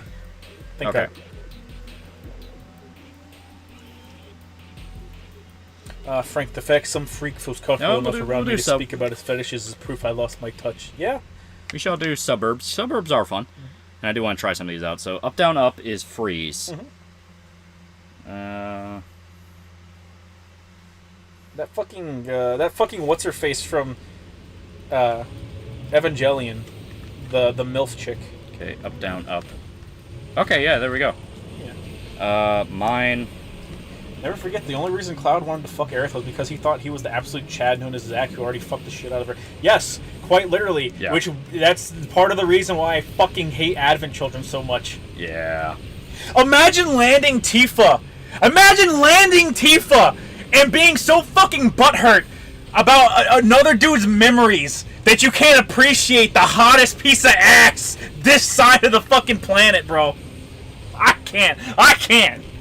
Cannot with this dude. I get heated. I get heated every time I fucking think about Advent Children. Me and Dick Bro get into it over Advent Children, dude. Yeah, because Dick Bro likes literally anything that has the brand name of something he likes on it. He fucking loves Final Fantasy VII, dude. He fucking loves Advent Children. I shit-talked the ever-loving fuck out of it the entire time he was playing through 7. Then he watched it and he's like, I don't think it's bad. I love the fight scenes. And I was like, do you fucking listen to the shit you watch? Or do you watch the fucking pretty colors flash by? What the fuck? And the answer is pretty colors. Masato. Yeah, I was gonna say that Masato picture looks like odd. There's something off about it. If I was Cloud, I'd just plap Tifa all day long. I know! Is Dick Bro a consumer? For certain things, he certainly is. Certain things he outright is and outright admits to it. Final Fantasy, consumer. Specifically 7. Actually, only 7. I don't think he's ever played another Final Fantasy. He played 15. No, he played 15. Yeah, I don't know 15. if he played 16 or not. He didn't. I don't think he said anything about that. I think he started it, yeah. I think we talked about him. No, he started it, but he has his daughter, so that's fair enough. If he likes Dirge of Cerberus, you need to disown him. I think he would have some standards, but he'd probably be like me, and he'd be like, yeah, the game's shit, but like Vincent's cool. So Zack gets with Tifa? No, Zack's dead. Yeah, Zack is dead. Zack's dead as shit. He dies at the end of Crisis Core, and then... Wait, you know what? Technically he does, because Aerith dies. Yeah. Yeah. Aerith dies before Zack can fuck with Cloud's brain too long. There's a whole Zack's like essence is keeping Cloud going. Yeah. Like Cloud should 110% be dead as fuck. Several times throughout Final Fantasy VII, you'll have like the cut-ins where there's like a voice in the back of Cloud's head telling him to keep going, buddy. And that's Zack. And I like to imagine that anytime Cloud is around Tifa, Zack's just going plap, plap, plap, plap, plap, plap, plap, plap, plap. Tifa was young as fuck when Zack meets her. Yeah, she was both Cloud and Tifa are both like, I don't know, like 5 years younger than him or something. Something like that, yeah. Because at the beginning of Crisis Core, Zack is 16. Yeah. And by the end of Crisis Core, when he dies, he's 23, I think. So he doesn't have a long life. Zack doesn't get to live a long, happy life, Chad. No, he really does not. You know what they say? The happier your character, the shorter their life is, and he was the happy character. Which is saying a lot. Yeah. I was watching Max's Final Fantasy VII Rebirth stream, and I was getting heated when he claims Final Fantasy VII is the only unique Final Fantasy game. He said no Final Fantasy game did enemy skills. That's bullshit. Yeah. And I'm just screaming at the screen, nigger, that's just Blue Mage. And it's just Blue Mage, and it's been in other Final Fantasy games before 7. Shinji pilot the Sweet Tooth, or else Loli will have to do it again. Please, Shinji, get in the fucking mech! I'm begging you! You can't fucking do this to me! Yeah. I saw him bitching on Twitter, and he was vague tweeting, which means he did something wrong and he got pushback for it, and he doesn't want to admit that he did something wrong. Yeah. And he was like, listen, guys, nothing that you like is perfect, okay? Everything has its issues. And I was like, what'd you fuck up? Yeah, what'd you fuck up this time? What'd you fuck up this time, bitch? Why you vague tweeting out here, huh? I hate when they do that, because people ask, like, hey, what's the context? And they're like, oh, you don't want to know. It's like, yes, I do. You don't want to know, or they'll insinuate, and they'll be like, well, did I say that? And it's like, no, but using my fucking brain, I'm going to make some assumptions, since you don't want to say it. And I'm assuming it's about Final Fantasy VII, because that was the first thing that got brought up, and then he got super defensive about it. She's wearing a tank top and a miniskirt, Cloud. Do it! We all knew Tifa was only able to fuck Cloud because he was a vegetable for a while. When he regained his mind and he went back to not fucking her. Yeah. Yeah. I played the final mission like 6 times trying to see if I could change the ending and save him. Yeah, same. The ending of Crisis Core is fucking peak, dude. Really is great. Having, would Shota's therapy be able to TOFI Shinji? Or is that boy too ruined? Bully him until he gets better. I can fix him. I can fix Shinji. I promise you. Yeah, the ending of 7 Crisis Core is fucking peak. Mainly because you don't have to share screen time with other party characters. Like, I know there are some people out there that are like, no, what makes a fucking JRPG is the party, man. That's what makes it a fucking JRPG. And it's like, no, it doesn't. You have so much time to bond with Zack as a character. Yeah. And he is so likable that by the time you get to the end of the game and he's literally doing his 3,000 versus 1 stand against all of Shinra at once to try and get Cloud out of there, you're like, no, you're really cool, Zack. And the game has a roulette mechanic that is always constantly happening in the background where it's rolling Zack's memories, like it's rolling a roulette wheel of Zack's memories, and whenever it aligns 3 of them in a row, it's going to be 3 of a character, like 3 of Angeal, which is his master, and then you get your limit break, and you can use your limit break. And for that final mission, the wheel's broken, and it's just playing random memories, and those are going to be Zack's final memories, and you're like, no, you can't fucking do this to me! It's fucking great. But I can save Zack! I can save him! No, you can't. Final Fantasy IV, Chad, let's go! Best Final Fantasy is 6. I will hear nothing otherwise. Tifa, please, Cloud, just touch me, Cloud. Not right now. I'm brooding over Zack right now. Not even Zack. Yeah. He doesn't ever brood over Zack. He just broods over Aerith for fucking 10 years. Ask Lol if he still has this movie on his list. It's the Look Who Is Watching. Since he's changed his phone, but email he said it's on the list. Also, Shota, have you got the chance to watch it? Nah, I watched What Love Is instead.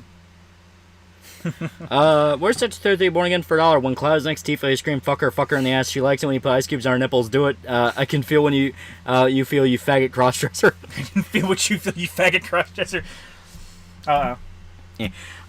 Mark Wade in the shade for $1. Semi-jokingly, the most unrealistic thing about John Bernthal's Punisher is him being able to hold his own in a fight against Daredevil. I get it, he was a soldier, but being trained by the military doesn't really compare to Daredevil's ninja training. Well, I mean, that was a thing in the comics, too. Yeah. Because Frank is not just a soldier. He was trained into being special forces. So he's not just a soldier. He is pretty fucking high tier. Mark99 for $1. So interesting idea. Frank could shoot the guy on the shoulder and then tell the girl he'll be fine. Well, I mean, like I said, it's just a thing of the very idea he would even humor the girl. Right. Like, the only times he's done that is when the girl is very young. Mm-hmm. And it's just outright, I don't want to traumatize a little kid. You know, like the little girl in Mother Russia, he outright tells her, close your eyes and hold your ears. Yeah. Because he doesn't want her to hear the gunfire. You know, it's that kind of thing. But, no, the girl was like 14. Like, very obviously, you know how bad this is. You know why this guy needs to die. Mm-hmm. Look the other way.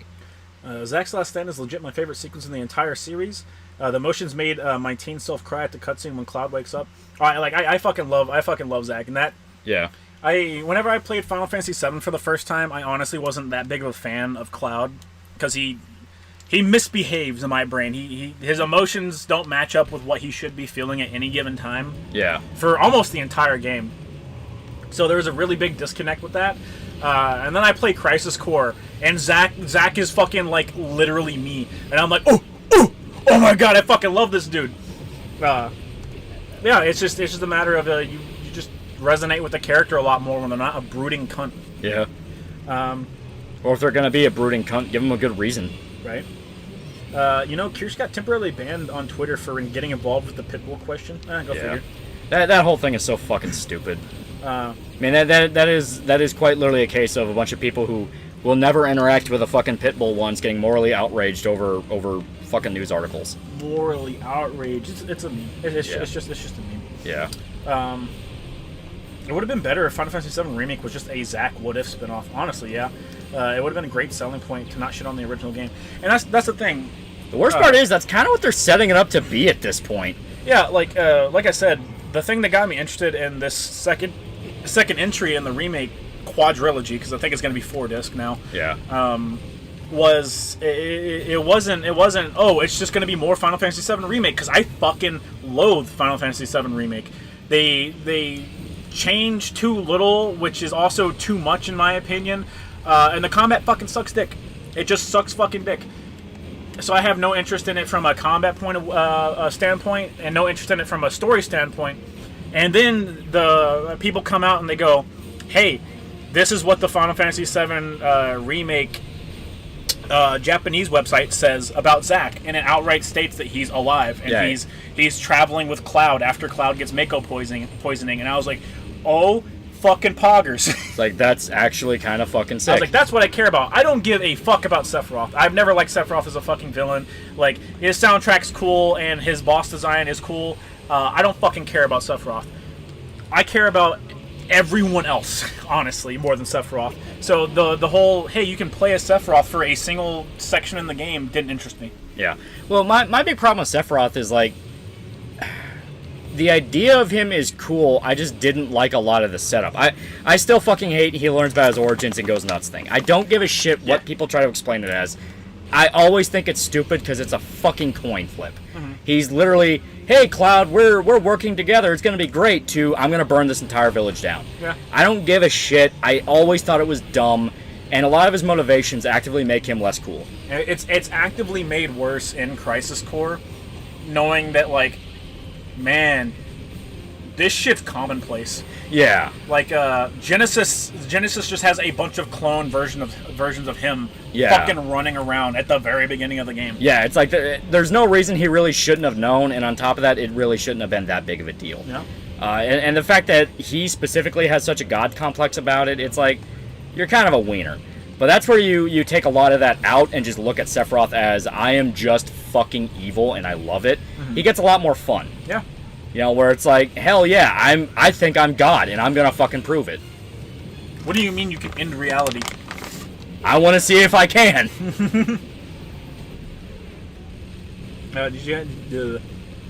Did you guys see a bunch of people on Twitter, including Sea-Dog, getting weirded out by a yacht game having a girl with big boobs? Yacht game? What the fuck is it? Oh, Azure Lane. Oh, okay. The boat game. Yeah. Yeah, I think they're releasing a new character model, and she has massive tits. So they're all going like, "Wow, this is so fucking weird." It's like, shut up. My brother in Christ, just say you're fucking gay at this point. Seriously, you're fucking a VTuber. Yeah. You are fucking a VTuber. She has immunocompromised puss. He can't stick his dick in there. All right. They're only dating on the surface.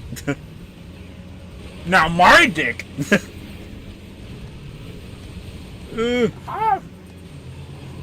Excuse me. What don't you like about Seven Remakes combat? It's ass. It half and halves everything. If you play it in the turn-based mode, it doesn't play as good as just a dedicated turn-based would. If you play it in action mode, the combo structure is so fucking garbage that you can't do anything. Clyde was a brooding cunt because he was a slave for half of his life, and he got over it. What the fuck is Cloud's excuse? Yeah. It gets better towards the end of the game, but by that point, I don't care. Like, you've already fucking ruined it for me.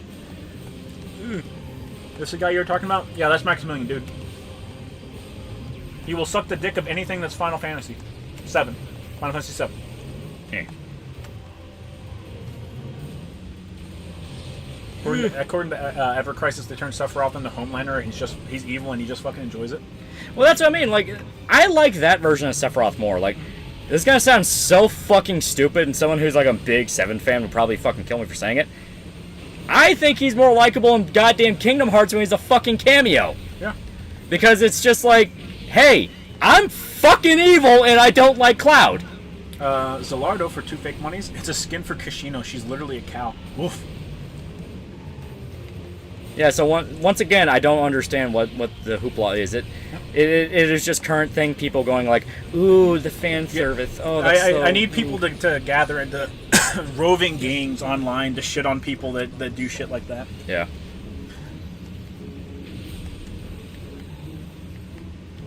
Be your hire, otherwise there is no tips. Have you played Kingdom Hearts? Yeah, I played 1, 2, and I think the card one. I haven't played all of them. Chain of Memories. Yeah. I don't like Chain of Memories. I've played 1, 2, I've played 3. Only reason I haven't played Chain of Memories is because I really liked Phantom Dust as a kid. Oof. Played 2.8.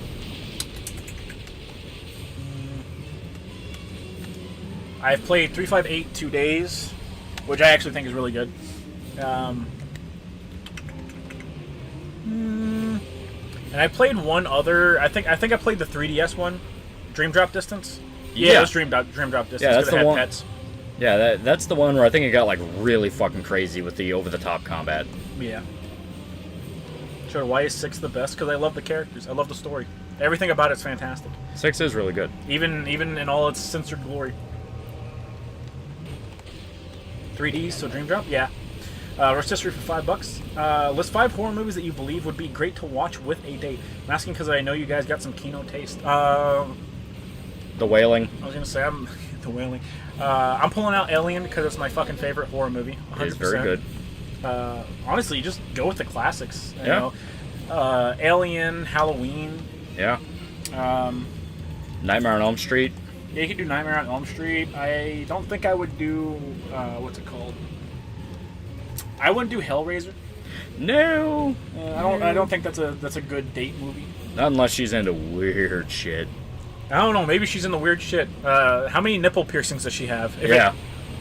If it's between 0, 0, and 1, don't show her Hellraiser. If it's 2, you're in there, baby. If it's 2, she's already seen it. Yeah. If it's 2, you might want to check the curtains for some more Rod. Do you think action combat works in a fully controllable party, or is it better just turn-based or a hybrid like Xenoblade? It works. It works as long as you fully flesh out your party's combat.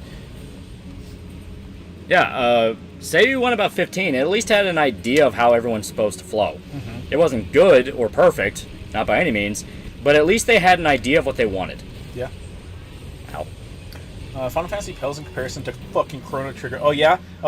Why does Chrono Trigger not get as much respect then, huh? That's what I thought, bitch. I spit on your grave? No, absolutely not. No. Absolutely not. Not unless, once again, she's like already a pretty avid horror junkie. Yeah. He's setting your dick on fire, Loli. Run away. I know. Get to a healing point. I'm begging you. They're already turned off. Well, I'm sorry for your loss, Loli. Oh. Any opinion on the Hulu Hellraiser? It wasn't bad. Yeah, it was okay.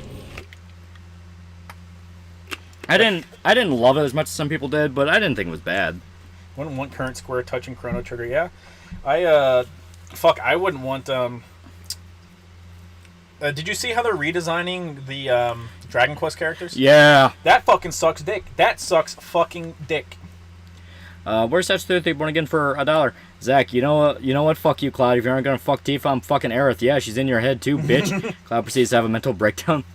Note enough for $1 with fighting games getting more popular. What do you see happening to the community? Could it get even worse? Oh, it's already like. I was gonna say it's already pretty bad. It's already one of the worst. Like every time a fighting game player has commented on another series and shit talked it, people have responded with, "Well, you're part of this community that got outed for hiding sexual predators. Well, you're part of this community that like did this with these people during a convention." Like, yeah, without fucking fail. It's what makes all the Smash people trying to shit talk Xenoblade so funny, where it's like... Oh, I know the pedophile ain't piping up. Yeah, where it's like, you're only doing it because some fucking pyromane beat your ass, and guess what? You're a fucking Smash player! Yeah. You ever seen Final Fantasy XIV Dad of Light? Dad of Light? No. Best dates involve trauma. For instance, my first girlfriend raped me at the end of our first one. Chat? You good, chat? No. Good. Listen, okay, I want at least one date where it's the first date needs to just be a date. I want to know that you can hold in all your weird bullshit to yourself, and I will do the same. No trauma dumpy. No trauma dumpy. This last one, big trauma dumpy. Big trauma dumpy. It was no bueno. Smash Bros. Community, it exists. Yeah? Well, yeah, and it's like to the point where they're trying to go like, oh, well, you're just trying to point to what I play as a gotcha. It's like, yes, because you're a fucking Smash player. Yeah. How many pedophiles did you know about, asshole? Yeah. Why aren't you piping up, huh? Fighting games are boring. I play Dead or Alive for the titties. That's respectable. How far are you getting, Dead or Alive, bitch? Yeah, that's what I thought. Can't even finish arcade mode.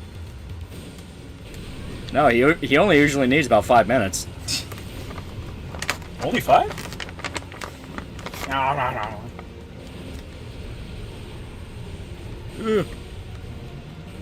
Played a bit of Star Ocean 2R on the Steam Deck. It looks pretty and it plays good. That's pretty good. It's been a while since we've had a good Star Ocean game. Where are they redesigning characters in Dragon Quest? Literally to cover them up. Yeah, Western sensibilities. Yeah, literally Western sensibilities, which sucks fucking dick. And you're not seeing any pushback because, like... Because no one gives a shit about Dragon Quest, I unfortunately. was going to say, if it's a spin-off Dragon Quest game, most of the people here in the West don't fucking play it. Arthur Thompson for $5 ruse. How much do I have to pay in Super Chats to get March and Awakens Romance Mar on the video list? I have never heard of it, but I'll look into it. So low base for $5. Did you guys talk about the Unity fiasco? I'm laughing. Yeah. It's dumb. It was especially funny when they had an employee fake death threats. Yeah. And my favorite part about that is simply the fact that, like, we've grown, like, the whole Les Sweaty Gamers thing has gotten so far on the fucking opposite that when it was announced it happened, everyone took it at face value and went, Hank Gamers. Yeah. And then it came out, oh yeah, that was a fucking Unity employee and they were told to by the goddamn executives. It's like... After Brianna Wu, why would you ever trust someone that says they got a death threat? Yeah. Stupid fuck. Especially a corporation. Again, Batman couldn't have beat that out of me. What, the getting raped? What can I play to get the feel of Dragon's Dogma and Dragon Age Origins? Dragon's Dogma? Just play Dragon's Dogma, honestly. Yeah. Dragon's Dogma has a criminally small number of mods. Really does. Makes me sad. Griever for $2 ruse. Will you make an in-depth vid on Punisher Max? I mean, I'd like to talk about it. I don't know about an in-depth vid, though. Yeah. A lot of people just want Berserk Saga again, and it's like, homie, you don't understand. Yeah. That shit put me so far behind on other things. Like, Yeah. there's people that message me and it's like, holy shit, when are you going to talk about this? I asked a while ago. It's like, yeah, Berserk Saga held me back. Yeah. There'd be entire months where I was just working on it. I'll get to it when I get to it. Yeah. It's like, I'm finally just now getting to a point of like, okay, I can catch up on long-awaited stuff. Right. Jacob's ladder on mushrooms. Fuck that bitch up so you get fucked up. Okay. Ugh. I hope the new Dragon's Dogma gets a lot of mods, especially lewd ones. I don't think Dragon's Dogma has any lewd mods. It's kind of hard to do it. Yeah, you're right. But still. So once I do a death threat, the only correct response is fucking try it. That's my go-to. I'm able to drink a fair amount of... one, I'm able to drink a fair amount of Everclear relatively straight. Two, just watch Spider-Man Far From Home, and it's just not that good of a movie. Plus, No Way Home makes it worse. I like No Way Home a lot. Far From Home, yeah, it's the weakest of the new movies. Oh, yeah. And I think the only Spider-Man movie that I would put it above is Spider-Man, The Amazing Spider-Man 2. Yeah. From worst to best, it'd probably be Amazing Spider-Man 2, Far From Home, Amazing Spider-Man, Spider-Man 3, Homecoming, No Way Home, Spider-Man 2. Yeah, there you go. Yeah. Like, my big problem with it is the fact that it was just a retread of the first one, where it was like, oh, Spider-Man has to bounce between being a normal high school kid and being Spider-Man, you know, that kind of shit. And Mysterio, I liked Jake Gyllenhaal as Mysterio. I didn't like that Mysterio. Yeah, I didn't like that Mysterio, like, at all. Yeah, where he's, you know, using holograms and shit. It's, once again, you're not allowed to have magic. Fuck you. Only Doctor Strange's allowed to have magic. I'm fine with the magic stuff. I wasn't fine with just how much he fucking knew. Yeah. Like, he knew way too much, to the point he was literally... The entire point of him being buddy-buddy with Peter for the entire first half, or first 3/4 of the movie, is because he knew that Tony left Edith to Peter, and Yeah. it's like, why the fuck does he know this much? Well, not only that, it's like, fucking S.H.I.E.L.D. wouldn't have realized that he worked for Tony. Right. It's like, hey, you can prove that he didn't come from another dimension. Yeah. What about him having a stronger grudge against Tony than Peter? Yeah, I really don't like Tony being such a big part of Peter's story. Yeah. Like, imagine if every Spider-Man movie, it had a moment where Peter, like, stops, gets on his knees, and looks up at the sky and goes, Uncle Ben, what would you do? Yeah. No Way Home is terribly written in the... No Way Home is terribly writing in the plot department. But I enjoyed the middle and ending more than the other Tom Holland movies. I hate the beginning of No Way Home. It's so badly written. It's fine because it's like... It's just a matter of we need to get the plot into motion. Yeah. And it's not Peter's fault that Doctor Strange's magic works on stupid bullshit rules. Yeah. Big Boy Clutch for $5. If you haven't noticed, I've been a little busy lately. Videos are done when they're done. I have to feed myself, finish Berserk, and play Armor Core. Yeah, seriously. Assholes. Inconsiderate. You know what, chat? If you keep trying to pressure me into doing what you want, I'm starting to think you're all kitty diddlers. Yeah. Yeah. Iron Kid, sir. Yeah, no, it actually is funny because, like, there's one guy in particular where, like, every video now, he's like, you know, please like this comment so Lolly can do a Tokyo Ghoul retrospective like he did with Berserk. It's like, I'm not doing that. I am not doing that. Yeah. I will talk about Tokyo Ghoul. I'm not doing a full-on manga retrospective because I didn't give two fucks about Tokyo Ghoul when I first read it. I'm not going to put an obscene amount of effort into something that I don't really care about. Yeah. It's like, I didn't give two shits about Tokyo Ghoul when I first read it. It's like, it's there. You know, I really didn't give a shit. Yeah. How dare you eat like some sort of fucking human, you human? Yeah. Some of them do make sense for someone's like, hey, you should do Vagabond, because it's basically like Berserk's little brother. It's like, you're not wrong. It's just, once again, I don't want to do just a read-through. Like, I feel like it's one of those where people just want read-through so they don't have to read the manga. Yes, they do. 100% they do. And I'm kind of like, I don't want to do that. I'll do it like City Hunter, where I'll go through it and explain shit. Yeah, it makes me sad. But no, you are not going to use me as a fucking replacement. You're going to go out and you're going to fucking buy these materials. Yeah. You little fucks. Yeah, sorry, bro. Chat, jump that motherfucker. Batman couldn't beat that info out of me. And yeah, no, it's not you. There's another guy where he is like desperate for it now. It's like, dude, I get it. You like the series, but I didn't give a shit. Yeah. What do you think of the sequel to King Gun Ashura, King Gun Omega? I mean, I like King Gun Omega. Yeah, it's fun. It's fun. I'm there because I want a slightly more down-to-earth version of Baki with better art. Yeah. Read, nigga! Read! Hawkwind. I think you mean Hawkwood. It's a manga set in medieval Europe. Yeah, Hawkwood's great. It is fantastic. Berserk is special. That's why it gets the treatment. Yeah. Yeah. It is indeed special. It is very special. Do you think Spider-Man should be happily married to MJ? Yes, personally. Also, being a dad to Mayday, Annie, and Ben Parker. All right, we can give him one kid. Yeah. One kid at a time. Too many, and you dip into Spider Family, which gets a little too much at times. You almost got 10 million viewers total on the Berserk saga. Yeah. Nice. Yeah. When Lolly won't do a white boy video essay on Tokyo Ghoul. Yeah. Clearly, we need a Detective Conan or Final Fantasy retrospective. I'll kill you. I'll kill you. You need to go through every Final Fantasy game and put 20 hours and make a 20-hour video of each one. Where you get everything wrong. Yeah, explicitly get everything wrong and put nothing but hearsay in. Yeah. Yeah. It's like, clearly Cloud is a trans allegory. That's why he's so slender. It's like the dude who made like a 10-hour video on fucking Persona 4 and still filled it with kanji gay, now it's with trans. And it's like, imagine putting that much effort in just for people to go like, are you fucking stupid? Did you even play the game? Right. At that point, why even include the current thingism? Yeah. Is it just for current thingism? Because you're gonna get those people that are like, dude, you're fucking wrong.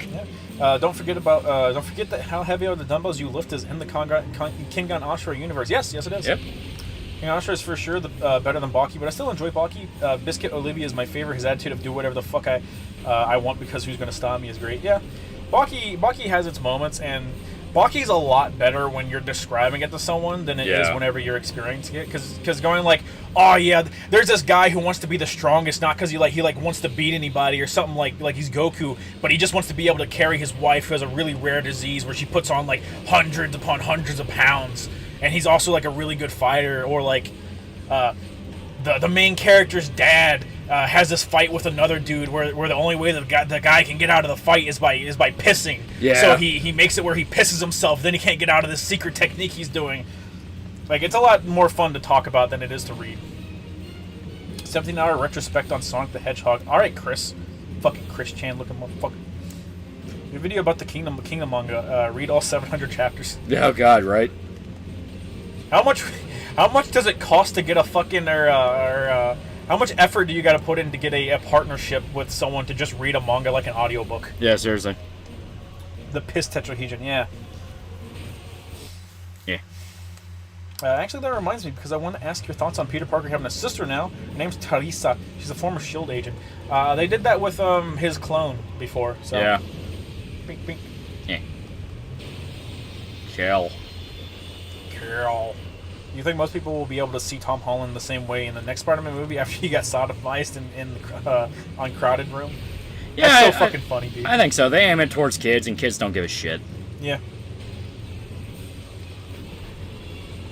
Hey, Lolly, can you do a get shot? Thank you, Shad. Yeah. Well, it's like, requests are one thing. Requests I have to do, because, that's different. Like, I gotta do requests, but it's specifically people that just want I never Berserk's, gave you a time frame. Yeah, Berserk Saga again, where it's like, I can't do that. I can't do that from the perspective For of a lot of reasons. From the perspective of the amount of drive it takes to do that on a series you don't give a fuck about. Yeah. And I don't, at that point, I don't want to do it just out of the sense of like, I keep saying over and over again, when you obviously don't want to do something, it comes through. Yeah. So it's something where like if just look at your Nacho Libre. Yeah. I did not give a shit. Like when I watched Nacho Libre, maybe I was just having a really bad week. I didn't give a fuck about Nacho Libre. And there were a lot of people who were like, "Hey man, that movie meant a lot to me." It's like, well shit, now I feel like a dick. Maybe you should have better childhood memories. I'm sorry, I don't make the rules. Yeah, and it's not like, oh, I'll soften something up if I don't like it. No, as people saw with Last of Us, I still am like, hey, fuck that thing. But I'm able to explain it more in depth, and I'm less like, it's the way it is because it fucking sucks. That kind of thing. Yeah. Another thing about Spider-Man also has done is reveal his identity to JJJ, which was amazing. Yeah. Current Spider-Man's like in the fucking dumps right now. What were your final builds in Armored Core 6? The same one you saw on stream? Yeah. Basically the same one on stream, but I had dual legs, like normal legs. Yeah, you eventually get one you get legs that are good enough to carry your weight. Yeah. And actually has pretty good speed to them. Yeah. But I did swap out one of the songbirds for the stun needle because it was really good. Yeah. The stun needle's great because it does stun the fuck out of stuff. A build that I toyed with, and it's great for everything that's not a boss, is dual shotguns. There's a shotgun that is super long range and builds up a shit ton of stun, and like it fucking never misses. You do 2 of those and 2 stun needles, and it slaughters everything that's not a boss, and it slaughtered most bosses. That's pretty good. It was the Chapter 4 end boss was the only one that I couldn't beat with it. Reverse knees or regular knees? Regular knees. Yeah, regular knees. I will say I really liked because I got the ending where you side with Air. Obviously, I'm going to go through it again on New Game Plus, but I'm taking a break from right now from the game. But I sided with Air for most of it, and she was really fun. Yeah, she's great. Yeah. I do love her. She's so nice. Yeah. Betraying her, she makes you feel bad. Yeah. They make it clear you're not supposed to do that. Yeah. Alright.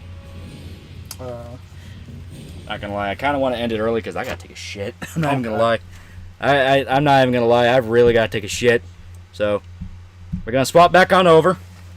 I know we don't usually go... We are not going as long as we usually do, but as stated, I gotta take a shit. Gotta take a shit. Yeah.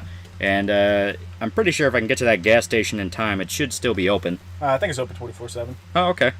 So, yeah, very fun game. Twisted Metal Black, great game. Very hard. Very hard. But it's worth it.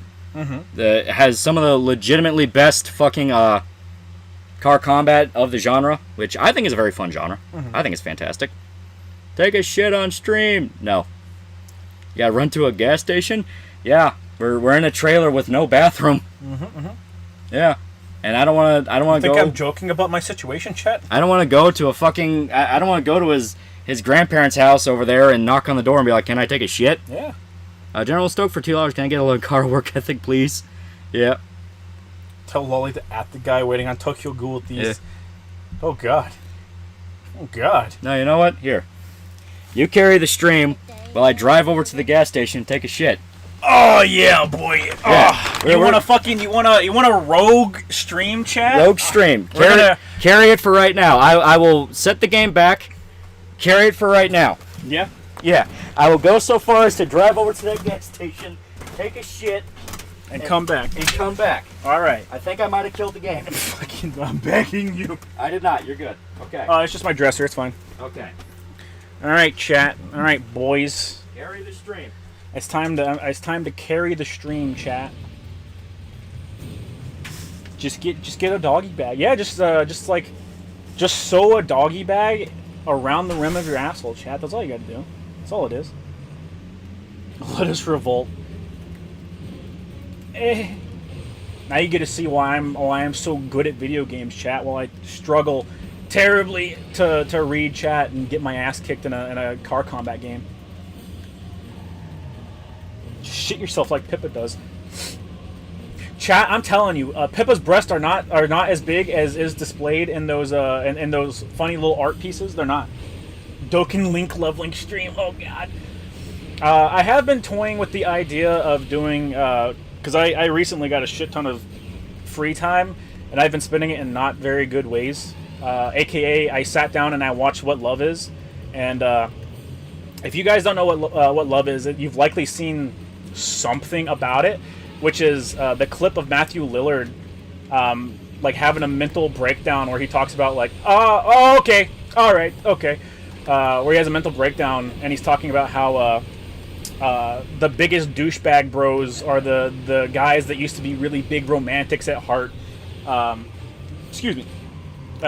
You've probably seen that clip of it because I know it circled on YouTube a bit not too long ago and on different social media platforms. But I sat down and I watched it, and the entire fucking movie is just people giving Sephiroth speeches, like non-fucking stop, and I loved it. I did unironically love it. One Wick for $2. When Lolly's away, the Shota will play. I'm getting my fucking ass kicked, chat. I'm fucking suffering. Salami Skeleton for $2. You're just sad she's not your rabbit anime girl. You think I haven't stuck my dick in that just absolutely disgusting hole, chat? Well, I don't know about you. Alright? That's not a world I want to believe in where I haven't fucked a Pippa. Also, damn. I do not have access to Streamlabs currently, so if you are donating on Streamlabs, I'm sorry. I will not be able to get to you until Lolly gets back. I apologize for that. Which hole? Don't worry about it, chat. But yeah, it's What Love Is, and I was watching it, and the entire movie is just a bunch of people monologuing nonstop, and it's actually kind of great because you have the Shaggy one where Matthew Lillard is like, yeah, man, like all it takes is one girl to break a romantic's heart, and then he's a massive piece of shit, and you know, men don't deserve that. But you also have they have a gay dude that comes over, and Matthew Lillard's character is like massively homophobic and hates gays, and he dropped like 100 fags in a single monologue. I'm not joking about that. Like, he says fag like 100 times, to the point where I was like, God damn, dude, holy fuck. Don't hurt me. Yeah. Like that, chat. Like that. I was like, holy fuck, I need to step my game up, bro. I need to start dropping this shit every other sentence. These gay art house films. It has Cuba Gooding Jr. in it. I promise you, it is not a fucking art house film. Not a very good film at all. Like, maybe like a 4 or a 3 out of 10 total. Like, that's not even like a joke. That's just probably what the film deserves. Something that people in chat who are fucking losers will probably like, aka I found it fucking hilarious, Bust out the diaper on stream. Oh no. The thing that I found funny as fuck was the main character of the movie had just gotten dumped by his girlfriend at the beginning of the movie, and it's essentially just a bunch of dudes talking about how shitty women are and how terrible their love life is. I hope God raptures me because I can't take this no more, chat. And he goes on a rant about how he hates women. He's gonna be the worst man on earth to women. He's gonna fucking teach them all a lesson. And he opens the door, and it's a bunch of people that the guy that hates gay dudes had invited over. His name's Stu. Matthew Little's character is Stu, if I remember correctly. Had invited over, and he opens it, and it has a fucking Family Guy cutaway gag. Like I'm not joking about that. It just has a straight up fucking Family Guy cutaway gag where he pictures all the women that are at the door. Not him, like everyone pictures all the women in the door as strippers. And they all come in, a stripper pole and a disco ball descend from the fucking ceiling, and they all start dancing on the stripper pole. And I was like, bro, what the fuck is happening? What the fuck is going on? The girlfriend makes me immediately think I should slam my head into the nearest cinder block. That's understandable. When I watched the anime, I was excited for it because I was like, hey, I love slice of life shit. And rather unfortunately, it went the cuck route, which kind of just completely kills my enjoyment of it, honestly. I can't separate the art from the artist, chat. This isn't a Hitler situation. Hitler wasn't a cuck. I don't think. I don't. He might have been. I don't know. Based Family Guy funny moment. It was unironically a Family Guy funny moment, and it was just, it killed me. I couldn't stop laughing. And then it switches perspectives, and all the women that came in, like I said, it was a Family Guy cutaway gag, so it reverses time, and it's like, it was just the guy. You know, guys think girls are cute, so it was all in their heads. It was just what the guys wanted to happen. And then it cuts to the girls, and they just bitch about, like, man, relationships, am I right, guys? It was not a good movie, but it was funny as fuck. What's the name of the movie? It's What Love Is. It's What Love Is. Become the art from the artist. I will chisel my body into that of Hitler. Thank you, chat. So The View for Men. I looked away for 5 seconds and I flipped upside down. I don't know, chat. I don't know. You might be able to see it that way.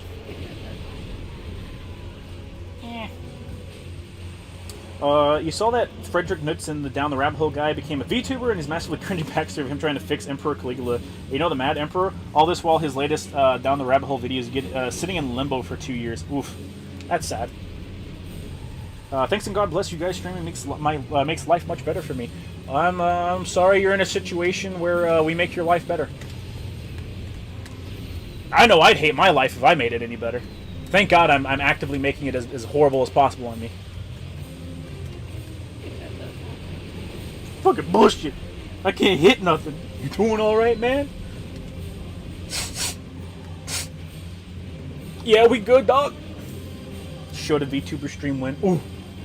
Oh yeah, back to what I was saying before. So I have a bunch of extra time. So I've been toying with the idea of maybe carving some of that extra time out to streaming on my own. Like Loli does his Road to 80 streams, I think on Thursdays, I want to say.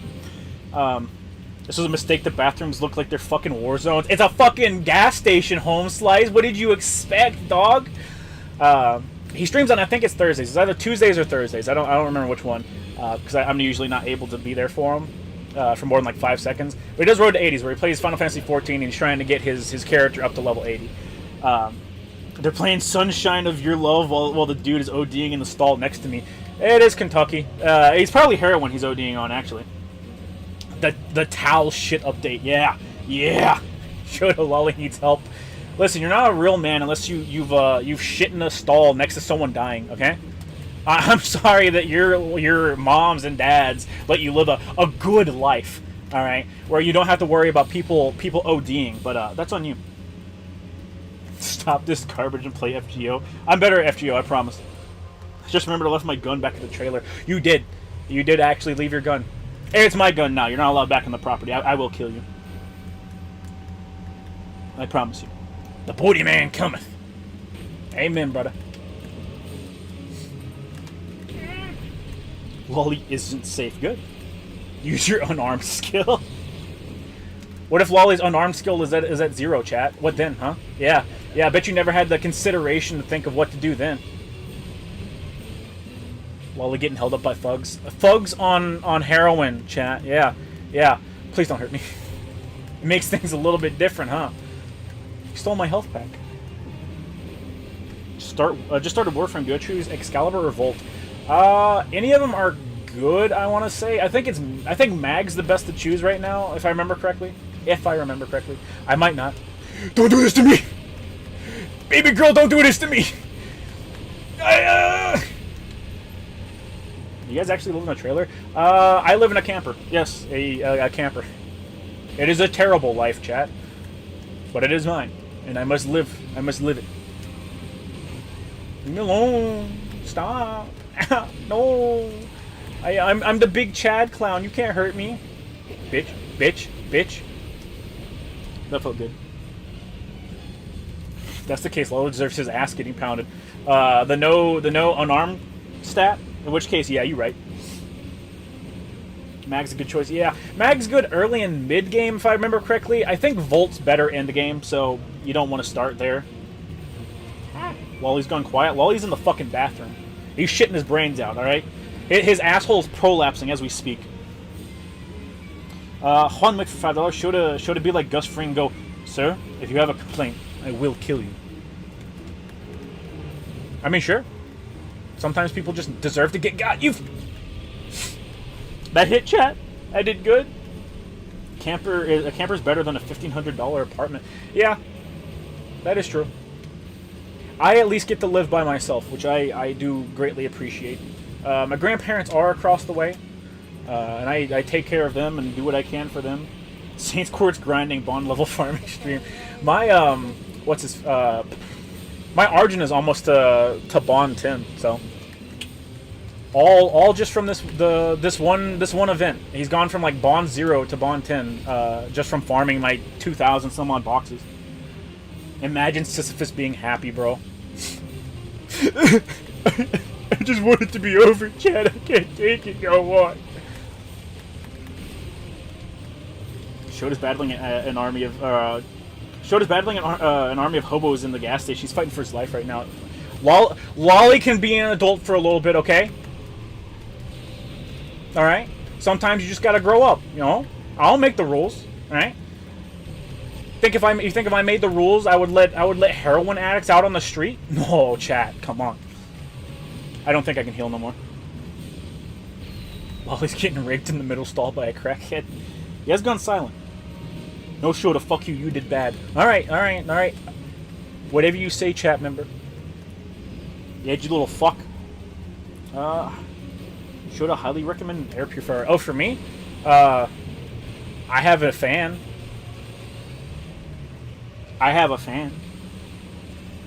Well, he's reenacting the scene from Raid 2. Good. Imagine the scene from Raid 2, but your unarmed skill is -5. You fucking asshole, guys. I just want to live my life. OnlyFans? Yeah. I got Shakespeare from Bond 0 to Bond 10 during the Apocalypse collab raids, mostly Vlad's. Huh. Yeah, I've been able to farm a lot of Lost Belt mats from this event, so I took advantage of that. I needed the Forbidden Fruits or whatever the fuck they're called, for sure. Well, if you're seeing this, ask the guy ODing to sub to the channel. Damn, you're right. Chat member, you fucking right. Say, Lolly, withhold the Narcan until he subscribes to the channel. Have him bring out his phone. If he wants to live, he will give us what we want. You fucking bitch! Let me go home. You can't do it! It's gonna be Hoffy, but the sight of the used dip cup haphazardly shoved on the needle dispenser turned me off. Yeah. What do you think of Mortal Kombat 1 story, or have you seen it? I haven't seen it. I'm not really interested in the new Mortal Kombat game. I'm really sick of fighting games progressively getting worse and worse and worse and being expected to clap like a fucking seal for it. And it's making me angry, even if my Lord and Savior Ed Boon is involved in the project, which I think he's just a spokesperson now, if I'm being 100% honest with you. Please don't fuck me like this. Thank you, chat. Thank you, game. Damn. I wish I could learn these maps a lot faster than I am. But I can't. I think it's dead. It's dead. This event's great for veterans, I think is what he said. I think? Maybe? Oh yeah, it's great for veterans. Yeah. Yeah, the Lost Belt mats are fantastic, and I really need them because all the new characters use them, it seems. Oh, thank God! I needed some health. Holy shit! Oh yeah, the thing I was saying before. So Loli does his Road to 80 streams where he streams Final Fantasy 14 and he's getting his character up to 80, which I think he's at the end of he's getting right before the final boss of OG Realm Reborn, so he's getting ready to fight Ultima, and there's like an hour worth of cutscenes for that fucking fight. And I think it's Thursdays, and I was thinking about I was thinking about getting my fucking ass destroyed by Police Officer Stone. Fucking Christ. I was thinking about doing streams on Friday and calling them Friday Night Fumbles. What do you think about that, chat? What do you think about the name? I love my branding, chat. My branding is great. Yeah, usually on Thursdays. Okay. Alright, asshole. How about you go fuck yourself? Alright? How about that, Stone? Little fucking cunt. Chat, I'm gonna be real with you. I don't have the guns to back this up. Fucking Jesus. Let me go home. Let me go home. This shit sucks. I saw an employee take money out of the register. That's what employees do. Don't ask questions, dog. Don't ask questions. Yeah, you're gonna try and come in the middle of a man and his money, dog? That's not smart. I think he stopped it just before that to dedicate next stream to it. Yeah, because if he's anything like me, he was probably tired, and like I said, it's an hour-long like fight. Like, yeah, if it was just doing the combat and skipping the cutscenes, it would be like maybe 20 minutes. But yeah, fumbling the FGO gotcha. I don't know about yeah, everyone call Loli a fucking snitch, bro. Snitch that motherfucker. Well, he's caught in a robbery. Snitch ass fucking hoe ass motherfucker. I need healing, chat. Okay, here we go. Thank God. Thank Jesus. Fuck! Fuck! Fuck! Who did that? Who the fuck? God damn it! Fuck! That's horse shit.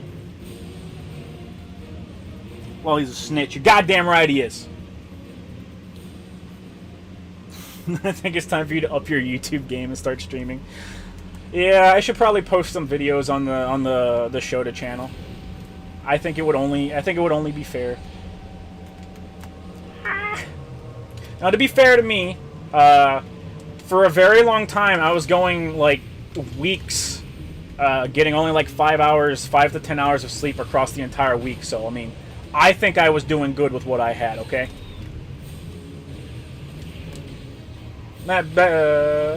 Speaking of streams, chat, you guys, can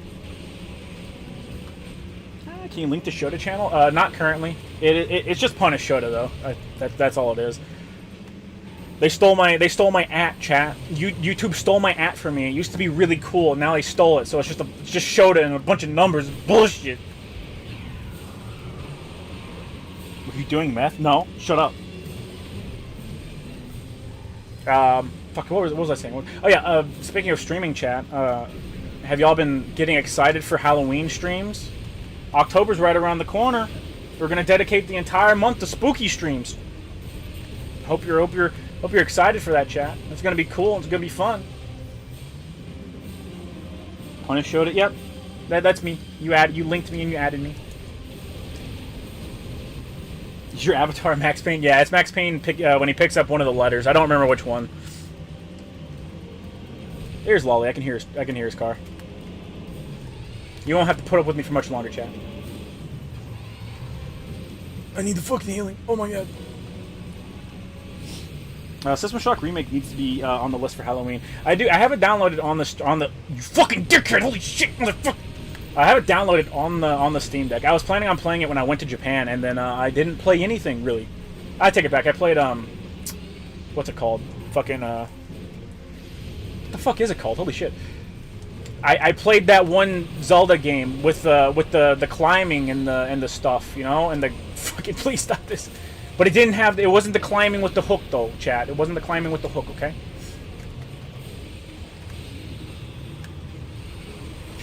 Let me out.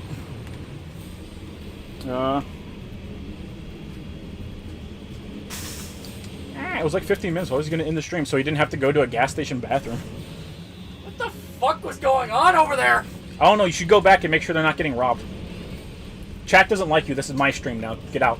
There were so many things that went wrong. I saw a lady steal money out of the register. That they shoved a fucking full dip can into the needle dispensary. How the hell do you even do that? You believe in God, Loli. Ah! No, I was wrong about one thing. That dude was not ODing in the stall next to me. He was crying. He was shitting the fuck out. He was shitting and crying, literally. Yeah. Like, I could fucking hear him just, like, bawling. Like, and I was not about to fucking ask what was wrong. Stop snitching, nigga. Yeah. Stop snitching. Fucking snitch. Like, I was looking at the coffee machine going, like, do I want any? And then like, I remembered all the things that happened. It's like, no. No, I don't. That's my dick. Get off my dick. Shit's burning like a fucking STD. It was a bitch. This is Shota's channel now. Thank you, chat. See, they back up my decision. Also, one asshole just shoved a bunch of toilet paper in the toilet. Yeah, that was me. It wasn't even like it wasn't even like, oh, it was full of shit or something. It was unflushed. Like, it's that prank where you just shove entire rolls of toilet paper to flood it. to flood it. I'm like, man, fuck you, assholes. Sounds like me in that stall. Chat, did I ever tell you the story of the serial shitter at my work? Because it's funny and disgusting. It is an amazing story. And I don't like repeating stories, chat. Sheck West fan for $5. As someone who's in the same boat as you, working sleep-wise. Jesus fucking Christ! Take your time. We'll support your content when you're ready, Shota Daddy. Right, chat? Invest in stream diapers. I'm not low-tier guy. I can get up and go to a bathroom. You can get up and go to a bathroom, alright? My asshole isn't... Tell it. My asshole isn't prolapsed, alright? No, fuck you. No, what the fuck, Shota? Alright, so at work we had a dude that we nicknamed the serial shitter. I nicknamed him that because I would go into the bathroom and, like, yeah, the bathroom would stink fucking rancid, and I'd be like, what the fuck? But I went into the stall that he shit in one time, and the toilet was filled so full of shit that it was impossible for someone to have shit in it a single time. So the guy, I presume it's the guy because it was the men's bathroom, but I mean, fucking God forbid a woman walk in our stall, or walk into our bathroom and use our toilet. It was so full of shit, it actually went up past the ring of the toilet bowl. It went past the ring of the fucking toilet bowl to the point where, in order to not have shit being pressed against your fucking asshole and all inside your fucking cheeks, you would to have had to hover shit, like you're a McDonald's ice cream machine. Like, that's the type of tier this fucking dude was on. It was fucking disgusting, dude. Why did you use it? I didn't use that one. I went in there, saw it, and went, oh my fucking God, and used the one next to it. And then I went in there later, and the floor was flooded. I guess someone had tried to flush that fucking, like, all the shit down the toilet and had flooded.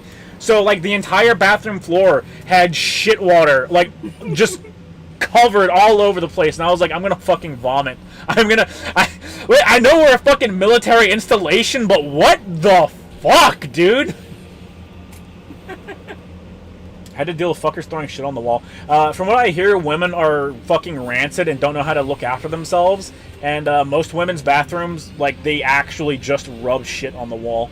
Ew. Yeah, that's something Weed Bro said, that, like, the women's bathroom, he was one of the people that had to clean the women's bathroom one time, and they literally had, like, shit smeared on the wall. Like, they would have had to have taken a full handful of shit and smeared it on the wall. And I was like, women are fucking just rancid, dude. What the fuck? They are, Jesus. They're like, have some fucking, like, common decency, you weird bitch. Your story activated my tinnitus. My story about a guy filling the fucking toilet bowl up of so much shit that it was like a McDonald's sundae overflowing out of the toilet bowl. Hit you like a flashbang. Yeah. And I understand. He's gonna have fucking flashback memories to that. fucking dark side. Get off my dick. That's a lasagna when someone shits a layer on top of the layer. Those common stadiums, but can happen in other places too. Dude, it had to have happened like fucking four or five times. Probably more than that, dude. And they had to have been big logs, man. They were fucking disgusting. Disgusting, chat. And I was a janitor. The women's bathroom was far worse than men's. Women are fucking disgusting, chat. I tell you. One of my girlfriends would wipe her piss and period-covered hands across the bathroom wall. There's a sink! There is a sink! What the fuck did this nigga eat, right? I refuse to believe that another dude would fucking shit on top of another man's shit, bro. Like, no, absolutely not. It had to have been the same guy with multiple trips. Yeah, like that is what I came to the conclusion of. I was like, no one's that fucking rancid, dog. Except for women. He was testing a theory that the janitors don't clean every stall. Honestly, if I was a janitor and I walked into that, I'd resign. On the spot, bro. It ain't no fucking way. Yeah. Shota, we need you to clean stall 4 in there. It's a little backed up. What the fuck do you mean backed up? Oh my god! It's all up in the place. You get shit on the walls. How is it on the ceiling? Oh god! Don't kill me, please. Happy dawn. At least get dark side first. Yeah, god damn it. Dark side's not behind me. I'm Alright. It happens. We just accept these things. They're funny little mistakes, funny little accidents. They are. Can't be like that. Alright. I am back. I am back.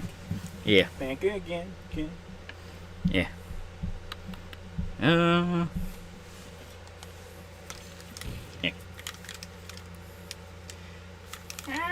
Yeah, I told him I couldn't get to the super chats. So Yeah. Not enough for $1. What's the future of the Guilty Gear games? Death. Death for the time being. Yeah. Not enough for $1. Shota, are you gonna watch the Waiver spin-off anime? The Waiver spin-off anime. Chat, I don't know about that one, Chief. Warriors Stats 33 bone again for $1. Imagine being a Loli fan sending money for a video recommendation and seeing a notification pop up another Berserk video. I kill myself. It's what people want. Time to piss. You know, if you cared about your series enough, how come that episode doesn't have several million views on it? That's what I thought, fucking loser. You ever think that maybe your thing sucks, chat? Alright. Yes, I knocked it down to easy, because fuck it. Lolly, if we die like another 3 times on easy, we're swapping games.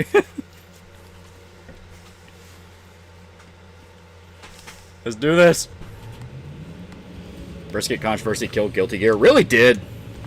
I mean, it really did, because, like, Japanese fans are pissed. Shocker, the West didn't adopt Guilty Gear like what they wanted. Even though, like, all the fucking Bridget fans are like, oh no, it's the highest selling game of the franchise. Highest selling game of the franchise. And it's like, no one's fucking playing it. No one is fucking playing it. There's no rep.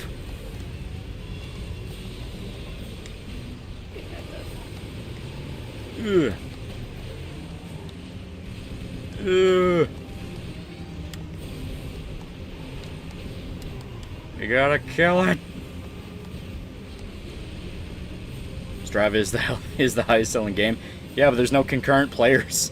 No one's fucking playing it. They all went back to like Rev 2 or some shit. Fucker.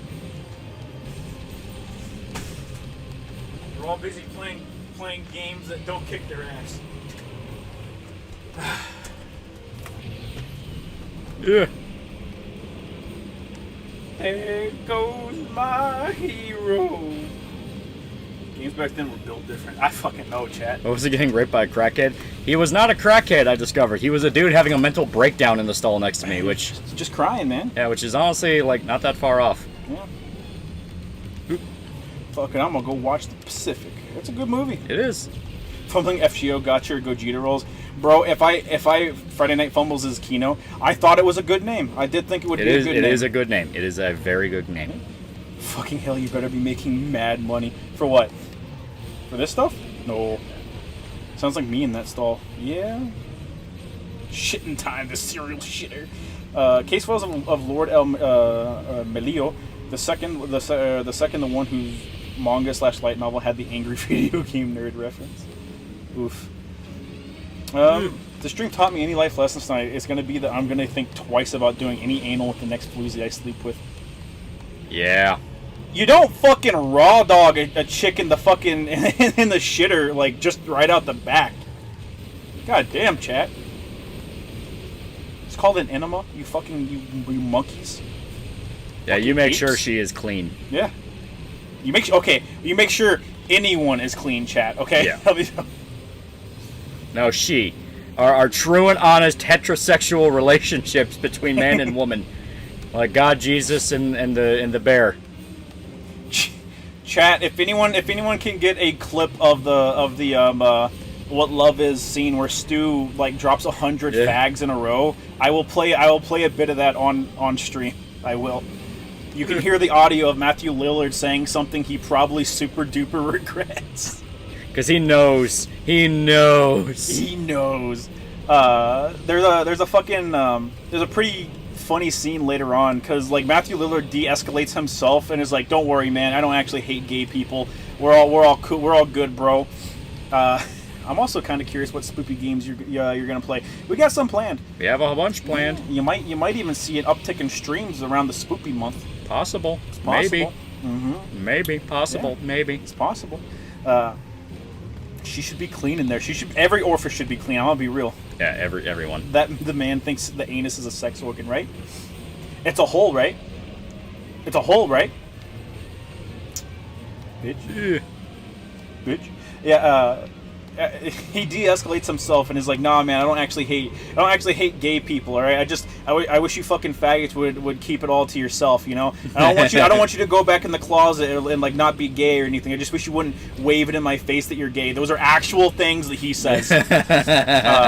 Then he goes out to his car later in the movie with a chick, and his buddy that's gay's like husband comes over, and he's like a foreigner, so I guess there's the possibility that he was only marrying the guy to get a green card. Okay. And Stu, Matthew Lillard's character, fucking flashes his gun at him, and he goes, "You better treat him right. If I catch you doing anything wrong, you're gonna have to answer to me." And I was like, so what I'm hearing here is no matter how vehemently you hate gay people, brotherhood transcends all, right? He's just you. Yeah. Sean Austin's, in case you didn't get it in stream chat, the 11th Man Theory.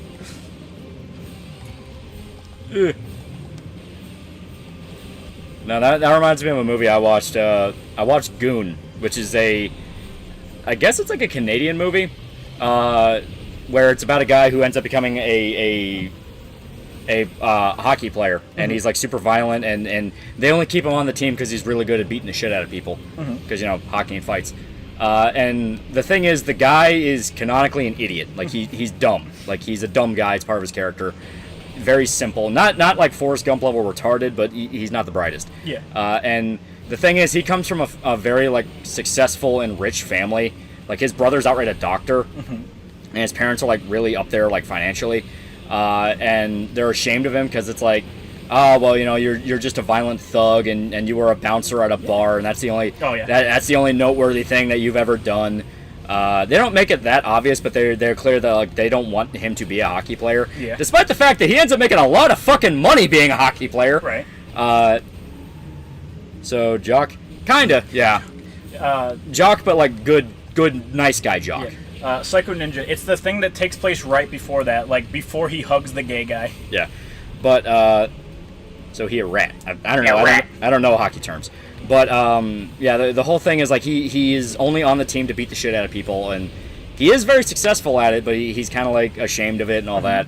And there's a scene where he's eating with his family, like they're all out at dinner, and his brother also, and this is what reminded me of it when you were talking about it. His brother's also gay, so his parents, who are like Orthodox Jews, don't like him because he's an idiot, and they don't like his brother because he's gay. Because he's gay and outright married and has a husband. Right. And there's this whole thing where like he's kind of airing the family's tension out there, and it's like, you don't like either of us because we never lived up to your standards. And he just goes on this rant where you can see the character loses track of what he's saying. Yeah. And he goes, I'm stupid. He's gay.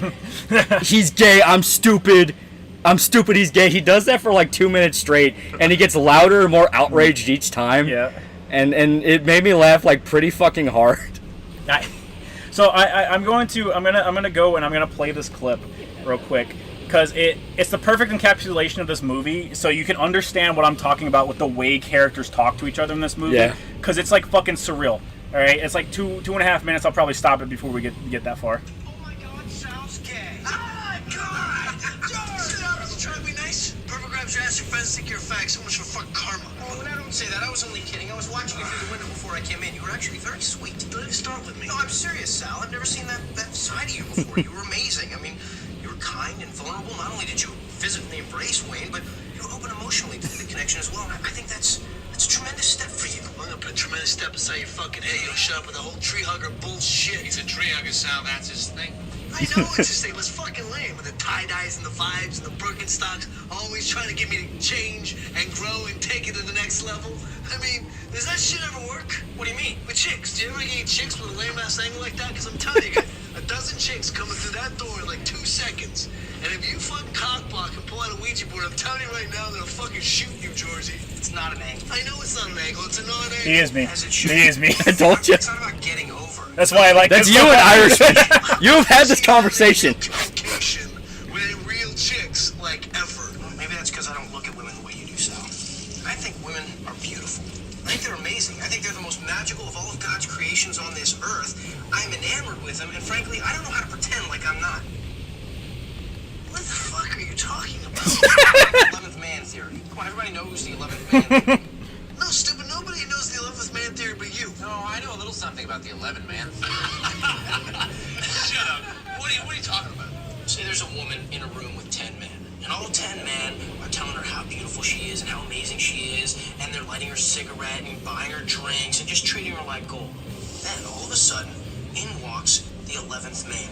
He takes one look at her and says, "Hey, how you doing?" Turns his back on her and starts talking to his boys. That's the guy she wants to be with, the 11th man. Not any of the 10 men who were treating her well all night, but the one guy who couldn't care. Women only like assholes. Why? Because I think there's legitimacy to this. I think I've seen that happen before. It's fucking great. The scene that I was talking about, where he like Stu loses his shit on him, happens like before the beginning of that clip, because that one starts with him hugging the gay guy. Eco for $1, did you get the number of that crackhead that raped you? Now, like I said, he wasn't a crackhead. He was having like a fucking mental breakdown in that bathroom. Yeah. Like, I don't know what was going through that man's head, but I feel like not long after I left the gas station, that dude shot himself. Also, maybe I've seen this movie. If I didn't, I don't remember it at all. Or if I did, I don't remember it at all. Unfortunately, it seems funny as fuck with all the clips. But that's the thing. It is like a 4 out of 10 movie. It is not a good movie. It is objectively a bad movie. But if you just take everything at face value, it is so fucking funny. It is so unbelievably funny. I mean, that is probably one of the most accurate guy conversations that I've seen in a movie. Yeah. And when I hear the title, What Love Is, all I think is like, oh, this is a rom-com made for like chicks.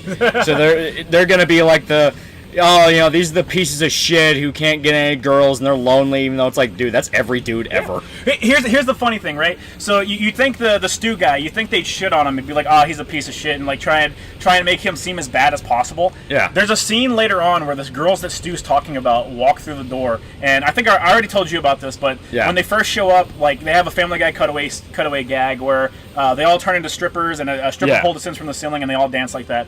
And then it cuts to them in the bathroom, and they're all talking to each other. And the topic of conversation turns to Stu, and one of the girls dated him, and they're like, oh, so he's a piece of shit or something. She's like, no, he's actually a really caring guy. Like he really does care for you.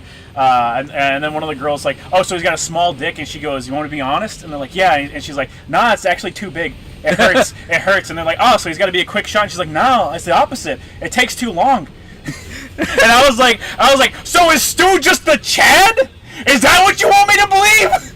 Stu is just right. Stu's the Giga Chad of the fucking group, dude. It's like he's just right. It's like all the qualities that a chick likes, and they still dump him and treat him like shit.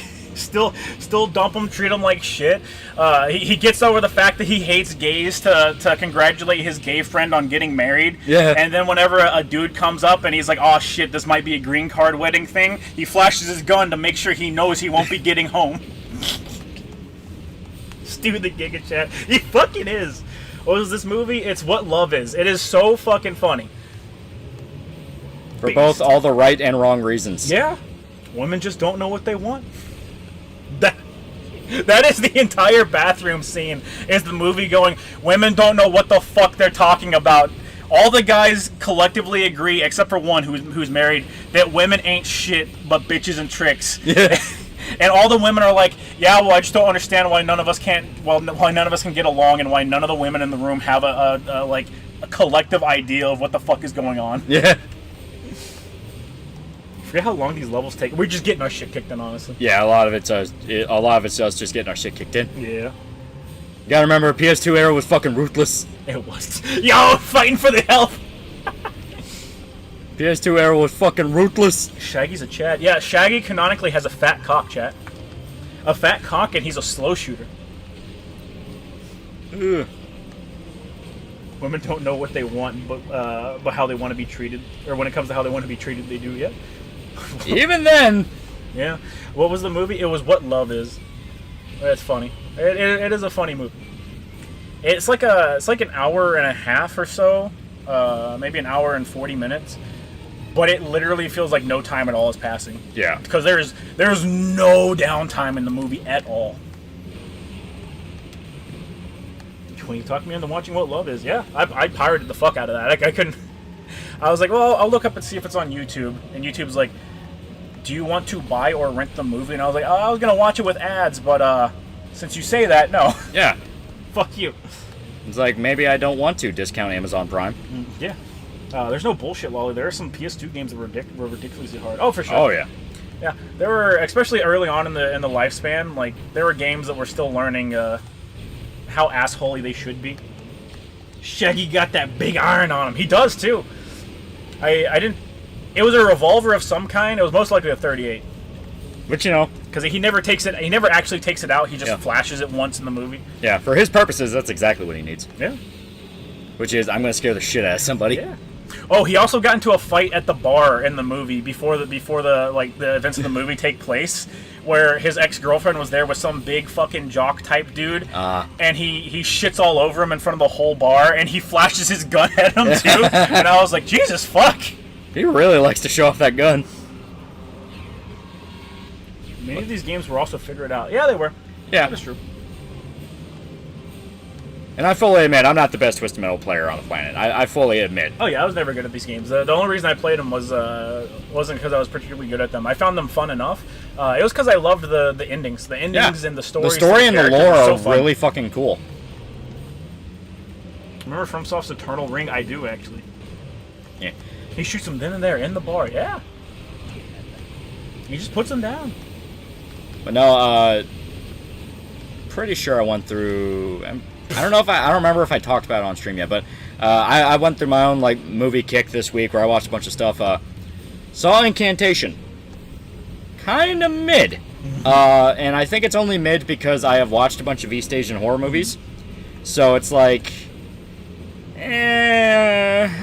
maybe I'm just, maybe I watched it too late. Maybe I watched it at a bad time because I did watch it in the day. Here you go. It's now on easy, so it should be easier. But, pick someone else. You have to start the campaign over again. Yeah, that's the problem. But yeah, basically it's, I think Incantation had a lot of cool moments to it.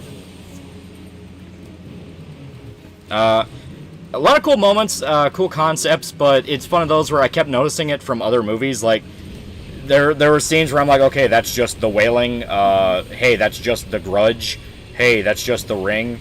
Hey, that's from fucking Gonjiam. Right. Shit like that. And I think if it's someone's first, like, East Asian horror movie, it's a good way to get you pulled into it, where it's like, ooh, holy shit, that's creepy. There's some moments I liked. Like, there's a scene where the lady goes to the fucking cops and is like, I have literal on-video proof of the supernatural. For God's sake, help me. And then it cuts to, like, security camera footage of, like, every cop in the police station putting a gun in their mouth and shooting themselves. Because the entity fucking with her possesses all of them. Right. It's like, okay, that's pretty fucking dope.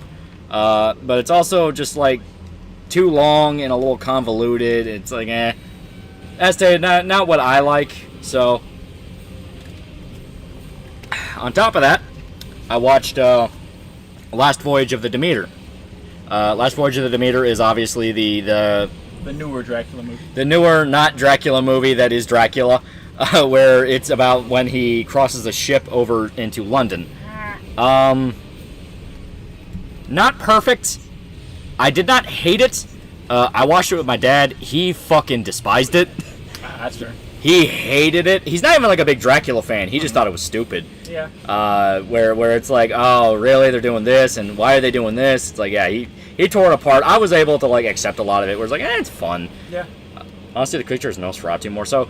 Yeah, it leans a lot heavier on Nosferatu than like traditional human-looking Dracula. The reason everyone calls it a Dracula movie is because it adapts apart from the book. Yeah. Even though it's tiny. Horror fans in Asia think it's mid too. Yeah, because that's dated. It's every East Asian horror movie ever. You know, the incantation. Yeah, but yeah, the Demeter is fun. I liked the beginning more than I liked the ending. The beginning to middle I thought was fun. It had a lot of interesting moments. Dracula has some pretty good kills where he's both savage but like very quick with it, where he knows he has to kill them as fast as possible before someone sees him. Where he'll like jump in the air, slash a guy's neck, and then drink him while he's like bleeding out and he can't call because his neck's fucking torn open. It's like, that's pretty good. I liked when he landed on the rowboat, only creepy part. Yeah, the rowboat kill was fun, where he was repeating the guy's prayers back to him. It's like, that was interesting. I was okay with the bat design. I thought it was fun, especially for the ending, but I don't like how they implied that's how he always looks. Because the scene in the bar where he's fucking with Clemens at the end of the movie, everyone would have been looking at him going, what is wrong with your face? Why do you look like a scary monster, man? He would have been like if you play Nosferatu and Bloodlines and tried walking around the street. Like, everyone would be like, what the fuck is wrong with you, you goddamn leper? Right. Also, I did not like their plan. The plan at the very end of the movie was very stupid, and I definitely felt like, okay, I get it, you can't kill Dracula because this was barely even talked about in the book, but you need a better idea than we're gonna break a hole in the bottom of the boat and wait for it to sink with Dracula on it. Right. That was stupid. Like, it's a thing where, I was thinking about it, and it's like, okay, the obvious solution is, you know what his coffin is. It literally has the emblem of the dragon on it. Right. Take it up deck. Take it up deck and put it in the sun, or put a fire next to it. He has to come out to protect that because, Dracula has to sleep in a coffin filled with the dirt of his homeland. So if they just toss that in the ocean, it's like, guess what, motherfucker? You're screwed. You have to go back to Romania. Lure him out and then set it on fire or blow it up next to him. It would have been brutal and simple, and the only reason they didn't do that is because they wanted to tie it into the ending with when they find the ship and there's no survivors on it. Right. Can he fly? Yes, he can fly. At the end of the movie, he can fly.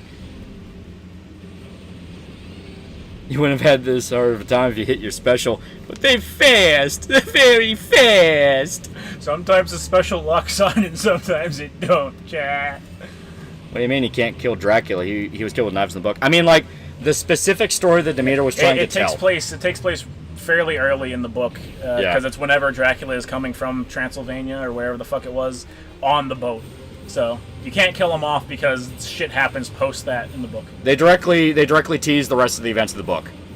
So it's a thing of like, you can't kill off your title monster because what if you want to do a sequel which adapts another chunk of the book? Only a Belmont can kill Dracula. But Japanese told me. They did imply that the doctor guy by the name of Clemens, is going to become like one of the like Van Helsing type dudes that hunts after him. I like that they didn't just outright name him Van Helsing, because it's like, nah, let him be his own dude. You know, if he was Van Helsing, I would have especially been like, no, fuck you, kill that dude. Yeah. Like, you are born to kill that dude. And I doubt there's going to be a sequel. I think it did fairly well. It did all right, yeah. Get out of my asshole, boy. Get out of my asshole. Isn't Book Dracula described to look more monster-like? Only in periods. He's actually able to look like a dude a lot of the time. Because he's manipulative. He's very manipulative and seductive. Like, the dude is able to talk his way out of situations. Comes with a long life. Yeah. Freddy 1217 for $5. Spoiler for Dracula. His death is very anticlimactic and by an American. Yeah, they literally stabbed him to death with a bunch of knives. To this day, the Coppola film is the closest adaptation to the book we have. Yeah, and it can't even cover everything. It was a long book.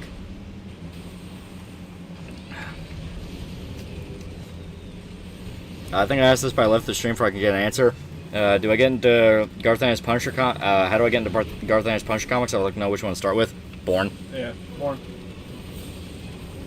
Dracula's a mustache in the book. Yeah, I say he's just based off Vlad Tepes. He's supposed just to be bad design, chat. Just bad character design. Yeah, he's supposed to look like Vlad Tepes. Silver bullets can also kill vampires. I don't remember if that was in the book though. The book was weird. Like, I don't think so. Not in the book, at least. Yeah, because like sunlight couldn't kill Dracula in the book. It just made him weak. And I don't remember if they established Silver as doing it. Crucifixes absolutely fucked him up. Like, he would not go near you if you had a crucifix. And garlic. Yeah. Quincy Morris stabs Dracula in the chest with a Bowie knife, and Jonathan Harker decapitates him to finish it off. Yeah. Which I did like that. That was fucking awesome. Yeah, book Dracula can go outside during the day. Yeah. And wafers. Yeah, because once again, it's like a symbol of faith. He couldn't go near symbols of faith.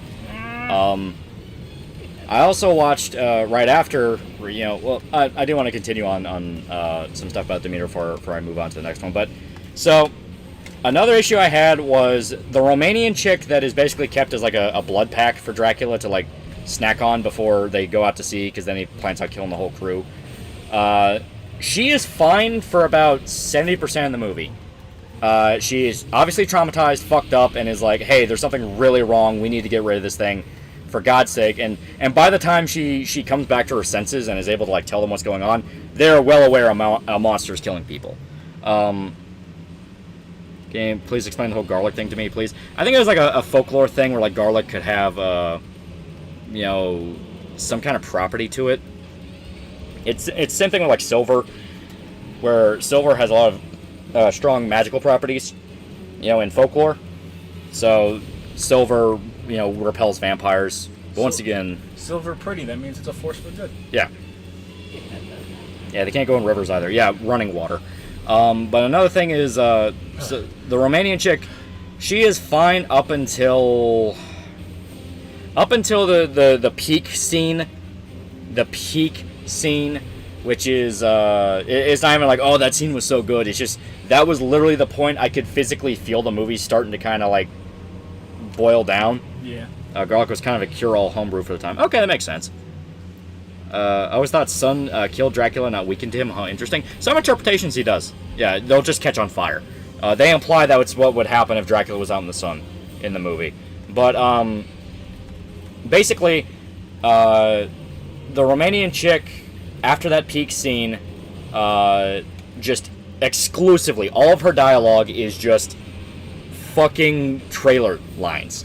It is just trailer lines. Where it's like, that man is the embodiment of evil. You have no idea what he's capable of. All the shit you would hear in a trailer emphasized with a bum bum. That kind of thing. She gets really bad with that. And it's like, oh god. Where's my healing items? Oh god. You're fucked, boy. Oh god. I need help. Silver is a pure metal. In old mirrors were coated in it. And that's why they don't show up in them. But modern day mirrors would reflect them. Oh, okay. So a bunch of one-liners. It's worse than even one-liners. It's just punchy, dramatic lines. Like one of them is like, oh, he's coming to your land to feed, talking to the main guy Clemens about why Dracula's going to England. And it's like, well, why is he going there? It's like, because he ran out of people to feed on back home. And it's like, what the fuck does that mean? Right. Those like vague melodramatic lines where you're not really saying anything. You're just implying scary shit. Yeah. When in truth, the reason Dracula left Romania is people were wising up to him. Yeah, they were wising up to him and he started to starve. Yeah. Fuck. Remember a cat lady romance movie where a wine mom type vamp takes in a vamp dude and asks him questions. One was, how does a steak and art kill vamps? And he says, I think that kills everything. Yeah. Kills everything. Yeah, actually Dracula was going to England to conquer it. Yeah. Unfortunate for me. Healing. What do you think of the movie Dracula Dead and Loving It? I don't think I've seen it in a long time. I don't think he's dead and or loving it. Yeah. But yeah, so it was okay. The peak scene I was talking fuck this. Yeah, peak scene I was talking about, kind of a spoiler to the movie, but whatever. Spoiler to the best part of the movie, so Yeah. be warned. Best part of the movie / that's just when you notice the movie's starting to fall apart. The crew of the Demeter is the captain, his first mate, and like 4 or 5 jobber dudes who are just crewmen. One of them's like the Chinese cook who like quotes the Bible all the time. And basically, yeah. Want to swap over to 2? I do not have 2 downloads. Ah, okay. Okay. Then we shall play as a different character then. Because fuck it. But basically, you had the captain, his first mate, the 4 or 5 jobbers, and then you have the grandson to the captain. You know, we'll do Junkyard Dog. You do have armor. Yeah. You have the grandson who is only on board because he asked his mom if he could go, and the captain let him. Yeah. And basically, oh, they wanted Raven.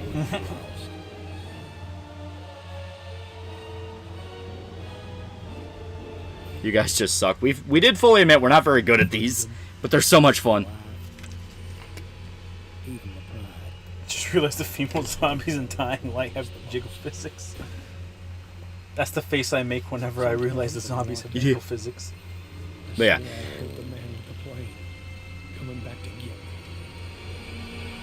Well, He's haunting me. None of it was real. Or just my head going to mush. But then, one day, I had a visitor. And that's when everything changed. He said his name was Calypso. He ran some kind of weird contest. It's your boy, He was looking for Skinny people like me Penis. to be a part of it. He told me if I won, I could have the one thing my heart desired. I may be no rocket scientist, but I know opportunity when I see it. That pilot had taken a piece of my life and twisted it all around. How could I refuse the chance for revenge? what happened to his nose? You actually figure out. Yeah. You do figure out what happened to him. Finally got the fin funnel effect parts for Hainu. Nice. Yeah. We know Lolly thinks of the Vampire Society and the Masquerade, but what does Shota think of it? I mean, I think it's a neat concept. Yeah. It's pretty cool. Even if, several times over, the Masquerade should have been broken. Oh, yeah. I like seeing Dracula crouch in the corner of the ship in shadows, but good God, you can't unlock your own door or poke your rifle through the giant hole. Yeah, seriously. Yeah. Moments like that. Another thing was...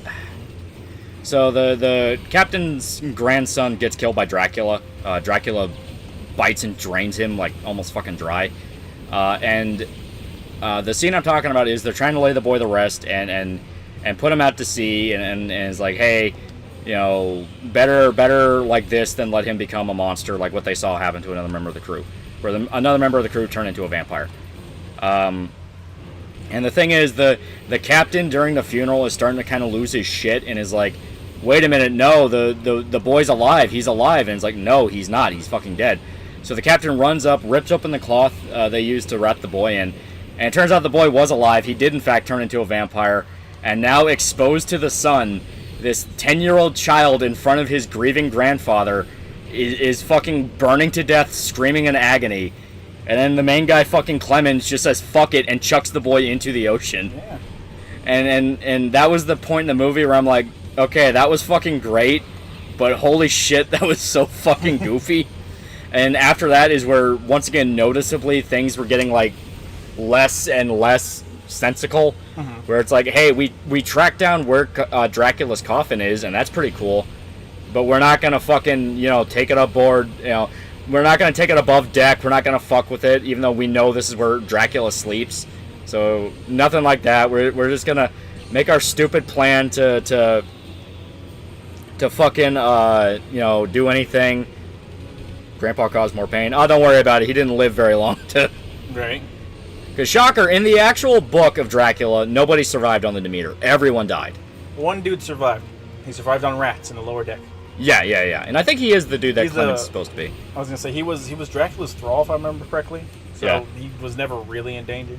I mean, to be fair, Dracula, they didn't know Dracula sleep there. No, the Romanian lady straight up says, Yeah. this is where the beast sleeps. Zoomy. And it has this fucking emblem on it. Like, it is very obviously Dracula's coffin. So it's like, okay, this is something that means a lot to him. Let's take it above deck. At the very least, try, you know? Yeah. If they actually had a guy survived, how did they fuck that up?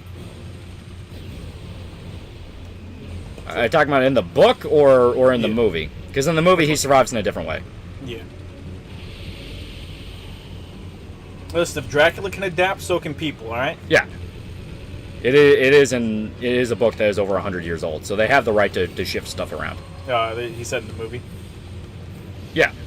No, he was saying how do you survive in the movie? Oh, in the movie, they do end up sinking the ship, or at least attempting to. It doesn't. It ends up crashing into cliffs nearby. And him and the Romanian chick get on some pieces of a boat that were sinking, and then you find out the Romanian chick was actually turning into a vampire the entire time because Dracula's been feeding off her, and the only thing that slowed it down was the doctor dude giving her blood transfusions, which kind of like held off on the process, but it only delayed it. Where she was fucked.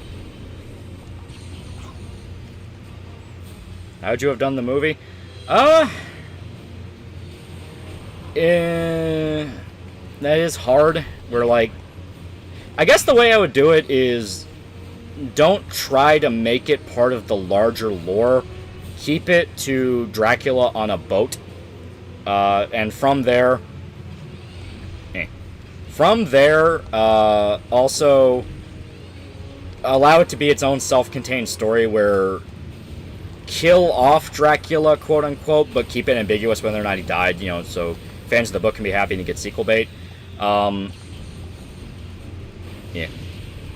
Original Professor $2. I'm late. Which TM is this? Twisted Metal Black. Yep. Oh man, kill John the Healing thing. I know, right? Freddy1217 for $10. I hope they don't do a sequel. It's gonna be way too many characters. You also got to induce Mina, and Jonathan has to come back to England. I also don't trust them doing Quincy, a white man from Texas. Yeah, it's something to where if they do it, they have to make it a miniseries. They would have to. There's a lot of shit that goes on in the book. But yeah, basically have it be its own standalone thing and have it be about the crew trying to outsmart Dracula and kill him. Another thing is, I wouldn't let Dracula be feral. At least in the sense of how they do it in the movie, where he is like, he's basically the xenomorph from Alien. And I never really liked that. I liked more manipulative talker Dracula. Mm-hmm. So have it to be like he's posing as a member of the crew, and at night that's when you get feral fucking Dracula, and basically have it be almost like a werewolf movie. We're trying to figure out who it is, and it's like, okay, well, what the fuck, and be sort of like a whodunit / thing. And then the end of the movie, when there's enough dead people and everyone can kind of pinpoint it, that's when you can have the balls out, fight the monster thing. That sounds like a pretty man movie. It was a simple concept done pretty well until the very end, where you could tell they ran out of ideas. Where they're like, what the fuck do we do? Did they show them crossing the Bosphorus Straits? Probably not. I don't think they mention it.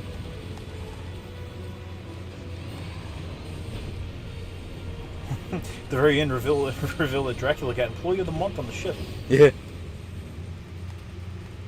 Dracula unironically sitting in the restaurant drinking something that isn't red wine. Yeah. Ow.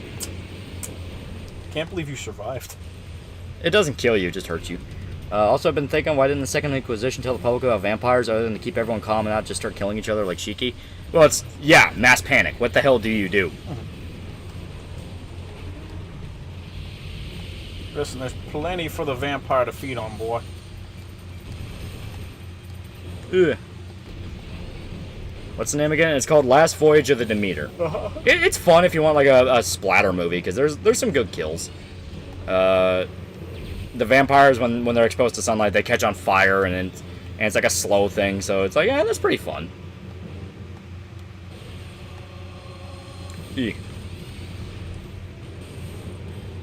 Does it show them crossing before your streets? I don't know what that is.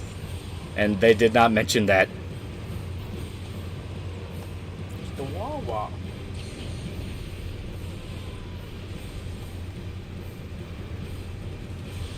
Not the reason he acted so feral was because he was hungry. Civilized demeanor completely erodes away the second he gets hungry. Yeah, but like even when he's in civilization, he still looks like feral Nosferatu Dracula, which is the part I didn't like. Right.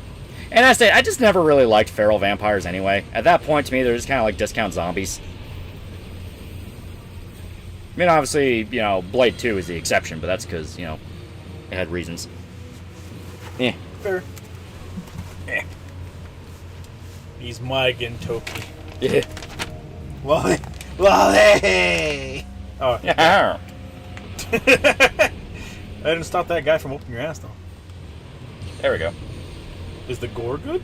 I Yeah, hear it's it has fun. good. I hear it has good effects. Yeah, you see Dracula smash a dude's head against the deck, and it was pretty brutal. The last good vampire movie I saw was Stakeland 1. It was good. I'm it might be this. I'm excited for the Nosferatu movie that's coming.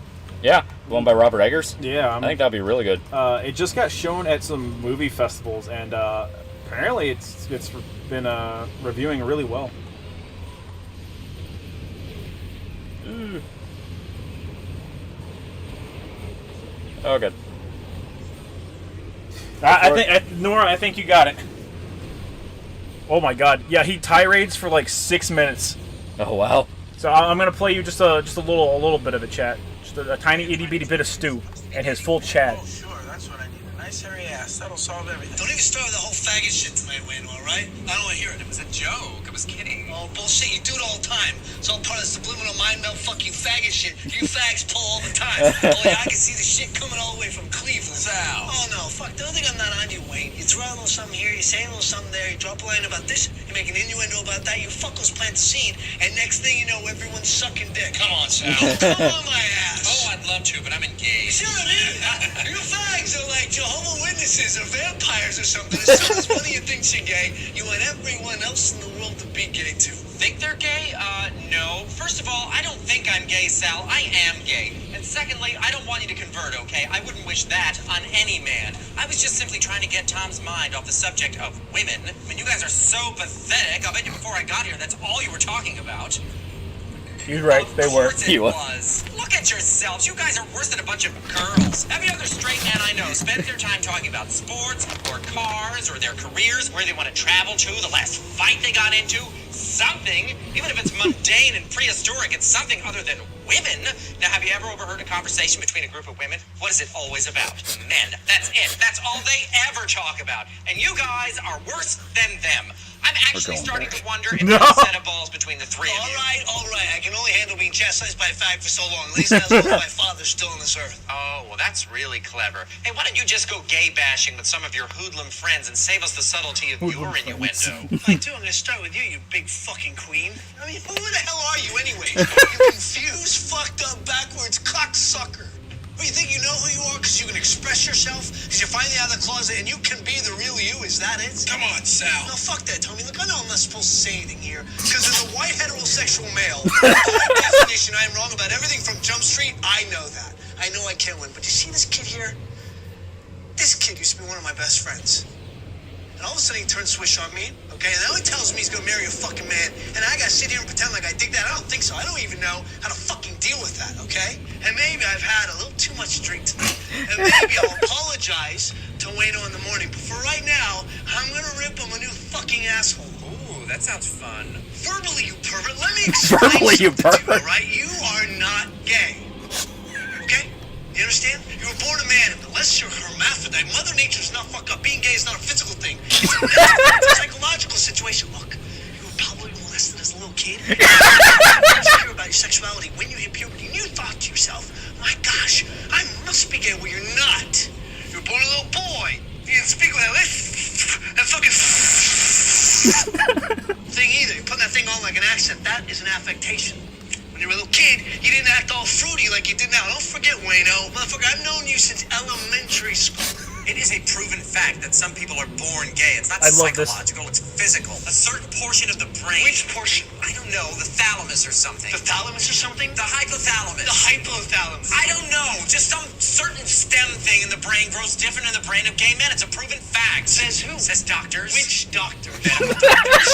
You think? No, I'm not. Medical doctors have proved it. Do you know their names? What? You heard me, motherfucker. Don't say You heard me, motherfucker. Do you know their names? What did you hear? It's a proven fact. I heard about it, okay, but everybody knows. You heard about it, but everybody knows. I see. Very interesting.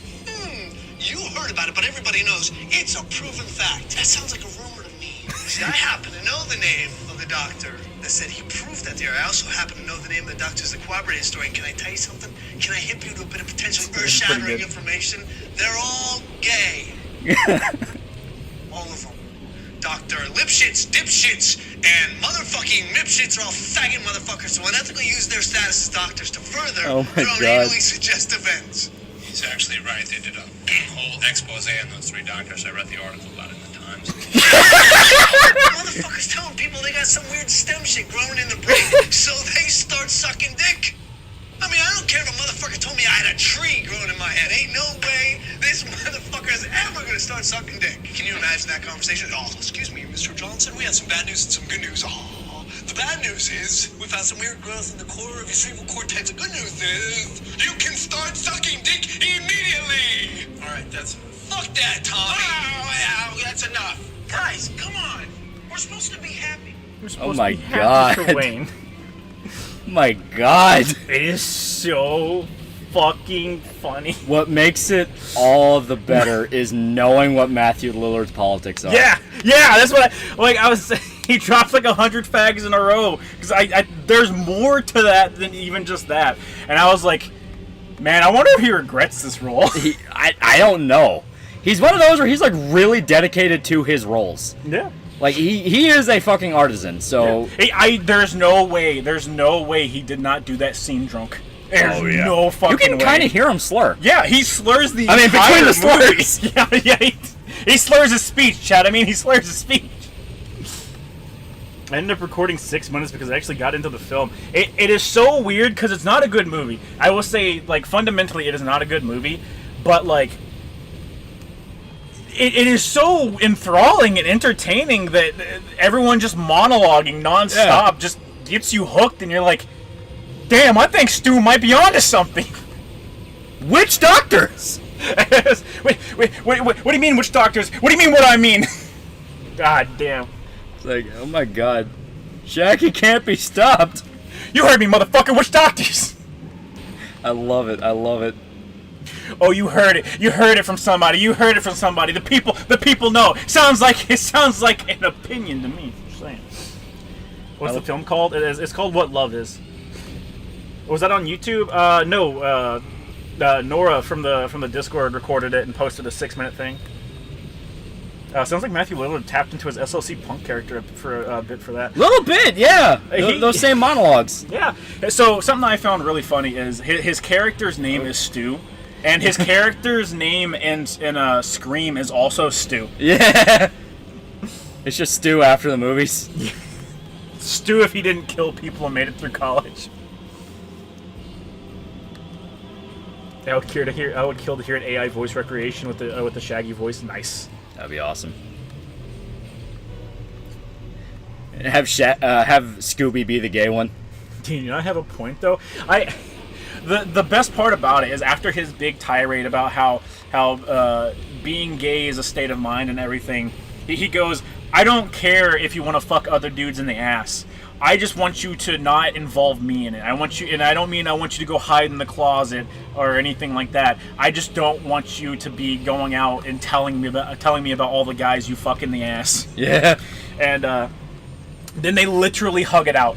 They like quite literally hug it out. Yeah. It's like, oh my god. Which part of the brain? I don't know. The thalamus, the hypothalamus. They got the best gay guy they could, though. They really did. Sal, not Stu. Ah, damn. Damn it. We were one off. One letter off. Yeah, no, that was great. That was great. I am tempted to check the movie out, even though you keep saying it's like really bad. It's like not a good movie, but it's a good time. Yeah.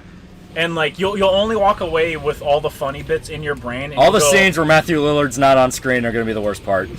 Yeah, like the main character is Cuba Gooding Jr. and I just don't like him. Yeah. I just don't like Cuba Gooding Jr. as like an actor to begin with. But like the very few times that he has where he's allowed to do his monologues, they're just kind of like gay. Yeah. They're kind of unfeeling as compared to like what Matthew Lillard is out there shooting. Where that came from somewhere. From the heart. That came from somewhere. The part where he's like, you probably got molested when you were a kid or something. I think that came from somewhere. Yeah, it's like, Jesus, man. There was some rage. There's some fucking hate in there. Yeah, like, and then you have Cuba Gooding Jr. and his most memorable thing that he says in the entire movie is a tirade that he goes on where he's like, I hate women. Yeah. And that ends in a fucking Family Guy sketch. Turning it around to be an actual bro moment. Nice. Yeah, for sure. Happens like, more often than you think. Yeah, it's like, listen, I don't like you fucking faggots, but I mean, you're my bro, okay? Yeah. And we're ride or die, alright? Another classic case of great character with an immaculate actor. That's wasted on a shitty movie. Yeah. Yeah. It's not wrong. Identical twins shows that it's extremely environmental over nature. Mm-hmm. I'm not arguing with the drunk guy, especially if he's got a piece on him, Chad. What doctor, Scoob? What doctors? I don't know. I don't know, Raggy. Oh no, he'd be arguing with Fred, and Scooby be the guy who'd be like, I read about it in the Times. Right, you know. I read about it in the Times. Right in the expose. He's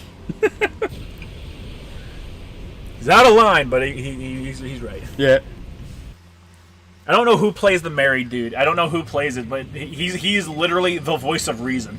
Because everyone else is like miserable. Yeah, like you have the one friend, and he's clearly a cuck. He's the tree hugger, and he thinks like, oh well, I'll just be really nice to women and like make no real advances on them, and you know they'll come for me. You have Stu, who's like a womanizing piece of shit. You have Cuba Gooding Jr., who has no character, and then you have the dude who's married, who's like the level-headed one, who he's like, oh, I did read about it in the Times. Stu's a retard, but I did read about it. Ugh. My to get movie list has hit 9 pages. I would suggest watching it before you get it. Yeah, you don't have to. I don't know about hunting it down. I literally pulled it up on 123 Movies and watched it in between. Was it 123 Movies? I think it was 123 Movies, and watched it after I watched Twisted Metal. He's out of line, but he's right. Shorty, you probably are the angry drunk guy with a gun. I don't get angry whenever I'm drunk. At least not 90% of the time. Ugh. What film are you talking about? I just joined. That one was What Love Is. Just watch the Stu monologues about why men are players. Man, yeah, that's the one that got passed around because that one is just like, that one just feels like a dude that got like out of a bunch of really bad relationships, just put his heart and soul into a monologue. Oh yeah.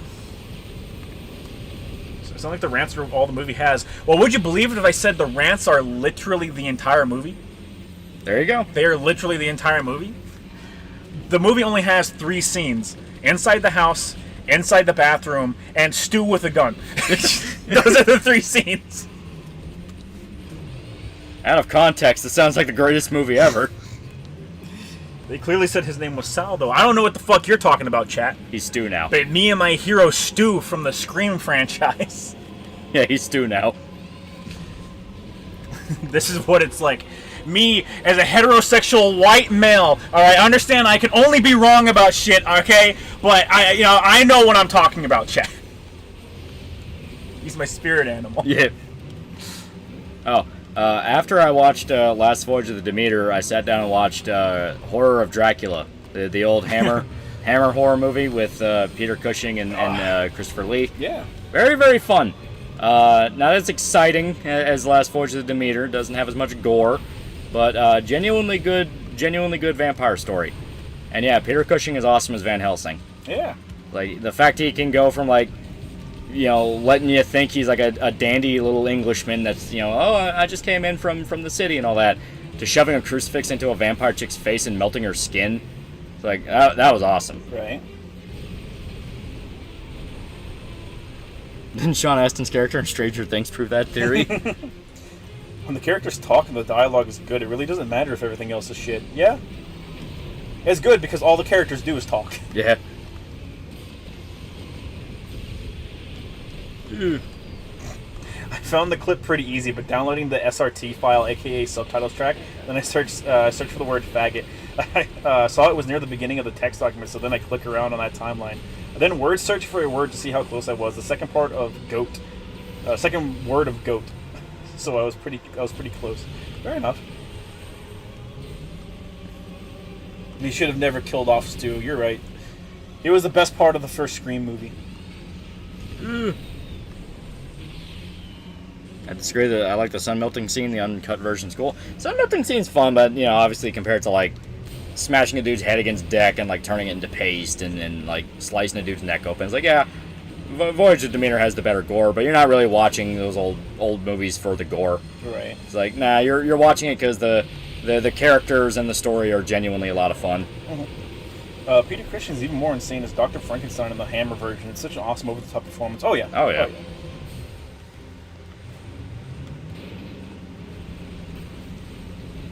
What do you think of Last House on the Left? I like the idea of it, but I always felt that Wes Craven, he was not the guy to direct it. That's fair.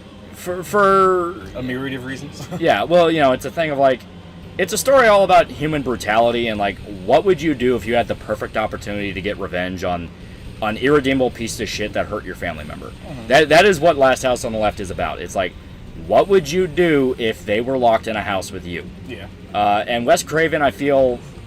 Oh yeah, whenever you're in the bathroom, I clip through the ground. Oh god. I guess we're doing this now. Yep. Oh! But Wes Craven, I guess the way to word it is he's too European, where he keeps like trying to make the main characters good guys, where it's like, well, they are just fighting to stay alive too. It's like, nah, it should be a thing of... It really should be a case of like, nah, it's a fucking horror movie just on the opposite end. Yeah. Do you think the Hugo Strange and the Mad Hatter could work in live action? I don't see why not. Yeah.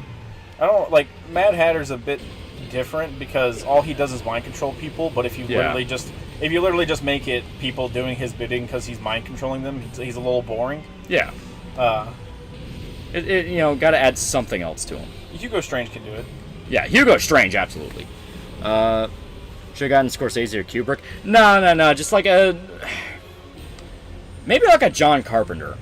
Someone who isn't afraid of that more pulpy aspect to it. Yeah. Where the best way I'd describe it is like, look at Kurt Russell's performance in The Thing. He's so vicious and mean and just cold to everybody else in the group. He was unafraid to literally shoot a man in the head in front of everybody and then fucking shit talk Keith David about it. That kind of mentality of like a dude who understands that kind of big dick swinger mentality. Because that's kind of what you want for a movie like that. You're obviously not trying to glorify the actions, but it is the thing of, you have to understand no matter what way you do it, people will find it satisfying and fun. Yeah. So he did the same thing with Hills Have Eyes, just in the desert inside the woods. Yeah, Hills Have Eyes is kind of the definitive one. That's the one where I'm a bit more okay with it. Yeah. Because it's hillbillies. Yeah, it's hillbillies, and the whole thing is the fact of like, they did stumble into the danger first, so they have to adjust to it. Mm-hmm. Last House on the Left is explicitly set up as, yeah, they raped your daughter, they tried to kill her, they killed her friend. Mm-hmm. Now they're in your house, so what are you going to do to them? Yeah. It's one of those things of like, it needed to be a bit more sadistic. You have to get up in people's face so sweet too special to make the most of it. If you get too close to them, you literally just whiff every single shot. You whiff and they're able to deal damage. So, I mean, yeah, if you freeze them, that's one thing. Remember the Kraven the Hunter movie? I mean, it's still being made, I assume. The trailer we got, I think, was just like a, hey, we're making this movie, guys. We're making the movie, and it's going to be R-rated. And I was kind of like, why? Why Kraven the Hunter? Yeah. Why Kraven the Hunter? Especially the fact of, like, he's one of the Spider-Man villains. Yeah. Like, no one would have complained if he was PG-13. No one would have complained if he was PG-13 and, like... I don't know. You don't really picture Craven doing anything crazy bloody. Yeah. The most hardcore Craven's ever got was Craven's Last Hunt, and that's just because he kills himself at the end. Yeah. And that's just because Craven's petty. Yeah. Yeah, he was also, like, schizophrenic. Oh, yeah. Just like his mom. We're so close, Lolly. Don't die. We gonna die. Do we have any heals left? No, we're gonna die. Ed Harris was supposed to be in the third Christopher Nolan Batman movie. That's why he did show up in the Batman TV show. That would have been cool. Depending on how they did him, I can see Chris Nolan coming up with an interesting version. Yeah. They do a good job of establishing McCready in the film before the Thing shows up. He's a loner, he's an alcoholic, he spends most of his time alone in the doghouse of the outpost. His behavior when the shit gets real is in line for a guy like him. Oh, yeah. They say R-rated, but it'll probably be another Venom situation. No, the trailer was legitimately pretty brutal. Yeah, he was like killing, like actively killing and stabbing dudes. Yeah, like he closed a bear trap on a dude's head. Yeah. So. Sony, for the love of God, stop making movies about Spider-Man villains. That's all they own the rights to. Disney has everything else. That and the Fantastic Four, which I don't even know if they have the Fantastic Four rights anymore. No, I think they sold them. I was gonna say they did fuck them up too many times. So. Yeah. Jesus. Yeah, Jesus. That all went to the fucking cars. It went to the cars, and then he was also counterattacking. So now you're at half health. Ugh. So they're going balls out for once. Balls out for the worst character to do it with. Right. James Cameron originally wanted his Spider-Man movie to be R-rated with F-bombs from Spider-Man and a graphic sex scene between him and Mary Jane. He was also intending to cast Leonardo DiCaprio as Peter and Spider-Man, Peter/Spider-Man, and Arnold Schwarzenegger as Doc Ock. Thank fucking Christ this does not exist. Thank Christ James Cameron is a terrible movie maker. Thank fucking God Sam Raimi got brought in where he actually likes Spider-Man. Right. I like Spider-Man. Oh, you like Spider-Man, so you should go do that Doctor Strange movie we got in the works. I said nothing about Doctor Strange. Can I do Spider-Man after that? We shall see. We will think about it. Should have been a Carnage movie for an R-rating TVH. Yeah, I don't understand why the Let There Be Carnage movie had to be PG-13. Like the fucking first Venom movie should have been R-rated. Like they are only now realizing, oh right, R-rated superhero movies make a bunch of money after fucking Deadpool. Right. Deadpool and Logan, where it's like, dude, people like this shit, and yeah. And Venom has always been a more horror-focused type of Spider-Man, so it's like, dude, why not? You know, you're making it distinct. Like, I think I know what the mindset was. They didn't want to make Venom R-rated because they intended for him to get involved with Spider-Man. That's why they outright sent him to the MCU after the end of Venom 2. Then they never fucking did anything. Right. Like, they literally only brought him so Peter can get a piece of the symbiote for an eventual Spider-Man sequel. And it's a thing of like, well then why the fuck was Eddie there? Yeah. You could have just bullshit a reason why the symbiote was in their universe in another way. Okay, and Professor Pig, Man-Bat, Azrael, Clayface, and Shiva, could they fit in? Because I know for some it strictly works in the Gothic horror. I don't think Man-Bat could. Azrael, I don't think could work as just a dedicated villain. Could be in there. Clayface, yeah, Clayface could work. Shiva could work. Yeah. Professor Pig would be kind of cool to see, because I mean, I like just a butcher. That's basically all he is. He's a butcher that deforms his victims. Yeah, which is fucking hardcore. Yeah. I'm not a James Cameron fan. To this day, I'm convinced that Avatar was just a money laundering scheme. There's no way that movie that mid was so popular. I don't know. Yeah, I feel this. I feel it every day. Sounds amazingly bad for a Spider-Man film. Kind of wish it happened. Fuck you. Just go watch any of the Spider-Man fan films. Yeah. There's like 5 of them, and they're all decent. People expect violence from Wolverine, Deadpool, and Venom, not really with Kraven. Exactly. It's like, if they wanted to have hardcore R-rated Kraven, make him a Venom villain. Like, you could set up your own Venom verse, where it's Eddie Brock as the main guy, and explore the different symbiotes, and have your own, basically, anti-hero version of Spider-Man for a movie universe. Yeah. It would have been fine. It would have worked. You already skipped the Spider-Man part of Venom's origin story, so fuck it. Yeah, fuck it, you know? Keep Spider-Man out of it. have Flash Thompson in the MCU, but he sucks. He does fucking suck. I can't see that Flash Thompson becoming anything. I despise that Flash Thompson. I literally can't see him amounting to anything. And I feel bad because I don't think his actor is bad. You know, the fucking Indian kid. I wouldn't know. I've only seen him as Flash Thompson, and he does a terrible job as him. Like I'm sure he's all right. It's the fact of like, yeah, you're supposed to be the dude who eventually becomes Agent Venom.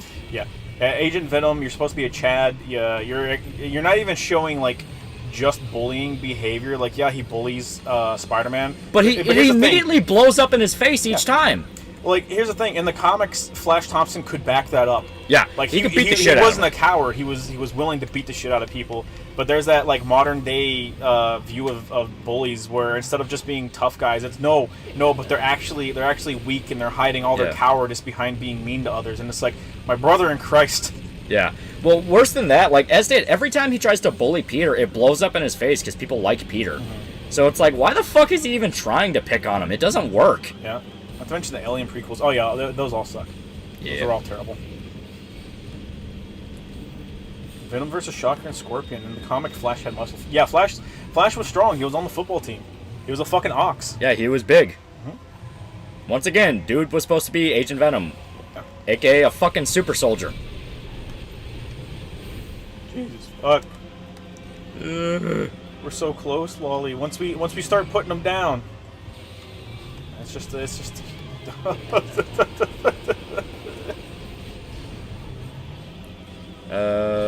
Nerds that were bullied can't write bullies. Yeah. That's among some of the issues. Okay. Thank God there's not fall damage. Yeah. Even though a car falling does a hell of a lot of damage. Yeah. An R-rated Agent Venom movie would kick ass. I'd be down for it. Yeah, depending on how they did it. As long as it's not MCU Flash Thompson, I'm good. Yeah. No. I'd like to see Flash actually be Peter's friend. They did that back in the 60s, that once Peter stood up to him, Flash grew to respect him. And they were actually close friends when they went to college. Yeah, I think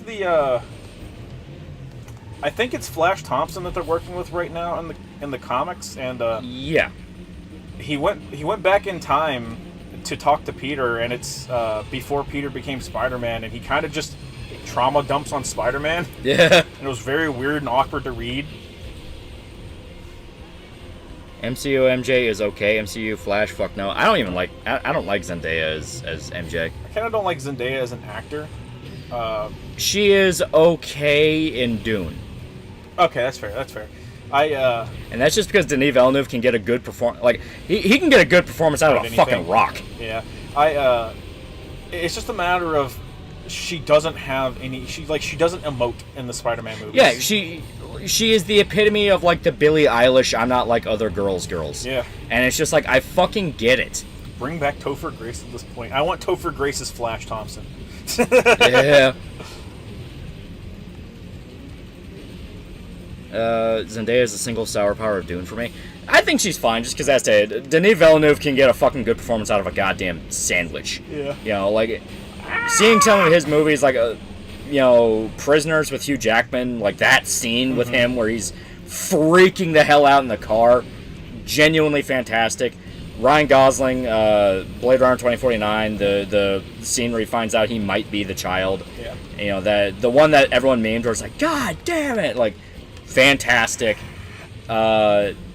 Sicario has some, like, amazing moments to it. Yeah. Sicario, no. Then cast the sandwich.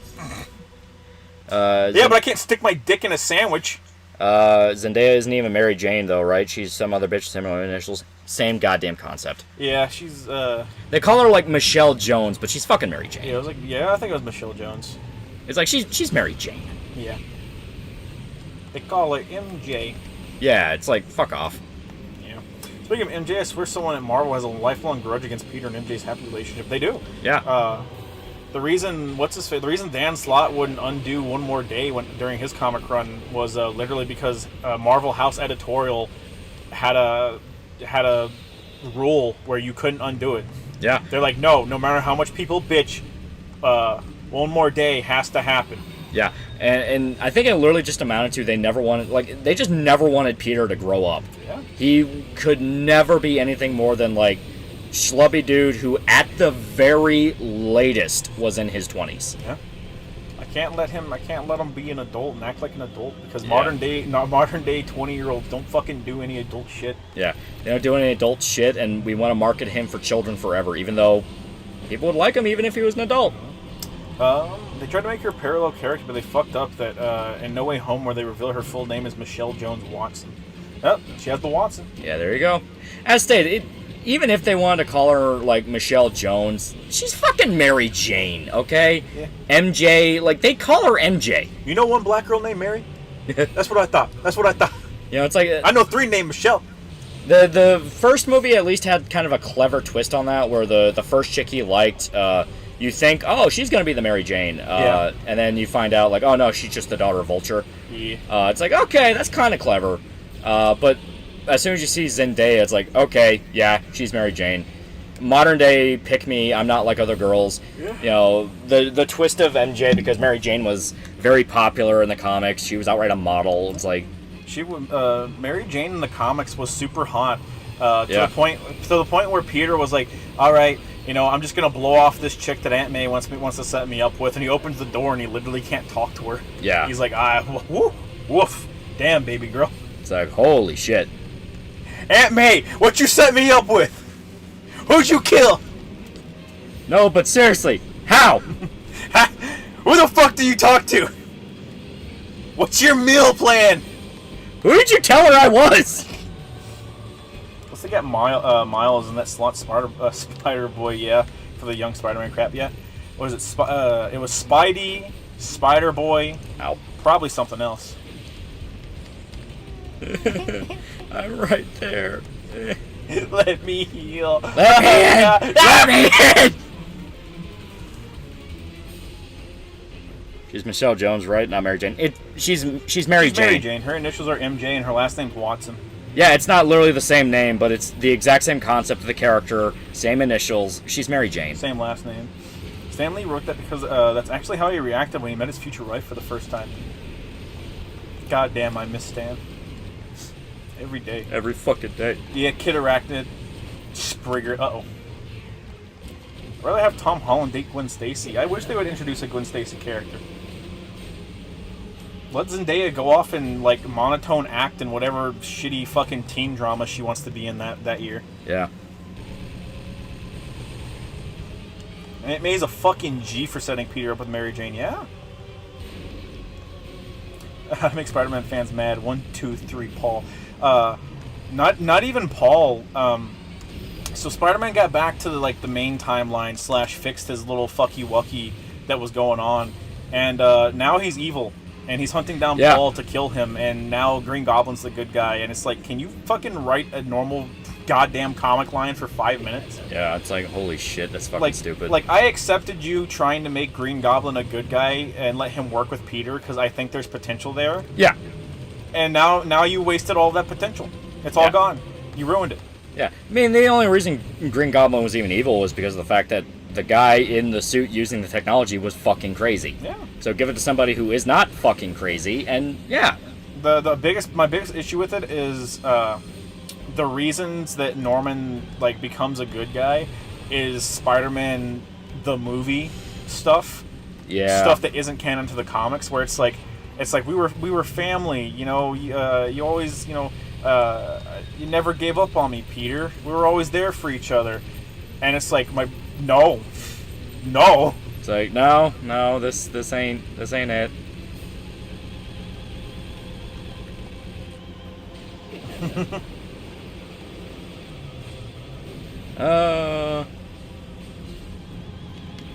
Norman fucked Gwen Stacy, yeah. Yeah. Let's go. No matter what, never undo one more day. No matter how much the fans hate it, because we get to decide what the fans like. Yeah. Marvel, I don't think that's how that works. Don't forget that Ben Reilly as Chasm bullshit. Yeah, Chasm sucks. Ben Reilly's a bad guy now for no other reason than they hate Scarlet Spider. Not even Scarlet Spider. Yeah, Scarlet Spider. Yeah, first Scarlet Spider. What's his face? Actual Scarlet Spider Kane, I guess. He's also a bad guy, I believe, right now. Fucking everybody's a bad guy right now. Is there... Name one member of the Spider-Man family that's a good guy. Norman Osborn. For shame. For shame. Also, Marvel writers and editors don't know anything other than suffering. Anything other than suffering, and they actively hate the fact Stan Lee made MJ and Peter meant to be together. Yeah, they're just a bunch of assholes, huh? Yeah, they're just dudes who they want to. I'll go back to the old adage of these are people that haven't lived actual fucking lives. They think, they're just desperate for the next big dramatic twist of like, oh my god, you never saw that coming, and they're doing it so much that everything they do is just watered down. Mm-hmm. JK Productions, $5. I'd probably never do this, but I would love to a mid-30s, 40ish Spider-Man storyline. That's been done. It's been done. What is it? The most recent one was The Life and Times of Spider-Man. It was either Life and Times of Spider-Man or Spider-Man Blue. But yeah, it literally follows Spider-Man up until from his inception, when the 40s or something? No, it was 60s. 60s. Yeah, I was gonna say it wasn't the 40s. That was Cap. But yeah, the original creation of Spider-Man up through the modern day, and he ages in real time. So by the time you get to the modern day, he's an old dude. Yeah, old man. And he dies at the end of it, and he passes his suit on to Miles, who's like in his fucking 20s at the time. And it makes sense. Yeah. Like, it's an actual protege thing. And I was like, holy fucking shit. Like, this is actually a really good fucking Spider-Man storyline. It was worth following for the fucking 2 years. Yeah. Literally, all you needed to do was fucking add context and let people enjoy it. Yeah. Yeah, it's the 60s through the 2010s. Yeah, and it's good. It's good the entire time. You have a bunch of old topics that were tapped into, and they did a really good job about it. Like, J. Jonah Jameson sending out the Spider Slayers to bring down Spider-Man, and like he realizes all the fucking damage he's done, and he's like, man, I fucked up. Holy shit, I'm a fucking supervillain. Yeah. But yeah, it's good. Spider-Man life story is very good. There are no more heroes. There are no heroes anymore. There aren't even any anti-heroes. It's all just scumbags and villains, and the writers expect us to root for because their own morals are warped. Sometimes. Yeah, it definitely can be. I'm not against some of the ideas, like, a superhero turning evil. That's like the fucking classic, classic goddamn, we're out of ideas twist. The problem is the fact that, this sounds like such a well-tread thing to mention, but Watchmen really fucked a lot of people's perception on comics, where they think that you have to write the next version of Watchmen where everything is taking apart something and like, no, this actual part of the mythos was always wrong, or, oh no, this dramatic twist that makes a character a scumbag makes them more deep. Like, people worship kind of the wrong aspects of Watchmen. Mm-hmm. I mean, if I was Peter, I would fucking kill Paul too, dude. He pushes me into a portal and then steals my girlfriend. Fuck that dude. Yeah, honestly. I mean, you as a normal person would. Peter would just probably sock him in the jaw. Yeah, Peter is a hero. He is a good boy. He's a very good boy. I imagine anytime Peter has a, like, I'm gonna kill someone moment, I hear it in my head as the Jack 2, the first thing that Jack says, where he's like, I'm gonna kill Praxis! Yeah, I imagine it like that, only it's, I'm gonna kill Paul! Yeah, it's fucking great. Peter's a good person. I'm not. I'm a dickhead. I want to kill Paul. Fair. There you go. Fair. I don't give a fuck what Peter would do. I ain't Miles Morales. I want to kill that motherfucker. I don't give a shit what Peter would do. That motherfucker cucked me. Miles, calm down. Peter would never kill an innocent person. Innocent? You think he's innocent? Yeah. He cucked me.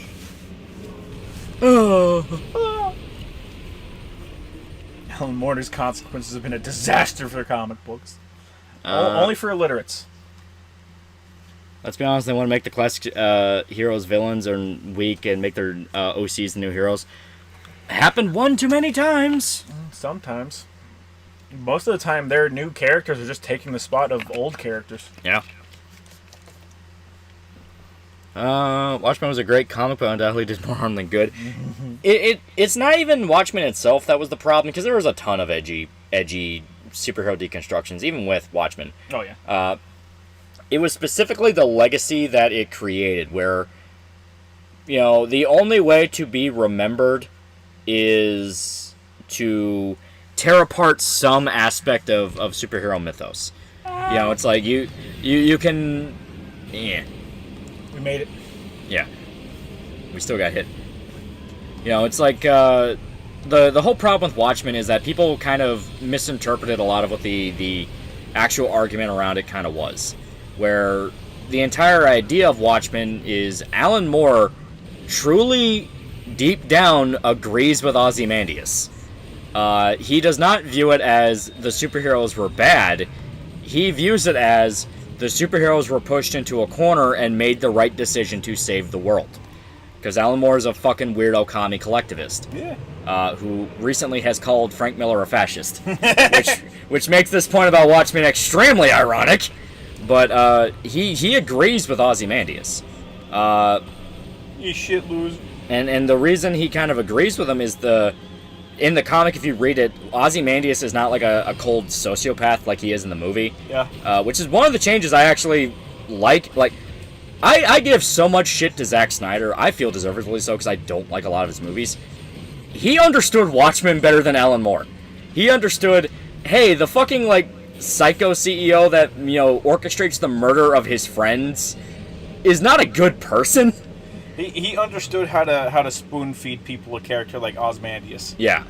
In the comic, Ozymandias, when he causes the event that kills millions, the big squid monster that attacks New York, he is like crying in tears, full of regret and remorse, and is like, I had to do this, otherwise World War III and nuclear Armageddon would have destroyed everything.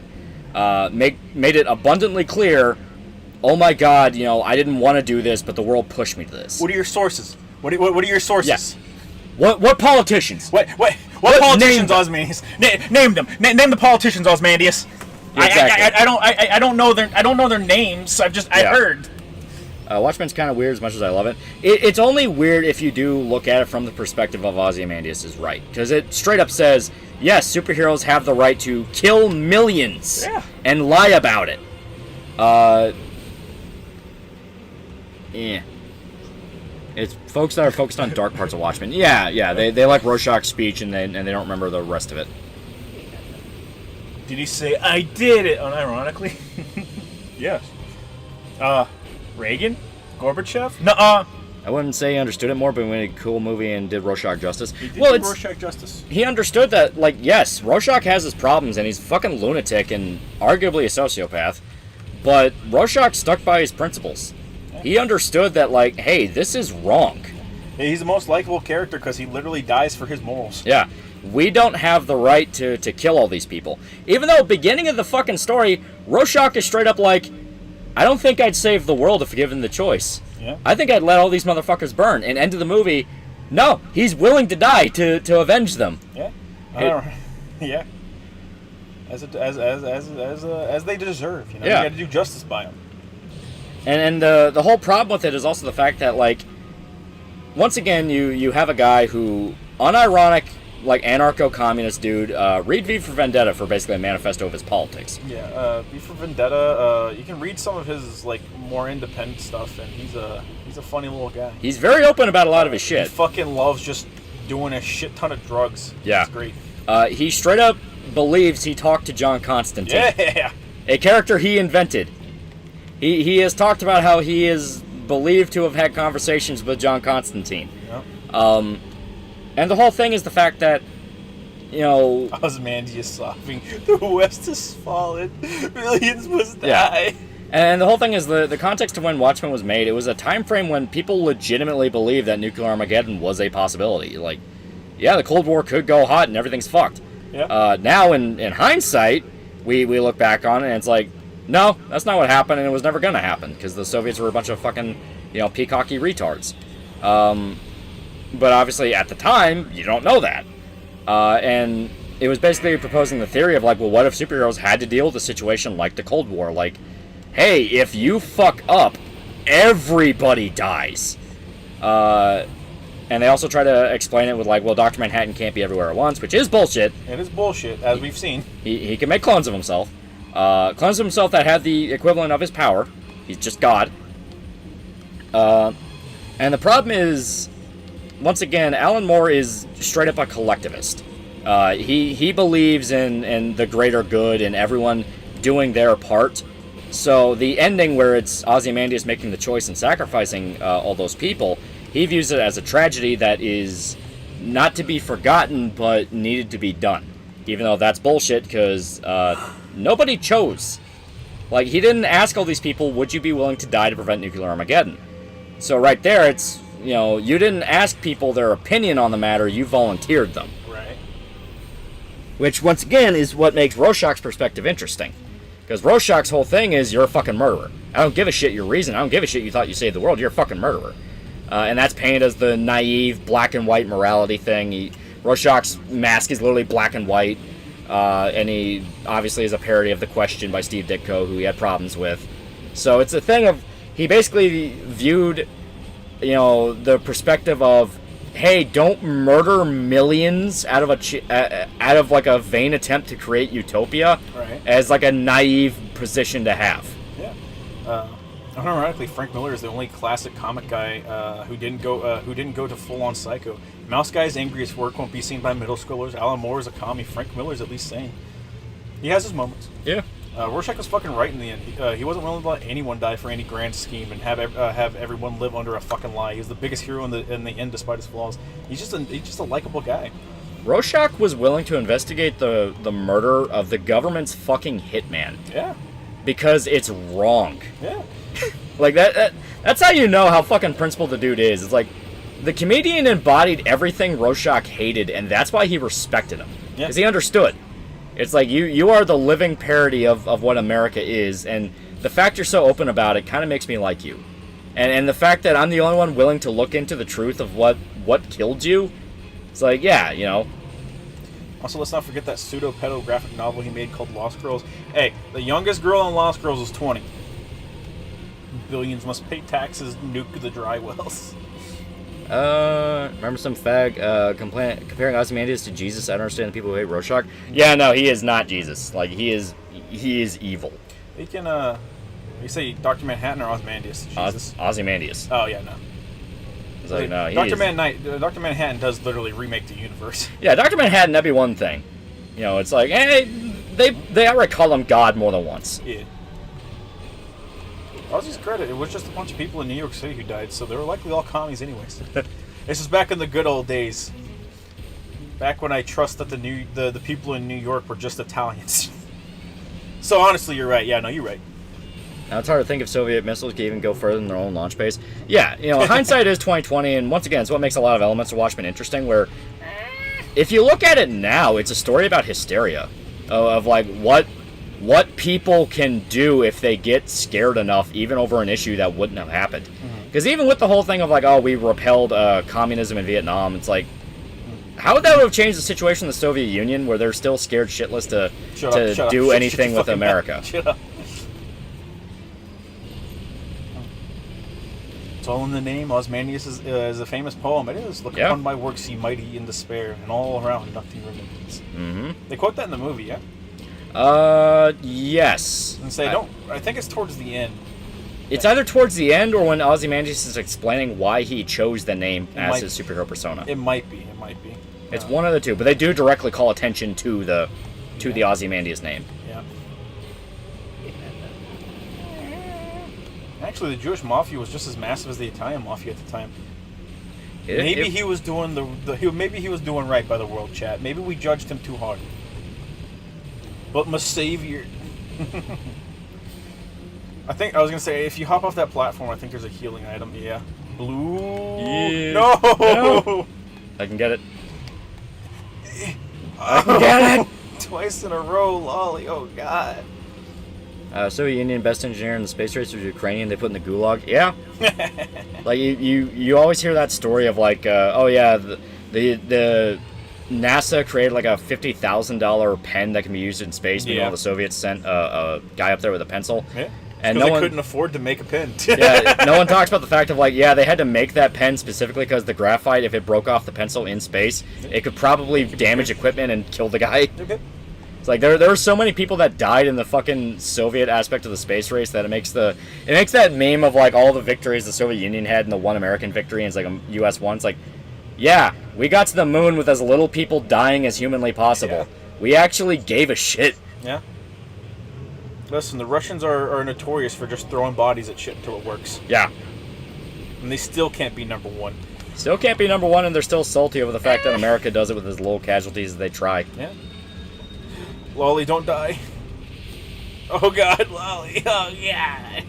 Oh god. You can make it. You can get the health pack. There's 2 health packs. No! Fucker! There's 2 health packs. Yoink. What a sick fucking world. The finish line was the moon. Well, like I said, even before that, we got to the moon with as little people dying as possible. Yeah. Compare that to the Soviet Union, who threw people into the wood chipper again.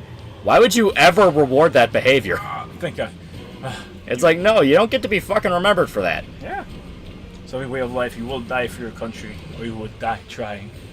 Man, Axel, can you fuck off, dog? Yeah. Please? Axel's a dick. Axel, please? Axel a dick.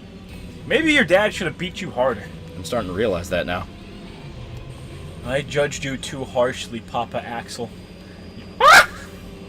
If he spurts me with just the machine gun, I'd be dead. Yeah. There's no healing items on choppers or anything no more, bro. We're living on a prayer. Axel, you cut! But Loli, Watchmen was always woke. Cosmonaut said so. No, it wasn't. Cosmonaut said so. Doomsday Clock had many issues, but it all still had some good parts. It still had some good parts. Like when Ozymandias tells Batman all he did for his world, and Batman immediately sees right through him and says, "Have you heard of this thing called a hero complex?" Man just calls him out like that. Yeah. Yeah, everyone's sense. It's like it's just draped in a big old bunch of shit. Once again, that's what makes a lot of what Moore probably intended with Watchmen funny, where it's like, hey, you're supposed to sympathize with the commie collectivist who killed millions. It's like, no. I love you, Russian. You've been dying a lot this stream. It's just gotta be on your end, chat. Yeah. We beat the game. We saw Sweet Tooth's ending. I'm not sure what you're talking about. It was awesome. Yeah. So many fucking cosmonauts due to commie incompetence. Hell, one of the cosmonauts that died cursed the party moments before he died and re-entry from being burnt alive. Yeah. They literally threw people up there with no intention of getting them back. And once again, that makes the whole, like, oh, we want credit for the space race. Like, you don't fucking deserve it. Oh, yeah. Thoughts on Talon, his relation to Dick and the Court of Owls in general? Court of Owls is okay. I think I think if it wasn't just Gotham's Illuminati, I think I'd like it a lot more. Yeah. His name is Axel, and he drives around on a single axle. It's fucking genius. Yeah.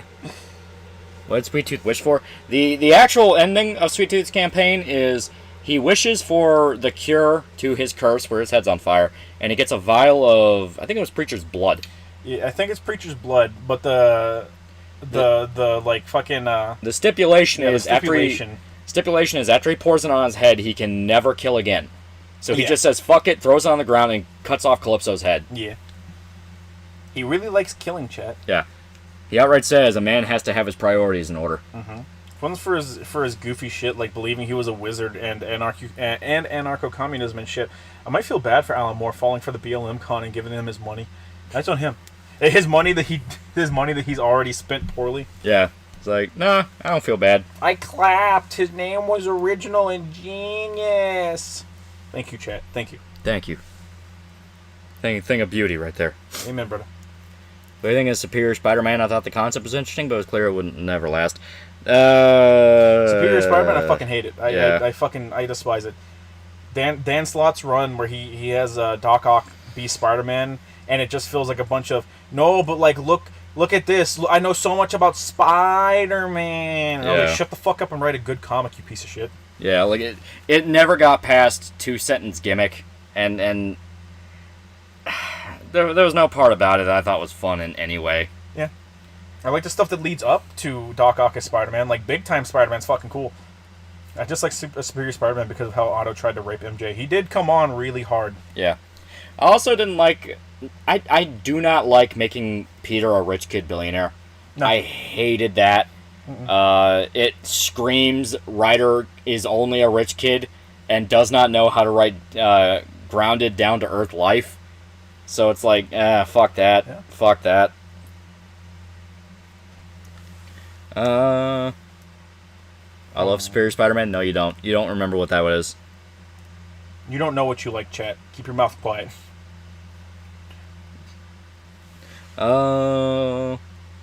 Removing the everyman aspect of Peter kind of ruins the point. Exactly. Yeah. Who would win? Who would win in a fight? Tony Khan or Vince McMahon? Vince McMahon, easy.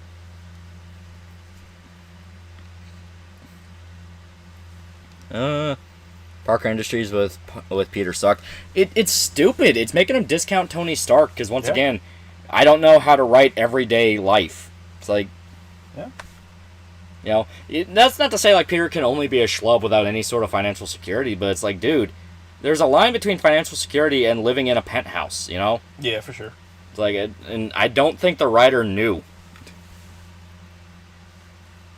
Jagan, good or bad? I liked it. I thought it had some pretty sick art. I just write my own Spider-Man at this point. Yeah. It's like giving the Punisher superpowers. Exactly. It's like you're kind of breaking an unspoken rule where it's like, no, that's not fun. Yeah. You know? Spider-Man can go up to cosmic level, but everyone loves him when he's like street level, you know? Everyone loves him when he's street level. To be fair, Peter's genius on par with Tony. There's no reason for him to be broke or homeless. Well, the reason is it's fun. The reason is he's busy actually doing his job as a superhero. Yeah, he cares about other people. When shit really matters, he'll help and like be a super genius. But the fun part of Peter is the fact of how relatable he is. He is just a guy. You know, he's not supposed to be a billionaire or anything like that. He is just a guy. The hell, Marvel only deals in extremes. Can Peter stop being a poor fuck? All right, let's just make him a bazillionaire. Yeah, seriously. Bazillions must die, chat. I just happen to have a cold fusion reactor in my gardening shed. Peter! I'll say this. I like Peter working at Horizon's lab. Yeah? What are your thoughts on Eddie Brock being a god now? I don't like it. I don't like it. Eddie's another one where it's like, he's more fun when he's a schlub. Yeah. I didn't like the King in Black storyline to begin with. Cool ideas, but in classic Marvel fashion, they took it a little too far. Yeah. They took it too far with the guy, the symbiotes thing, and really pushing that. And yeah, I just didn't like it at all. What's his face?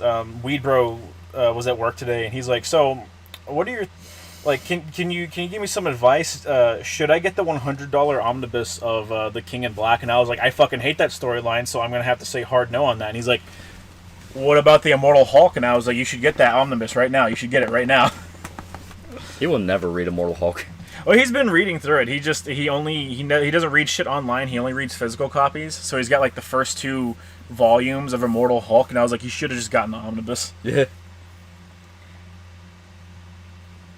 What do you think of the Russian comic book geek and his motion comics? They're pretty good. Yeah. Pretty chill dude. Yeah. I hate original 616 Spider-Man. Otto made him thinking, man, not a cartoon who do nothing, only complain. I hate original Spider-Man. Original Spider-Man's the only Spider-Man that's ever done anything. Yeah. Yep. It kind of ends there. Writing problem can be solved by talking to people, you arrogant fucks. Yeah. Talk to people. Talk to people outside of fucking Twitter. You fucking weirdos. Eddie has a son, a wife from another dimension, and fighting Kroll, the symbiote lord. Yeah. Yeah, I guess it was Eddie that went back in time then, and not what's his face? Not Flash. Yeah, he just goes back in time, and he kind of like trauma dumps on Peter for no reason. Yeah. I really hate in Ant-Man 3 that Ant-Man's daughter is building machinery in her basement. Seems that Tony Stark intelligence is as common as the cold and trope of smart prodigy child. Yeah. There are a lot of smart prodigy children in the MCU. It is getting to be a problem. We're like, everyone's super smart except for the people that are supposed to be super smart. Black Panther's sister is fine. Yeah. That's fine because Wakanda just has super advanced tech anyways. So they're super advanced anyways.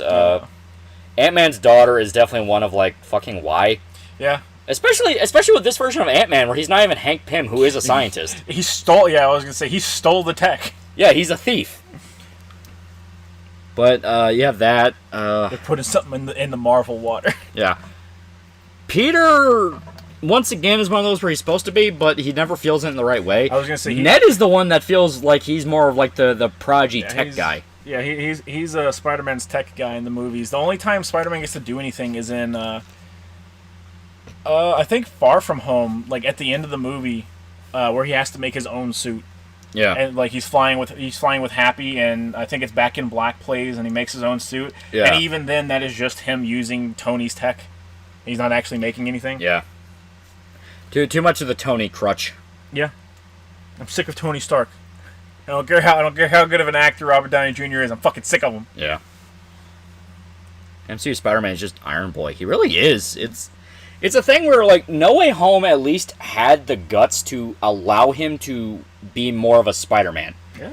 You know, I actually like the idea of killing off Aunt May for this version, specifically because that was the nut up or shut up of, you're not fucking Iron Boy anymore. You've got to be fucking Spider-Man. They had to kill someone off, even though they explicitly said they weren't going to do the Spider-Man origin story. Then they did the Spider-Man origin story in the third movie. Yeah. The fucking Spider-Man, like, you don't even really need the origin in Infinity War. You can just watch it and just, so long as you have a tertiary grasp of who Spider-Man is, you can just start with Infinity War with him. Their entire reason for not doing the Spider-Man origin story was because everyone knew Spider-Man's origin story. And then they just redo his fucking origin story with Aunt May. Yeah. Aunt May, and it's explicitly the Sinister Six that kill her. Yeah. It wasn't like she was just killed in a robbery. Like it's a member of the Sinister Six. Even it's not even. Yeah, it's Green Goblin. Yeah, because none of the other parts of the Sinister Six were fucking like actually super evil. Yeah. Like Doc Connors has his intelligence, so he's just a fucking psychopath running around. Yeah. Electro just has it out for Spider-Man because he's a fucking specifically a psycho. One version of Spider-Man. Yeah, specifically one version of Spider-Man, but I mean, hey, we don't, we throw hands. Yeah. Fucking Doc Ock is a good guy by that point, if I remember correctly. Yeah, it was literally just the brain chip in his head. Yeah, and I think they're done with that. Sandman is just a good guy, period. Sandman was just trying to figure out what the fuck was going on. Yeah, Sandman was never a bad guy. Am I missing anybody, chat? Green Goblin's just mentally ill. Yeah, Green Goblin's just evil. So he was the one person that was trying to kill Aunt May. Yeah. Uncle Ben doesn't exist in the MCU yet. Sandman's just there because of a misunderstanding. Explicitly a misunderstanding. He's just like, what the fuck? Where am I? Yeah. The scene in Homecoming where Peter is being crushed and cries for help or having the Come On Spider-Man scene was immaculate. Too bad they wasted it in subsequent films. That was my problem with Homecoming, where there were so many moments where Peter seems like he's getting some momentum and is about to be Spider-Man, and then he just gets another kick to the gut and he's not allowed to be cool. Yeah. You know, there were so many times where, you know, because yeah, the Come On Spider-Man's like, that was good. Let him stand up. It's like, now you're fucking Spider-Man. Go kick Vulture's ass. Yeah. And Vulture dies from like a fucking mistake. Yeah. Well, he doesn't die, but it's like he beats him out of like sheer luck, and I'm like, dude, that's stupid. First half of the movie, that's one thing. Second half of the movie, no, that's not luck anymore. That is, you outsmarted him. Yeah. So did No Way Home screw up Maguire and Raimi's timeline? Presumably. Because the entire reason it wasn't just a one and done deal is Spider-Man's like, wait, so all these people are gonna die when they go back? Yeah. Yeah, he wasn't wrong. Like, yeah, they were all gonna die. So he goes out of his way to try and quote unquote fix them all before sending them back. Yeah. I think the only exception was Lizard. I think Lizard was the only one who like continued on after his movie. I think the Lizard dies.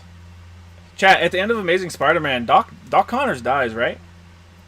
I don't remember. I thought he was still alive because that was why he was like a full-blown psychopath. You know what I saw that we were missing though? You know? All right? We were missing Neo Goblin. Yeah. Venom. Kraven. We couldn't get Topher Grace in here. Yeah, he gets turned back into human and goes to jail, yeah. Okay, he survived, okay. Yeah, like I said, that's why him being the Lizard again was like a big deal, because he kind of knew what was going on. Yeah. He gets recruited by Osborn, I think. Oh, well, that would explain why I don't fucking remember. Yeah. It's because you never got another Amazing movie. Yeah. I'll pretend there was a Spider-Man 4 where McGuire fought Bruce Campbell Mysterio. I wish Bruce Campbell was young enough to star in another movie. Yeah. He's supposedly going to voice Ash in like an animated Evil Dead series, which could be awesome. I'd like that. Yeah. I wish we got him in Mortal Kombat 10 like we were supposed to. I think it was 10. Might have been 11. Yeah, Kraven was a silhouette with the rhino. Yeah. Yeah. Yeah. And now Kraven being R-rated, it's like, will they even let him be next to Spider-Man now? Mm-hmm. Like, I know Deadpool is they're having Deadpool 3 come out now. That's officially part of the MCU, and they're even bringing Wolverine in. Yeah. I don't like the fact of bringing Wolverine in. I'm fine with that. That's the same thing as when they brought Cable into the second movie. I know, and I accept that Wolverine was never going to stay dead after Logan. It's impossible. Yeah. Well, to be fair, this is before Logan. It is before also, Logan. Alternate timelines and whatnot. Yeah, time travel shit. Explicitly, the X-Men have fucked up the timeline so many times that the original endpoint of their timeline, I think, was supposed to be the Last Stand timeline. Nah. Was that the name of the movie? No, X-Men Last Stand was the third one. Days of Future Past? Yeah, Days of Future Past, where they all get hunted down by the Sentinels. But since they sent Logan back in time to fix things, it quote-unquote fixed things, and for some reason the natural endpoint for mutants is always to be hunted down and wiped out. So instead of Sentinels wiping them out, you just have fuck-off terrible future where they were just naturally selected by the government to be wiped out. Yeah. You know, the Logan just natural can't avoid it extinction. Very weird. Yeah. It's almost like nature's correcting itself, and it ain't want none of you filthy muty scums. Cancer wipes them out. Yeah, it's very grim. Yeah, the Logan timeline's like super fucking sad. I mean, not even cancer. What is it? Doc Xavier. Charles Xavier fucking wipes out most of the X-Men. Yeah. Through in a single seizure. Yeah. I feel as though it pays off that thing in Deadpool 2 where Wade tells Logan that if he asks him to come back for another movie, he says yes. Yeah. Also, it's nice to see Hugh Jackman come back as Wolverine because the only reason he retired was cancer. Yeah. Cancer, and he didn't want to only be known as Wolverine. He loves doing stage plays and theater stuff, so he maybe wanted to do some time for that. Which is fair enough, you know. Let him do what he wants. He earned it. Yeah. It's not really a genocide. Mutants still have kids, just they can't be mutant kids. That is true. That sounds pretty bad to me. They literally only fix the genetic error that creates mutants. Yeah. Which, to be fair, you fucking fixed that. It's already been talked about in X-Men 3, I think, either X-Men 2 or X-Men 3. Yeah. Where Rogue is like, oh, I'm gonna go get the cure because I don't like being. Maybe it was 1. I don't fucking remember. It was 3. It's I'm gonna go get the cure, and they're like, what the fuck do you mean you're gonna get the cure? There's nothing wrong with you. And she's like, you fucking turn shit to ice, Bobby. Wow, that's so bad for you. I can't touch anybody without killing them. Yeah. My life sucks. Yeah, that was 3. Yeah. Because that was also where they did Dark Phoenix. Yeah, it was in the soda. Yeah. And the whole thing is, the whole mutants as racism allegory has always been a bad one, because when you just have people do have a justifiable reason to fear them, especially whenever you're setting up a story with the mutants, because it's never like, oh man, little Bobby was just playing in the street, and he in order to save himself a scraped knee, he just froze the road for a second, and people freaked out. It's okay, we need to kick this off with a bang. So this mutant did something crazy, and potentially put like 20 some odd people in the way of danger, or outright killed them. You know, a tragic case of like a mutant story is a kid has the ability to like breathe underwater, and he has gills on his neck. Yep. So he has to hide them, and he has a bunch of issues with that, and people find him and make fun of him for it. I think they did that in Percy Jackson Law. Yeah, but yeah, that'd be like a sad case of it where you are sympathetic, and it's like, oh man, that's so, that kid didn't do anything. He's just trying to live his life. No. There are tons of cases where a mutant kid went fucking psycho as soon as he realized he had powers and set a bunch of people on fire or something equivalent. Yeah. There is a good reason why Senator Kelly had a very prosperous political career. Because he had so much fodder to work with. Yeah. A lot of fodder to work with, and he was literally backed by the military. Yeah. Stryker really wanted Wolverine back. For good reason. He's the most dangerous one of all because he's fucking borderline immortal. He's borderline immortal and he can cut anything. You did that, Kelly. You did that. Yeah. Yeah, there was one poor kid in the comics that Wolverine had to kill because mutant power activated and was some type of death gas that just killed his whole town. Yeah, he didn't have a choice. Yeah, he just killed his whole town, and then Wolverine takes him to a cave and he tries to share a beer with him, and the kid refuses it. And he's kind of like lamenting his fate, and he's like in another life I could have been an X-Men, right? I could have had the whole suit and everything. I could have been a hero, and Wolverine just kind of quiet, and he's like, "You want a beer?" And the kid's like, just get it over with. Yeah. So Wolverine stabs him. Which, that was really hardcore. The fact the kid's just like, why are you even trying? Yeah. It's like, we know how this is going to end. Fucking do it. Yeah. Get it over with. There's also the Ultimate Wolverine story where some kids, mutant powers to disintegrate people around them. Yeah. There's some people who really, really get the shit end of the stick. Oh, yeah. Like... Finally, a cure for my chainsaw hands, the Creed chainsaw hands joke. There is no cure, said Johnny Five Dicks. There's nothing wrong with us. Yeah, seriously. Where it's like, dude, for fuck's sake, understand that some people would really, really like not being a mutant. Some people's lives are just worth... Fucking, what's his face? Toad? From fucking the Brotherhood of Mutants? Oh, yeah. Dude looks ugly as shit, and his powers barely help him in any way, shape, or form. That motherfucker's, like, first on the bus for a cure, dude. If there's no cure, it's a shotgun shell. Yeah. There's plenty of cures, boy.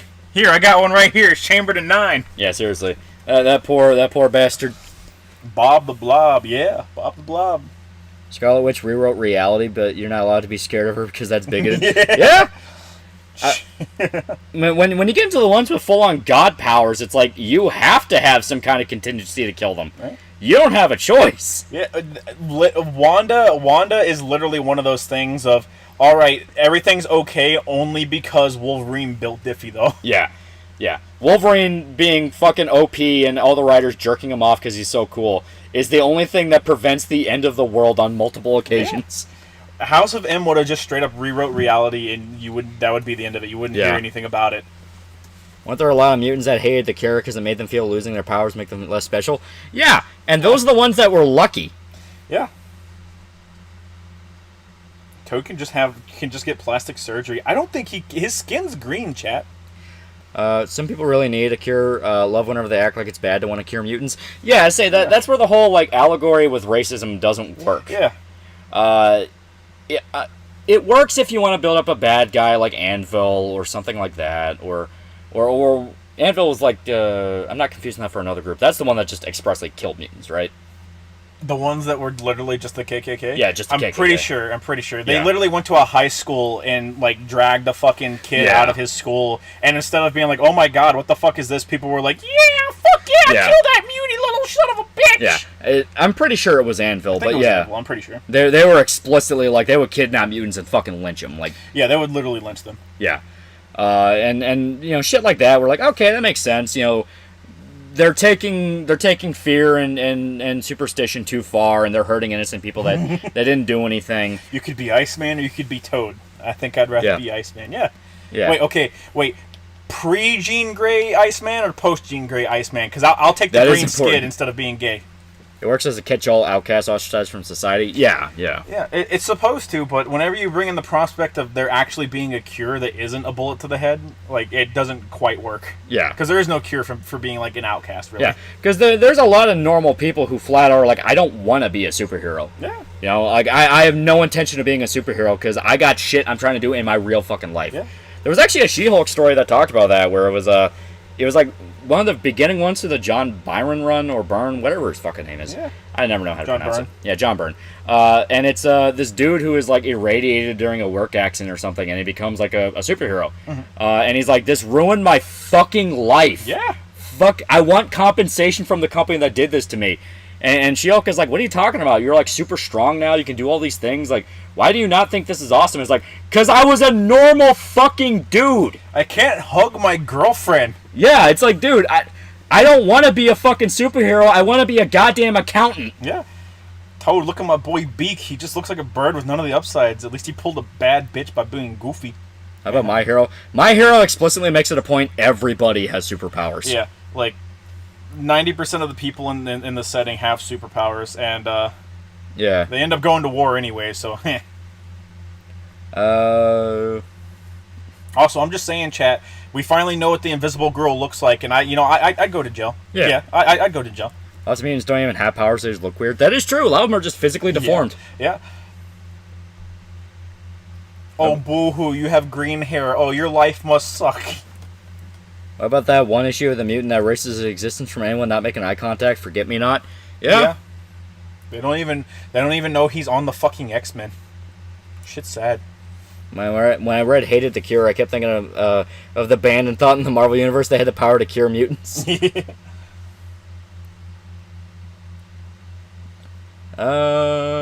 you don't have superpowers, you're considered a faggot. Yeah.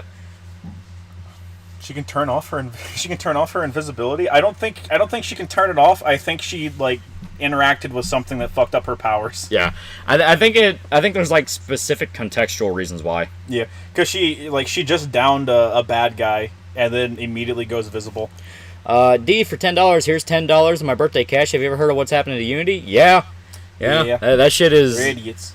Dumbasses. What makes it especially borderline criminal. What makes it especially funny is people dug up the reason why in 2 days, where it's they're literally pushing people to use their fucking sleazy ass other software that's part of a fucking Israeli company. Yeah, some fucking Israeli company has a contract with Unity, and Unity's like, oh yeah, if you use this company's software, you don't have to pay this fucking fee. Yeah. And then on top of that, the CEO of it, which was the guy that used to run EA, that ran it into the fucking ground, he was the same guy that was like, oh, I think players need to make a microtransaction purchase every time they try to reload a gun in a first-person shooter. Yeah. And it's like, my brother in Christ. It's that's the kind of evil someone should just hit you with a belt. Yeah.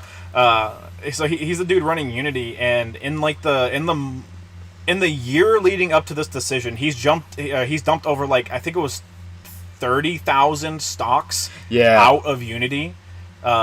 So it's oh man, so you knew this decision wasn't going to be good, and you were minimizing your own fucky wuckies. Okay. Let's not forget how Ultimate Wolverine watched Scarlet Witch and Quicksilver bang each other. Also, it might be their dad, which is gross. Mm-hmm. Yeah. Ultimates was fucking weird. Ultimates was really fucking weird. If that invisible girl expels enough light that she absorbs, she turns visible because her body isn't absorbing light as quickly, which is why she's perpetually invisible to begin with. I just think it was a funny scene, chat. I just thought it was funny. I thought it was a funny scene. Also, I like the way the My Hero author draws girls. Yeah. He's got some of that Kubo running in his veins. Yeah. It's like that scene from Who Framed Roger Rabbit. It's well, you can get your hand out of the cuff at any time. No, only when it's funny. Only when it's funny. I wish Ultimate Wasp would keep flashing her titties. Yeah. Ultimate line was Brian Bendis' Lord Phase. It really was. I survived the Holocaust. It was horrible. Genocide. It was a horrible genocide. Such a thing should never happen again. You know what? Genocide all the humans, Magneto. Yeah. Well, that's kind of his whole point, where it's he's the victim that has become worse than the oppressors. Yeah. Fucking Charles Xavier tells them that every fucking time they meet. Yeah. Where it's he's like, Charles, my old friend, you're such an idiot. Yeah. It's no, you just don't understand. Humanity will never accept us. It's not if you keep trying to kill them. Yeah. Humanity has a very long history of an obscenely violent backlash against anything that harms them. You have made my job infinitely harder with your fucking retardation. It wasn't even 6 million, Magneto. I read your thoughts. Yeah. My Hero artists draw some girls with meat on their bones. They got some titties, chat. Yeah. I don't think I've ever seen a flat My Hero character. Didn't Red Skull tell Magneto he's worse than the Nazis? No, I think he congratulates him because he reminded him of the Fuhrer. Yeah. It was something like that, where it's I thank you for giving me nostalgic memories. Yeah. I would sell my soul for a night with Mirko. Hirokoshi said in interviews that he likes women on the thicker side. Yeah. I like the basis of My Hero. I just like the foundation it's built on, which is I like Western superheroes. Japan doesn't have anything like that, so I'm just gonna build my universe around Western-styled superheroes. Yeah. And then he just let that bleed through for forever. And then Shonen Tards got in there. It worked for a while. It's just then all the fucking Western fans brigaded him and threatened to kill him anytime he put a girl in a bikini. And then he said, "I don't give a shit," and then proceeded to the invisible girl is just straight up buck ass fucking naked. Yeah, you find out like, yeah, she's completely buck ass fucking naked whenever she's completely invisible because she's not wearing any clothes. Yeah. Jimmy, pull up the picture of the naked invisible girl. Yeah, that's the shit, Jimmy. What's the Spider-Man equivalent for My Hero Academia? Basically, He's a rope dude. Yeah. Shoots rope. I think it means like character-wise, basically kind of Deku, where he's the everyman. Kind of be Deku, but Deku has an entire arc dedicated to no, but I'm evil now. Yeah. I'm evil because I need to infiltrate. I'm surprised that cover of her is official. It's peak. It's very good. Well, she's wearing clothes, you can tell. Yeah, for sure. They put her naked on the volume cover. Fucking based. Yeah. Hirokoshi really just gets tired of listening to people bitch about how he makes his character scantily clad, and he's increasingly just like strong-arming Shonen Jump to be like, I want you to put her on the cover, buck ass nigga. I want her nipples out. This is a manga collection for teenage boys. We can't do that. Find a way. It's like did you see what happened with that fucking Get Schooled manhwa? Yeah, they pulled it. Yeah, it got pulled off the fucking face of the earth. Yeah, it got fucking nuked so hard, and it's sad because like it was genuinely like a really funny moment. I hope the author just dedicates his entire life to writing hyper racist stories now. That's the thing. That entire chapter apparently comes out of fucking left field, where it's like, oh my god, this dude has like some rage deep inside of him. Well, they're an Asian nation, so they already don't really like foreigners. On top of that, race mixing between specifically black foreigners and Korean women is apparently getting really bad. Yeah. And is actively making race tensions worse. Yeah. On top of that, a lot of those individuals still adopt the Americanized. Yeah, the Americanized banana mentality. Yeah. Dickhead mentality. Yeah. Yeah. They do. I mean, you bring your shitty lifestyle with you wherever you go. Yeah, and the fact that they make it a plot point that the character who drops that massive fucking N-bomb grew up in Harlem in America and is like, do you have any idea what I had to deal with living with you people? Like, I fucking hate y'all, and you're all a bunch of pieces of shit. Yeah. No matter where I go. Yeah. Even back to Korea. What manhwa are you talking about? It's called Get Schooled. Yeah. Get Schooled has covered feminist psycho teachers before. There were a few chapters dedicated to it. So this is just a very angry manhwa. I mean, like, weirdo feminist teachers is different from just straight up, like, looking a black kid in the face and calling him a fucking nigger. Yeah. Like you as a teacher. Like, there's a difference. Yeah. But, yeah, I definitely think the author of this is like, man, he's got some spice, and oh fuck yeah, he's got some spice. I appreciate the bravery, I really do. I appreciate the bravery. I just think it might be misdirected. But I think, yeah, you made yourself too much of a target. If you were more subtle about it, it would have been fantastic. You would have gotten away with it. Listen, you need to ease your main character into dropping hard R's on the student body. I can't wait until the apologetic webtoons interview where he's like, listen, in Korea it's normal. I drop that shit with all my black friends. And someone's like, you have black friends? He's like, well, no, but if I did, I would. Yeah. I'm confused. So, the context of the chapter is, it's an edgy high school story. So, you have this black kid who is half Korean, half black. And apparently he is just this fucking asshole who is literally, like, screaming at the teacher that his skin tone looks like shit, because, the teacher's like a full-blown Korean. And just being a massive dick and thinks he's better than everybody. And the teacher says, like, hey, yeah, you're talking shit about my skin tone. I had to deal with that all the time when I lived in Harlem next to a fucking black neighborhood. Yeah. You know what I did anytime someone said that to me? Fucking nigger. Yeah. Like, no, not even debated. They had to censor the word because he straight up says it. Yeah. And then it turns out it's this whole... It is a part of a larger chapter talking about race issues in Korea. Where, as stated, you have, like, half black, half Asians who consider themselves still black and adopt very Western black mentality. And that is a thing in Korea that is causing problems, I guess, according to this author. And it's a part of a larger debate. And it's like...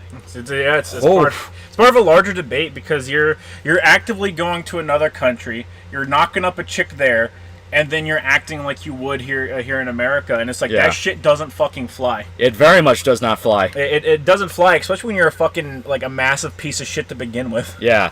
You can get yourself deported and ruin your family's life Yeah. because Asian countries are very not patient with that shit. Yeah, fucking. Not too long ago, we had a thing.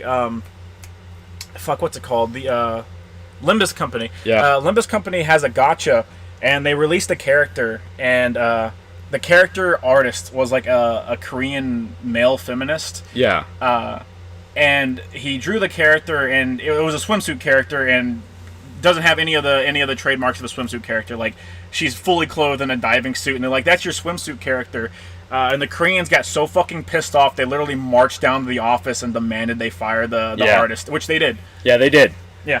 They did, and the company had to come out and say, we do not align with the political views of this guy. Like specifically talking about a dude who is like a male Twitter feminist. tard. Yeah. Like, the thing is, Asians in general, but as I understand it, particularly like South Koreans, are very fucking passive. Yeah. And whenever they are like marching for something, It's it big. can get bad. Like, Yeah. it can get firebomby bad. Yeah, it can get really, it can get ugly. Yeah. I'm just saying, if the Koreans are getting firebomby and they're saying, I want to drop a hard R, maybe let them drop 2 or 3 of them, okay? I'm just saying. Yeah. It's based, but I don't necessarily agree. Well, it's a thing where I have no idea what the social situation in Korea is. So maybe it was an issue he was trying to get attention to, and it's like They maybe he was outright commenting on BLM shit. he did it in the wrong spot. Yeah, it's like maybe he was trying to comment on BLM shit because there were attempts to spark BLM protest in Asian countries all around the world. Yeah. Yeah, Japan had it fucking pretty bad because they just let a bunch of fucking cunts in. yeah. Japan had it pretty bad, and then specifically Japanese media was pointing out, hey, these are a bunch of Americans that are doing this. What the fuck? Yeah. What company was this? I don't remember the company, but the game That was... isn't quite right. The character artist was not a feminist. The story CG artist was a feminist, and she started getting into shit fights with people on Twitter on an account tied to it. Yeah. Okay, so that was it. That was it, but they still fired the guy that did the art for the character, because... Yeah. I mean, honestly, if I'm playing a gacha and you're like, "Hey, it's the summertime. We're gonna do swimsuit characters," and you hit me with a fully clothed woman, I'm gonna be upset. The diving suit could be funny if you just do it as a joke. Yeah. If you're trying to do it as like a point, quote unquote, fuck you. If it was something like Fate, where like Fate has 4 character arts for a character and 3 outfits per character, and usually like, yeah, the first one can sometimes be a bikini or something for summer events, but sometimes you have funny shit. Like Yeah. I think the one that Japan has right now for one of its summer characters is she puts on like a bunny outfit. Yeah. And she's like, "Oh, that motherfucking piece of shit messed with my Saint Graph, that fucking whore." Asia has a problem with people importing black dudes to have half-black kids in the hopes they'll do good at basketball. T Filipino. Oof. What is comic you speak of? The one that had the hard R was Get Schooled. Yeah, it was called Get Schooled, which has been completely wiped. Yeah, it was on the site Webtoons. Yeah. But now you got to find somewhere else. You got to find a pirate site, and since a lot of fan translations are getting really up their own ass. Yep. There might be a trend of them deleting their translations of it and going 100%. fuck you. Limbus Company isn't really a fan service game though.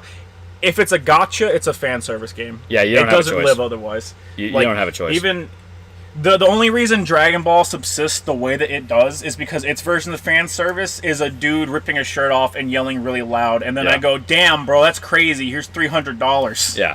Its version of fan service is another form of Gogeta. There you go. Goddamn right. E-hentai it is, baby. Honestly, at this point, I need to get into Nike. I don't think Nike even looks like it has good gameplay. I'm sorry, chat. How about that one bitch keeps chimping out in Japan and recently got cold clocked? Oh, that streamer dude? Yeah, fuck him. Yeah, I don't know how he's still in Japan. That's Yeah. just fucking crazy. Yeah. But yeah, he got cold clocked, and he really needs to get deported. Niggas that leave the hood and take the hood with them are the ones to be tossed back, because that's just a sign that they ain't ready to admit their own fault or change their habits. When I left the project, my entire demeanor changed, and I breathed a sigh of fucking relief trying not to be on 24/7 trying to act tough so I don't get fucked with every time I want to walk around the corner to see my aunt or go to the corner store and just visit a friend. The hood's a bad fucking place. Yeah. Exactly. The hood is not somewhere that you want to be. You know what? I'm glad, Scribe, I'm glad that you're a CJ and not a Sweet. Thank you. Yeah. Did you know there's a live action Perfect Blue? If so, have you seen it? Black Swan. It was okay. Oh, yeah, Black Swan. I fucking hate. I hate a majority of that movie. I'm ready to call it when you are, because it is 3 in the morning. 3 in the morning here, about to be 3:30. So we are gonna call it. Yeah. So thank you to everybody who showed up. Really, really fun. Really, really cool. Twisted Metal Black is definitely punishing. It will not fuck around if you want to play it, but I don't remember this. I don't remember the game being this hard when I was a kid. Yeah, but it is fantastic, and you guys should play it. It is genuinely good. It's $10. You can get the first, second, and black on PlayStation. I think those are the only ones they have actively available on PlayStation. Yeah. Which makes sense. The other sequels have music licensing issues. I can see that. Yeah. But they all are fun. They are all fun. If you think we did a terrible job, then buy the game and try and do a good job. Yeah. Prove us wrong. You can get past the 3rd level, chat. And you have to buy it. You can't emulate it. That's the rule. Buy it. That's the rule. For the love of God, give the series money. Just don't get Twisted Metal 2012. We don't want them doing that again, okay? Yeah. All right. See ya. Bye-bye.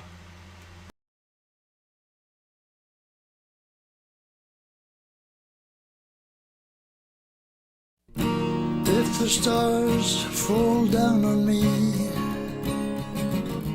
and the sun refuse to shine, then may the shackles be undone. May all the old words cease to rhyme.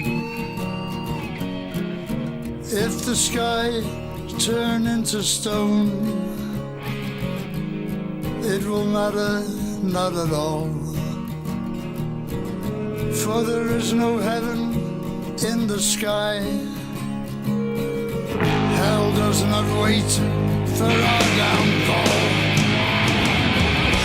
Let the voice of reason shine. Let the pious vanish for all time.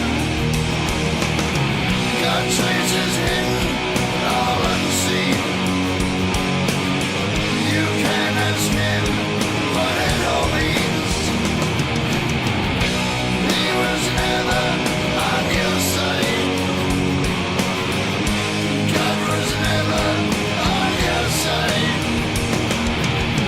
Let right and wrong alone decide. God was never on your side. See 10,000 ministries. See the holy, righteous dogs.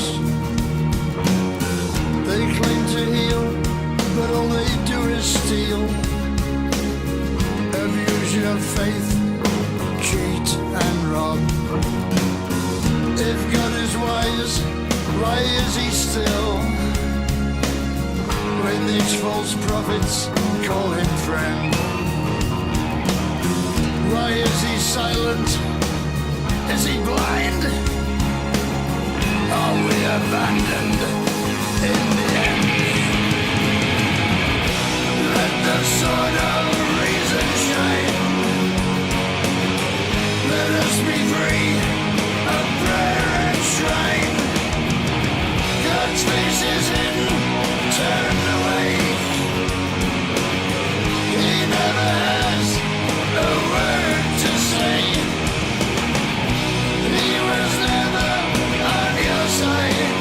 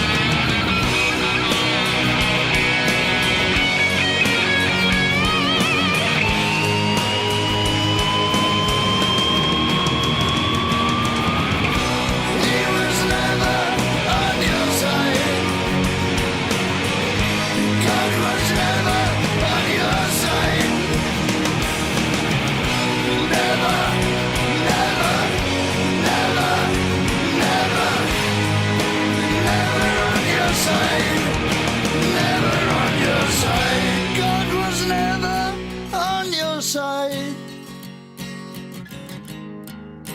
never on your side.